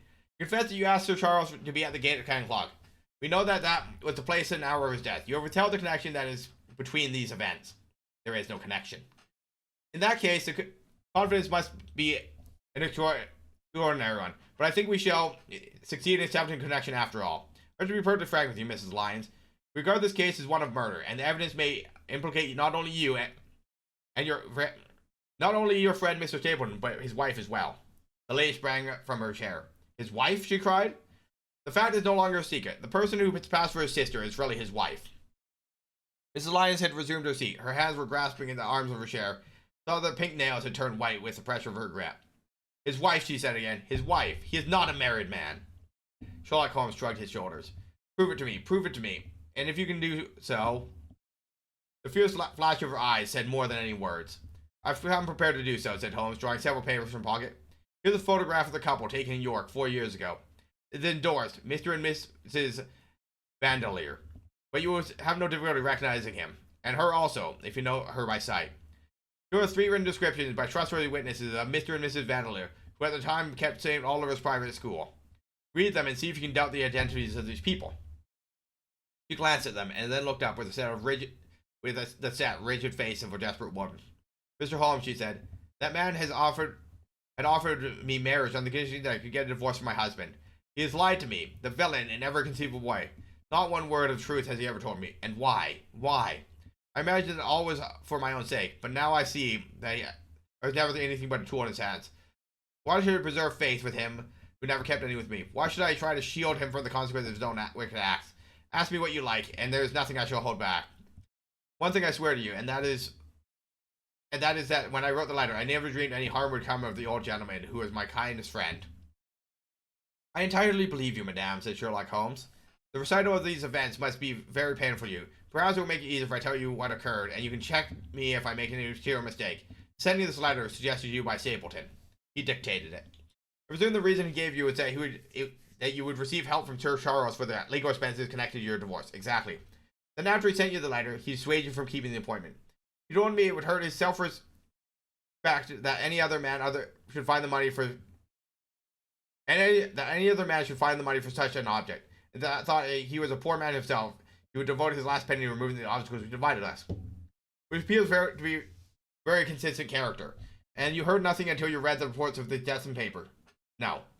They made you swear nothing about your appointment with Sir Charles? He did. He said that the death was a very mysterious one, and I should certainly be suspected if the fact came out. He threatened me into remaining silent. Quite so. But you had your suspicions?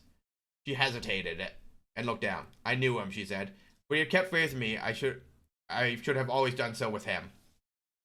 I think that on the whole, you had a very fortunate escape, said Sherlock Holmes. You've had him in your power, and he knew it, and yet you are alive. You've been walking some months, very near the edge of a precipice. We must wish you good morrow now, Miss Lyons, and it's probable you will hear from us shortly. You shall hear from us shortly. You will very shortly hear from us again. Wow. Our case becomes rounded off, and difficulty after difficulty thins away from us, said Holmes, as we stood waiting for the arrival of the express from town. I shall soon be in position to be able to put into a single connected narrative one of the most singular and sensational crimes of modern history. Students of criminology remember the analogous incident of Gondo in Little Russia in the year 1966, and of course there are the Anderson murders in North Carolina, but this case possesses some features that are entirely of its own. Even now, we have no clear case against this very wily man, but I shall very much be surprised if it is not clear enough before we go to bed this night.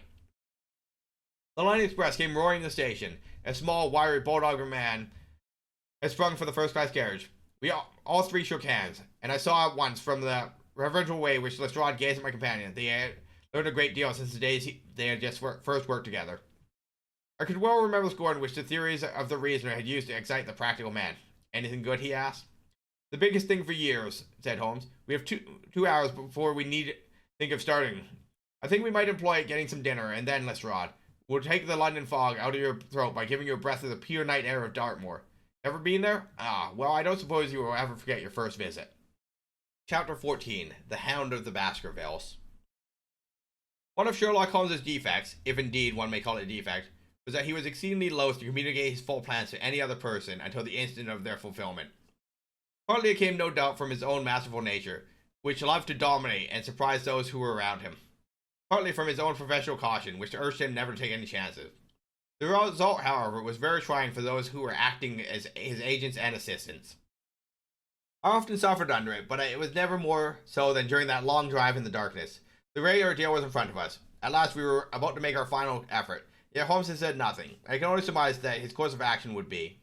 My nerves thrilled with anticipation when at last the cold wind upon our faces and the dark void spaces on either side of the narrow road told me that we were back upon the moor once again.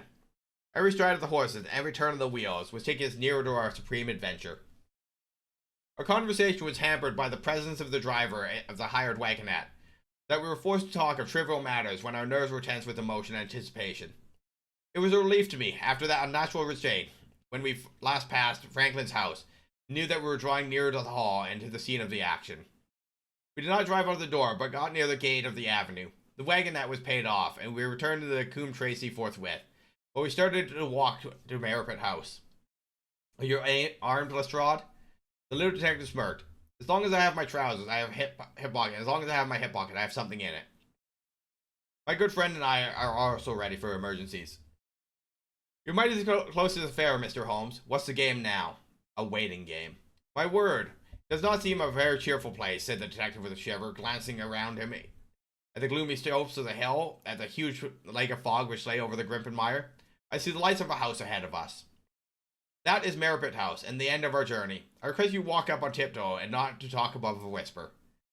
We moved cautiously along the tracks as we were bound for the house, but Holmes halted us before we were about 200 yards from it. This will do, said he. These rocks upon the right make an admirable screen. We are to wait here? Yes, we shall make our little ambush here. Get in this hollow, Lestrade. You have been inside the house, have you not, Watson? Can you tell the position of the rooms? What are those lattice windows at this end? I think they are kitchen windows. The one beyond which shines so brightly, that is certainly the dining room. The blinds are up, yet you know the lay of the land best. Creep forward quietly and see what they are doing. For heaven's sake, don't let them know that they are watched. I tiptoed down the path, and I stopped behind the low wall which surrounded the stunted orchard, creeping in a shadow. I reached a point where I could look straight through the uncharted window, or uncurtained window. There were only two men in the room, Sir Henry and Stapleton. They sat with their profiles towards me on either side of the round table, both of them smoking cigars and coffee, and wine were in front of him. Stapleton was talking with animation, but the baronet looked pale and distraught. Perhaps the thought of the lonely walk across the ill-omened moor was weighing heavily upon his mind. As I watched them, Stapleton rose and left the room, while Sir Henry filled his glass again and leaned back in his chair, puffing at his cigar. I heard the creak of a door and the crisp sound of boots upon gravel. The steps passed along the path on the other side of the wall under which I crouched. Looking over, I saw the naturalist pause at the door of an outhouse in the corner of the orchard. A key turned in the lock, and as he passed in, there was a curious scuffling noise from within. It was only a minute or so inside, and then I heard the key turn once more and pass me and re-entered the house. I saw him rejoin his guest, and I crept quietly back to where my companions were waiting to tell them what I had seen. You say, Watson, the lady is not in there? Holmes asked when I finished my report. No. Where can she be then, since there is no light in any of the room except the kitchen? I cannot think where she is. I've said that over the great grim mire there hung a dense white fog. It was drifting slowly in our direction, and it banked itself up like a wall on the side of us, low and thick and well defined. The moon shone on it, and looked like a great shimmering ice field, with the heads of the distant tors as rocks borne upon its surface. Holmes's face was turned again towards it, and he muttered impatiently as he watched its sluggish drift. It's moving towards us, Watson. Is that serious? Very serious indeed. The one thing upon earth which could have disarranged my plans. It can't be very long now. It is already 10 o'clock. Our successes and even his life may depend upon it. His corner coming out before the fog is over the path. The night was clear and fine above us. The stars shone cold and bright, while a half moon bathed the whole scene in a soft, uncertain light. Before us lay the dark bulk of the house, its serrated roof and bristling chimneys hard outlined against the silver-spangled sky. Broad bars of golden light from the lower corner windows stretched across the orchard and the moor. One of them was suddenly shut off. The servants had left the kitchen. There only remained one lamp in the dining room where the two men, the murderer's host and the unconscious guest, still chatted over the cigars. Every minute, the white woolly plain which had covered one half of the moor was drifting closer and closer to the house. Already the thin wisps of it were curling across the golden square of the lighted window. The farther wall of the orchard was already invisible, and the trees standing out of a swirl of white vapor. As you watched the fog wreaths came crawling around both corners of the house and rolled slowly into the dense bank, on which the upper floor and the roof floated like a strange ship upon a shadowy sea. Holmes struck his hand passionately upon the rock in front of us, stamped his feet in impatience. If we set out in a quarter hour, the path will be covered. In a half hour, we won't be able to see our hands in front of us. Shall we move farther back upon higher ground? Yes, I think it would be as well. So the fog bank flowed onward. We fell back before we were a half mile from the house, and still that dense white sea, with the moon silvering its upper edge, swept slowly and expertly on. We're going to be too far, said Holmes. We dare not take the chance of his being overtaken before he can reach us. At all costs, we must hold our ground where we are. He dropped to his knees and clapped his ear to the ground. Thank God, I think I hear him coming. A sound of quick steps broke the silence of the moor. Crouching among the stones, we stared intently at the silver-tipped bank in front of us. The steps grew louder, and through the fog, as through the curtain, there stepped a man with whom we were waiting. He looked round him in surprise as he emerged in the clear starlight night. He swiftly along the path, passed close to where we lay, went on up the slope behind us. And we glanced continually over his shoulder, like a man who is ill at ease. Hiss! Cried Holmes. He heard the sharp click of a cocking pistol. Look out, it's coming. There was a thin, crisp, continuous patter from somewhere in the heart of that crawling bank. The cloud was within 50 yards of where we lay, and we stared at it, all three, uncertain what horror result would break from the heart of it. I was at Holmes' elbow, and I glanced for an instant at his face. It was pale and excellent, his eyes shining brightly in the moonlight. But suddenly, they stared forward in a rigid, fixed stare, and his lips parted in amazement. The same instant, Lestrade gave a gape of terror and threw himself face downward upon the ground. I sprang to my feet, my inert hand grasping my pistol, my mind paralyzed by the dreadful shape which sprung out upon us from the shadows of the fog. A hound it was, an enormous coal-black hound, but not so much a hound as mortal eyes had ever seen. Fire burst from his open mouth, his eyes glowed like smoldering glare. His muzzle went hackles and dewlap outlined in flickering flame. Never the delirious dream of a ordered brain could anything more savage, more appalling, more hellish be conceived than that dark form and savage face which broke upon us out of the wall of fog. With long bounds, the black creature was leaping down the track, following hard upon the footsteps of our friend. So paralyzed were we by the aberration that we allowed him to pass before we recovered our nerve. Then Holmes and I were both fired together, and the creature gave a hideous howl, which showed at least one had hit him. We did not pause, however, but bounded onward. Far away from the pass, we saw Sir Henry looking back, his face white in the moonlight, his hands raised in horror, glaring helplessly at the frightful thing which was hunting him down. But the cry of pain from the hound had blown all our fears to the winds. He was vulnerable, he was mortal. We could wound him, we could kill him. Never had I seen a man run as Holmes ran that night. I reckoned great fleet of foot, but he outpaced me. As much as I outpaced the little professional in front of us, we flew up the track. We heard scream after scream from Sir Henry, and the deep roar of the hound. It was time to see the beast spring upon his victim. Thrown to the ground and worry about his throat. But the next instant, Holmes had emptied 5 barrels of his revolver in the creature's flank. The last howl of agony and a vicious snap in the air, it rolled upon his back, 4 feet, pawing furiously, then fell limp upon his side. I stopped.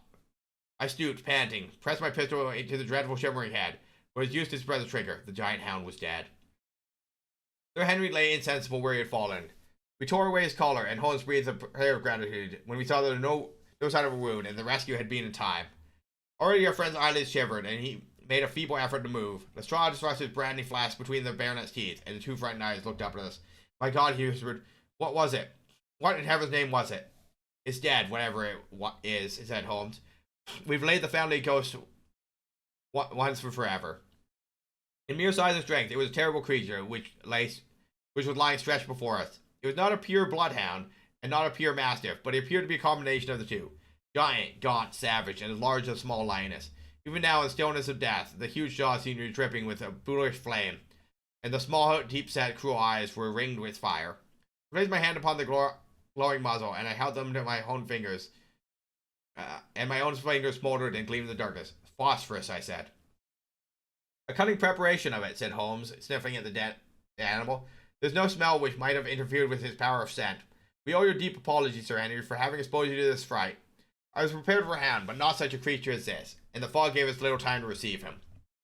You have saved my life. Having first endangered it, are you strong enough to stand? Give me another mouthful of that brandy, I shall be ready for anything. So now, if you will help me, what do you propose to do? To leave you here. You are not fit for further adventure tonight. If you'll wait, one or the other of us will be back with you to the hall. He tried to stagger to his feet, but he was still ghastly pale and trembling on every limb. We upped into a rock, and he sat shivering with his face buried in his hands. Must leave you now, said Holmes. The rest of our work must be done, and every moment is important. We have our case, and now we only want our man. It is 1,000 to 1 against our finding him in the house, he continued as we reached our steps swiftly down the path. Those shots must have told him the game was up. We were some distance off, and this fog may have deafened them. Follow the hound to call him off. Of that you may be certain. No, he's gone by this time. Well, search the house and make sure. The front door was open, so we rushed in and hurried from room to room, to the amazement of a doddering old manservant who met us in the passage. There was no light save in the dining room, but Holmes cut out the lamp and left no corner of the house unexplored. No sign could we see of the man whom we were chasing. On the upper floor, however, one of the bedrooms was locked. There's someone in there. Here, cried Lestrade. I hear movement. Open this door. A faint moaning and rustling came from within. Holmes struck the door just over the lock with the flat of his foot, and it flew open. Pistol in hand, we all 3 rushed into the room. But there was no sign within it of that desperate and defiant villain we came to see. Instead, we were faced by an object so strange and so unexpected that we stood for a moment staring in amazement. The room had been fashioned into a small museum, and the walls were lined with a number of glass-topped cases, full of that of a collection of butterflies and moths, the formation which had been the relaxation of this complex and dangerous man. In the center of the room there was an upright beam, which had been placed at some period to support an old worm-eaten bulk of timber which spanned the roof. To this post a figure was tied, so swathed and muffled in sheets, which had been used to secure it that one could not for the moment tell whether it was that of a man or woman. One towel passed around the throat and was secured at the back of the pillar. Another covered the lower part of the face, and over it 2 dark eyes full of grief and shame and dreadful questioning stared back at us. In a minute we had torn off the gag, unswathed the bonds, and Mrs. Stapleton sank upon the floor in front of us.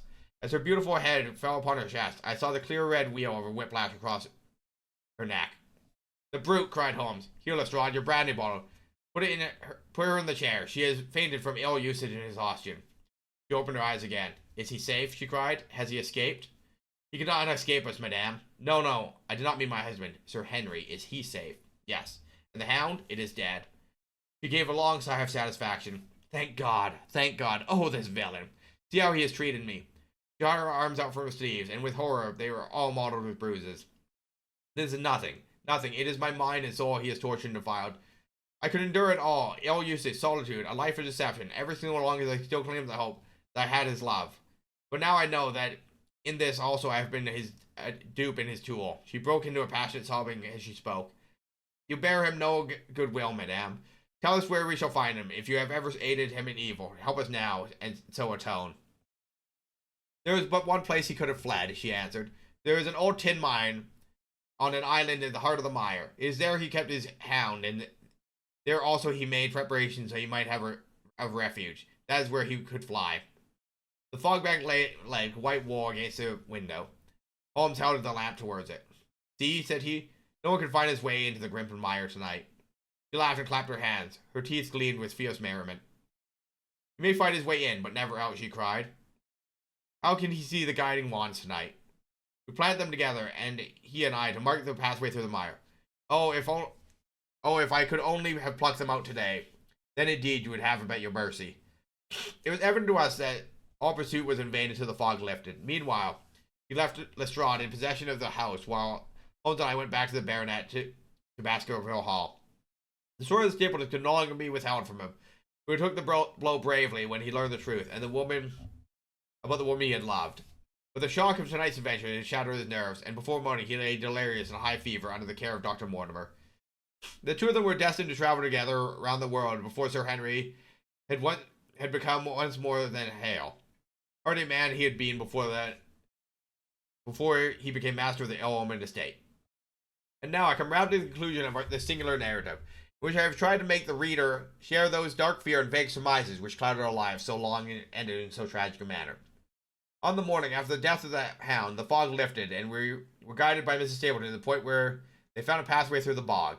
It helped us to realize the horror of the woman's life when we saw the eagerness and joy with which she laid us on her husband's track. We left her standing upon the peninsula of firm peaty soil which tapered out into the widespread bog. From the end of it, a small wand planted here and there showed the path zigzagging from tuft to tuft of rushes among those green-scummed pits and foul quagmires which barred the way to the stranger. Rank reeds and lush, slimy water plants sent an odor of decay and a heavy miasmic vapor into our faces. While a false step plunged us more than once through deep into the dark, quivering mire, which shook for yards in soft undulations around our feet. The stage grip plucked at our heels, and we walked and we sank into it, as if some malignant hand was tugging us down into those obscene depths. So grim and so purposeful was the clutch in which it held us. Once only, we saw a trace that someone had passed through this perilous way before us. From amid a tuft of cotton and grass which bore up out of the slime, some dark thing was projecting. Holmes sank to his waist as he stepped from the path to seize it. Had we not been there to drag him out, he could never set his foot on firm land again. He held an old black boot in the air. Myers Toronto was printed on the leather inside. It was worth a mud bath, he said. It is our Sir Henry's missing boot, thrown there by Stapleton in his flight. Exactly. He retained it in his hand after using it to set the hound upon his track. He fled when he knew the game was up, still clutching it. He hurled it away at this point of flight.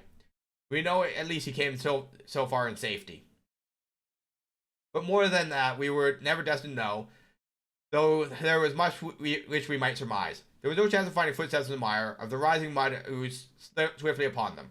But at last we reached the firmer ground beyond the morass. We all looked eagerly for them, but no slightest sign of them met our eyes. If the earth told a true story, then Stapleton never reached the island of refuge towards which he struggled through the fog upon that last night. Somewhere in the heart of the Grimpen mire, down in the foul slime of the huge morass which had sucked him in, this cold and cruel-hearted man is forever buried. Many traces of him were found in the bog-grit island where he had hid his savage ally. A huge driving wheel, half-filled with rubbish showed the position of the abandoned mine. Beside it were the crumbling remains of the cottage of the miners, driven away no doubt by the foul reek of the surrounding swamp. One of these, a staple and a chain with a quantity of gnarled bones, showed where the animal had been contained. A skeleton with a tangle of brown hair adhering to it among the debris. A dog, said Holmes. By Jove, a curly-haired spaniel. Poor Mortimer will never see his pet again. Well, I do not know that this place contains any secret, which we have not already fathomed, but we cannot hide his hound. But he could not hide his hound, but he could hush his voice. And whence came those cries, which even in daylight were not pleasant to hear? On an emergency, he could keep the hound in the house out at Merripit, but it was always a risk. It was only on the supreme day, which he regarded as the end of all his efforts, that he dared do it. This paste in the tin is no doubt the luminous mixture which the creature was daubed. It was suggested, of course, by story of the hellhound, and by desire to frighten old Sir Charles to death. No wonder the poor devil of a convert ran and screamed, even as our friend did. And as we ourselves might have done, when we saw a creature bounding through the darkness upon the moor upon its track. It was a cunning device, for apart from the chance of driving your victim to death, what peasant would venture to inquire so closely into such a creature should he get a sight of it? As many have done upon the moor, I said in London once, and I say it again, that never yet have we helped hunt down a more dangerous man than the one who's lying yonder. He swept his hand towards the huge mottled expanse of green splotched bog which stretched away until it merged into the russet slopes of the moor. Chapter 15, Retrospection. It was the end of November, and Holmes and I sat upon a raw and foggy night on either side of a blazing fire in our sitting room on Baker Street.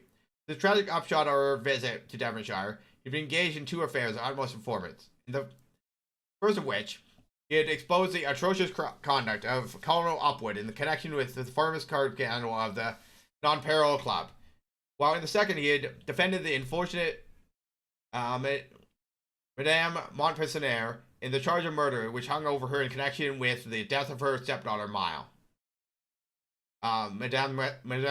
Carré. The young lady who, as it was remembered, was found 6 months later alive and married in New York. My friend was in excellent spirits over the successes which attended him, a succession of difficult and important cases, so that I was able to induce him to discuss the details of the Baskervilles mystery.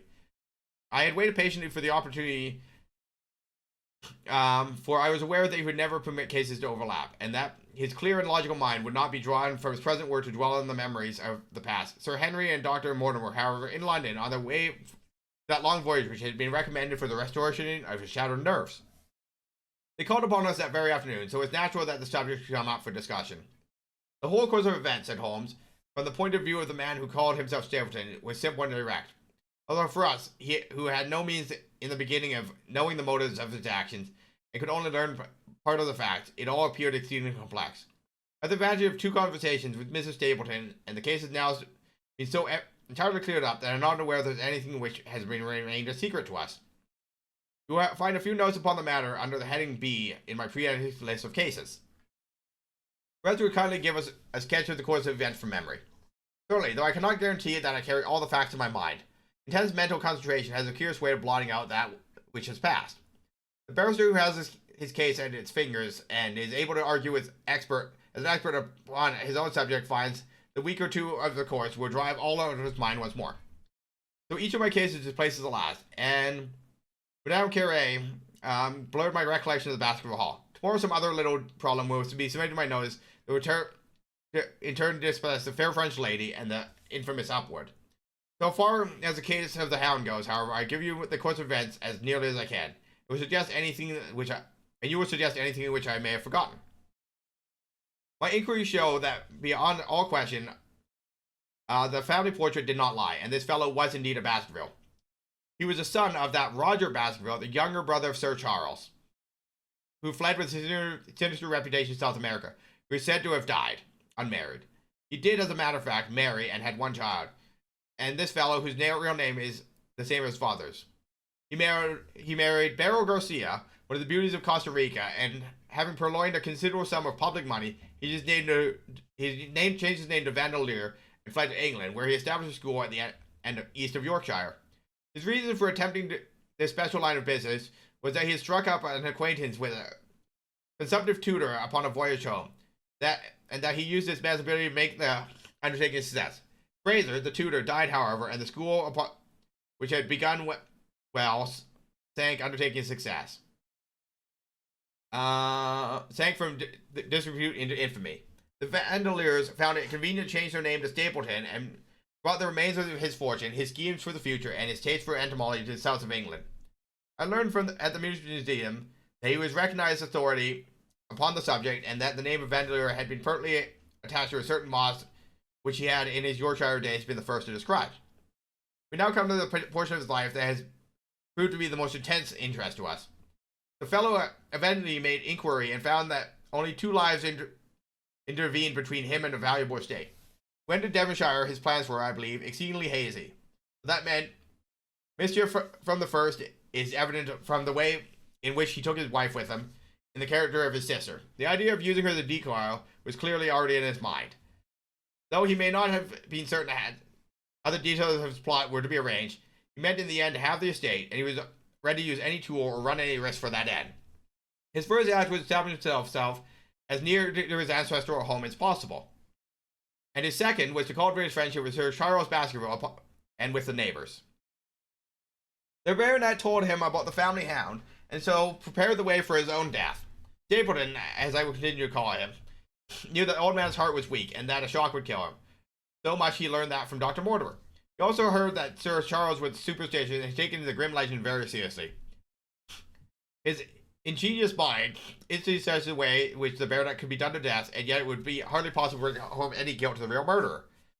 Having considered the idea, he proceeded to carry it out with considerable finesse. An ordinary schemer would have been content to work with a savage hound, use artificial means to make the creature diabolical with a flash of genius upon his part. The dog he bought in London from Ross and Mangles, the dealers in Holmes Road, it was the strongest and most savage in their possession.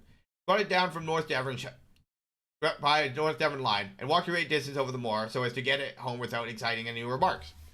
He had already on his insect hunts learned to penetrate the grimpen mire, and so had a safe hiding place for the creature. Here he candled it and waited his chance. But it was some time coming. The old gentleman could not be decoyed outside his grounds at night. Several times Stapleton lurked about with his hound, but without avail. But during these fruitless quests that he, or rather his ally, was seen by peasants, and the legend of the demon dog received a new confirmation. He had hoped that his wife might lure Sir Charles to his run, but she proved unexpectedly independent. He would not endeavor to entangle the old gentleman in a sentimental attachment which might deliver him over to his enemy. Threats and even, I'm sorry to say, blows refused to move her. She would have nothing to do with it, and for a time Stapleton was at a deadlock. He found a way out of the difficulties, though. The chance that Sir Charles had conceived a friendship for him made him a minister of his charity in the case of this unfortunate woman, Miss Laura Lyons. By representing himself as a single man, he acquired complete influence over her, and gave her to understand that in the event of her obtaining a divorce from her husband, he would marry her. His plans were suddenly brought to a head by his knowledge that Sir Charles would about to leave the hall on the advice of Dr. Mortimer, whose opinion he himself pretended to coincide. He must act at once, or his victim might get beyond his power. He therefore put pressure upon Miss Lyons to write this letter, imploring the old man to give her an interview on the evening before his departure for London. He then, by a specious agreement, prevented her from going, and so had the chance for which he had waited. Driving back in the evening from Coombe Tracy, he was in time to get his hound, to treat it with his infernal paint, and bring the beast round to the gate, at which he had reason to expect that he would find the old gentleman waiting. The dog, excited by his master, sprang over the wicket gate and pursued the unfortunate baronet, who fled screaming down the yew alley. In that gloomy tunnel, it must indeed have been a dreadful sight to see a huge black creature with flaming jaws and blazing eyes, bounding after his victim. He fell dead at the end of the alleyway from heart disease and terror. The hound had kept upon the grassy border while the baronet had run down the path, so that no track but the man's was visible. On seeing him lying still, the creature had probably approached to sniff at him, but finding him dead, had turned away again. It was then that it left the print which was actually observed by Dr. Mortimer. The hound was called off and hurried away to its lair in the grimpen mire, and a mystery was left which puzzled the authorities, alarmed the countryside, and brought the case within the scope of our observation. So much for the death of Sir Charles Baskerville. You perceive the devilish cunning of it. For really, it it was almost impossible to make a case against the real murderer. The only accomplice was one who could never give him away, and the grotesque and inconceivable nature of the device which only served to make it more effective. Both of the women concerned in the case, Mrs. Stapleton and Miss Laura Lyons, were left with strong suspicion against Stapleton. Mrs. Stapleton knew that he had designs on the old man, but also the existence of the Hound. Mrs. Lyons knew neither of these things, but had been impressed by the death occurring at the time of an uncancelled appointment, which was known only to him. Both of them were under his influence and nothing to fear from them. The first half of the task was swiftly accomplished, but the more difficult still remained. It is possible that Stapleton did not know the existence of an heir in Canada. In any case, he would soon learn about his friend Dr. Mortimer, and he was told by the latter all details about the arrival of Henry Baskerville. Stapleton's idea was that this young stranger from Canada might possibly be done to death in London without coming down to Devonshire at all. He does to his wife ever since she refused to help him in laying trap for the old man. He dared not leave her long enough out of his sight for fear he would lose influence over her. It was for this reason that he took her to London with him. They lodged, I find, at the Mexborough private hotel in Craven Street, which was actually one of those called upon by an agent in search of evidence. Here he kept his wife imprisoned in the room while he, disguised in a beard, followed Dr. Mortimer to Baker Street, afterwards to the station and to Northumberland Hotel. His wife had an inkling of his plans, but she had such a fear of her husband, a fear founded upon his brutal ill-treatment, that she dared not write to warn the man she knew to be in danger. If the letter should fall into Stapleton's hands, her own life would not be safe. Eventually, as we know, she adopted the expedient of cutting the words which would form the message and addressing the letter in a disguised hand. It reached the baronet and gave him the first warning of danger. It was very essential for Stapleton to get some article of Sir Henry's attire, so that in case he was driven to use the fog, he might always have the means of setting him upon his track.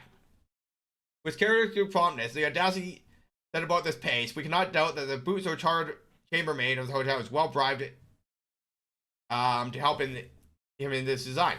By chance, however, the first boot was procured was new and therefore useless for his purposes. He then had it returned and obtained another, a more instructive incident, since it proved conclusively to my mind that we're dealing with a real hound, as no other suspicion could explain his anxiety to obtain an old boot and this indifference to a new one.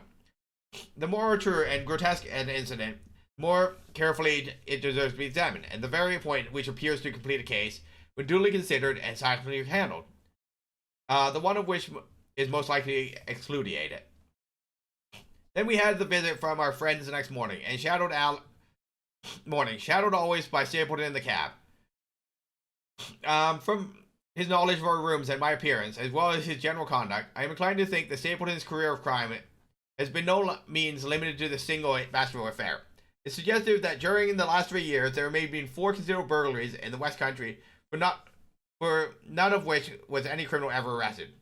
The last of these at Folkestone Court in May was remarkable for the cold-blooded pistoling of the page, who surprised a masked and solitary burglar. I cannot doubt that Stapleton recruited his waning resources in this fashion, and that for years he has been a desperate and dangerous man. We had an example of his readiness of resource that morning when he got away from us so successfully, and also his audacity in sending back my own name to me through the cabman. From that moment, he understood that I had taken over the case in London, and therefore there was no chance for him there. He returned to Dartmoor and waited the arrival of the baronet. "One moment," said I. "You have, no doubt, described the sequence of events correctly, but there is one point you have left explained. What period of the Hound when his master was in London?" I have given some attention to the matter, and it is undoubtedly of importance. There can be no question that Stapleton had a confidant, though it is unlikely he ever placed himself in his power by sharing his plans with him. There was an old manservant at Maryborough House, whose name was Anthony. His connection to the Stapletons can be traced for several years, as far back as the schoolmastering days, so that he must have been aware of his master and the mistress were really husband and wife. The man has disappeared and has escaped from the country. It is suggested that Anthony is not a common name in England, while Antonio is so in all Spanish and Spanish-American countries. The man, like Mr. Stapleton, spoke good English, but with a curious lisping accent. I have myself seen this old man cross the Grimpen Mire by paths which Stapleton marked out. It is very probable, therefore, that in the absence of his master, it was he who cared for the hound, but he may have never known the purpose of which the beast was used. The Stapletons then went down to Devonshire, where they were soon followed by Sir Henry and you. One word now as to how I stood myself at the time. It may possibly occur to your memory that while I examined the paper upon which the printed words were fastened, I had made a close inspection of the watermark. In doing so, I held it within a few inches of my eyes and was conscious of a faint smell known as white jessamine. There are 75 perfumes, which is very necessary for a criminal expert should he be able to distinguish them from each other. In the cases more than once, with my own experience, depend upon their prompt recognition. The sense suggested the presence of a lady, and already my thoughts began to run towards the Stapletons. Thus I made certain of the Hound and had guessed at the criminal before we even went to the country. It was my game to watch Stapleton. It was evident, however, that I could not do this if I were with you, since we would be keenly on his guard. I deceived everyone, therefore yourself included, and came down secretly when I was supposed to be in London. My hurry was not so great as you imagined, though such trifling details must never interfere with the investigation of a case. I stayed for the most part at Coombe Tracy, and only used to hunt upon the moor when it was necessary to be near the scene of action. Cartwright had come down with me, and in his disguise as a country boy, he was of great assistance to me. I was dependent upon him for food and clean linen. When I was watching Stapleton, Cartwright was frequently watching you, so that I was able to keep my hand on all the strings. I've already told you that the reports reached me rapidly, being forwarded instantly from Baker Street to Coombe Tracy. They were of great service to me, and especially one, an incidentally truthful piece of knowledge of Stapleton's. I was able to establish the identity of the man and the woman and knew at least exactly how I stood. The case had been considerably complicated through the incident of the escaped convict and the relations between him and the Barrymores. This you also cleared up in an effective way, though I had already come to the same conclusions from my own observations. By the time you discovered me upon the moor, I had complete knowledge of the whole business, but I had not a case in which I could go to a jury. Even Stapleton's attempt upon Henry that night, which ended in the death of the unfortunate convict, did not help us in proving murder against our man. There seemed to be no alternative but to catch him red-handed. To do so, we had to use Sir Henry, alone, and apparently unprotected, as bait. We did so, and at the cost of a severe shock to our client, we succeeded in completing our case and driving Stapleton into his destruction. That Sir Henry should have been exposed to this, I must confess, I will reproach to my management of the case. We had no means of foreseeing the terrible and paralyzing spectacle which the beast presented, nor could we predict the fog which enabled him to burst upon us at such notice. We succeeded in our object at a cost of which both the specialist Dr. Mortimer assured me would be a temporary one. The long journey may enable our friend to recover not only his shattered nerves, but also his wounded feelings. His love for the lady was deep and sincere, and to him the saddest part of all this black business was that he should have been deceived by her. It only remains to indicate the part in which she played throughout. There can be no doubt that Stapleton exercised influence over her which may have been love or may have been fear, or possibly both, since there are by no means incompatible emotions. It was at least effective, absolutely effective.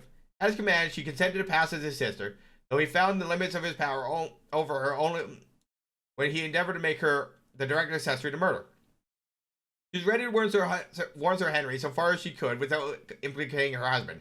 Again, she tried to do so.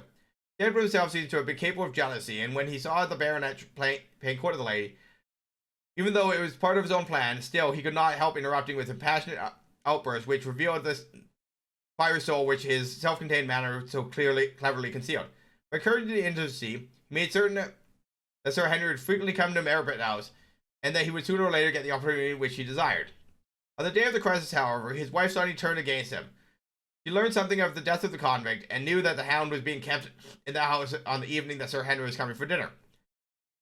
She taxed her husband with his intended crime, and a fierce scene followed, which he showed her for the first time that she had a rival in his love. Her infidelity turned in an instant of bitter hatred, and he saw that she would betray him. He tied her up, therefore, that she might have no chance of warning Sir Henry, and he hoped, no doubt, that the whole countryside put down the baronet's death to the curse of his family, and they certainly would. He could win back his wife back to accept any caution, fact, and to keep silent about what she knew. In this, I fancy that in any case he made a miscalculation, and that if we had not been there, his doom would have been none the less and been sealed. A wound of Spanish blood does not condone such injury so lightly. And now, my dear Watson, with referring to my notes, I cannot give you a more detailed account of the curious case. I do not know anything that essential that has been left unexplained. You could not hope to frighten Sir Henry to death as he had done the old uncle with his boogie hound. The beast was savage and half-starved, if its appearance did not frighten his victim to death, at least it would paralyze the resistance that might be offered. No doubt, there only remains one difficulty. If Stapleton came into succession, how could he explain the fact that he, the heir, had been living unannounced under another name so close to the property? How could he claim it without causing suspicion and inquiry? It is a formidable difficulty, and I fear you ask too much when you expect me to solve it. The past and present are within the field of my inquiry, but what a man may do in the future is a hard question to answer. Mrs. Stapleton has heard her husband discuss the problem on several occasions. There are three possible courses. He might claim the properties of Africa, establish his identity before the British authorities there, and so obtain the fortune without ever coming to England at all. Or he would adopt an elaborate surprise during the short time that he might need be in London. Or again, he might furnish an accomplice with proofs and papers, putting him as the heir and retaining a claim upon some portion of his income. We cannot doubt from what we know of him that he would have found some way out of the difficulty. Now, my dear Watson, we've had some weeks of severe work, and for one evening, I think we may turn our thoughts into more pleasant channels. I have a box for Les Huguenots. Have you heard de Baskervilles? Might I trouble you to be ready in a half hour? We stop at Mercini's for a little dinner on the way.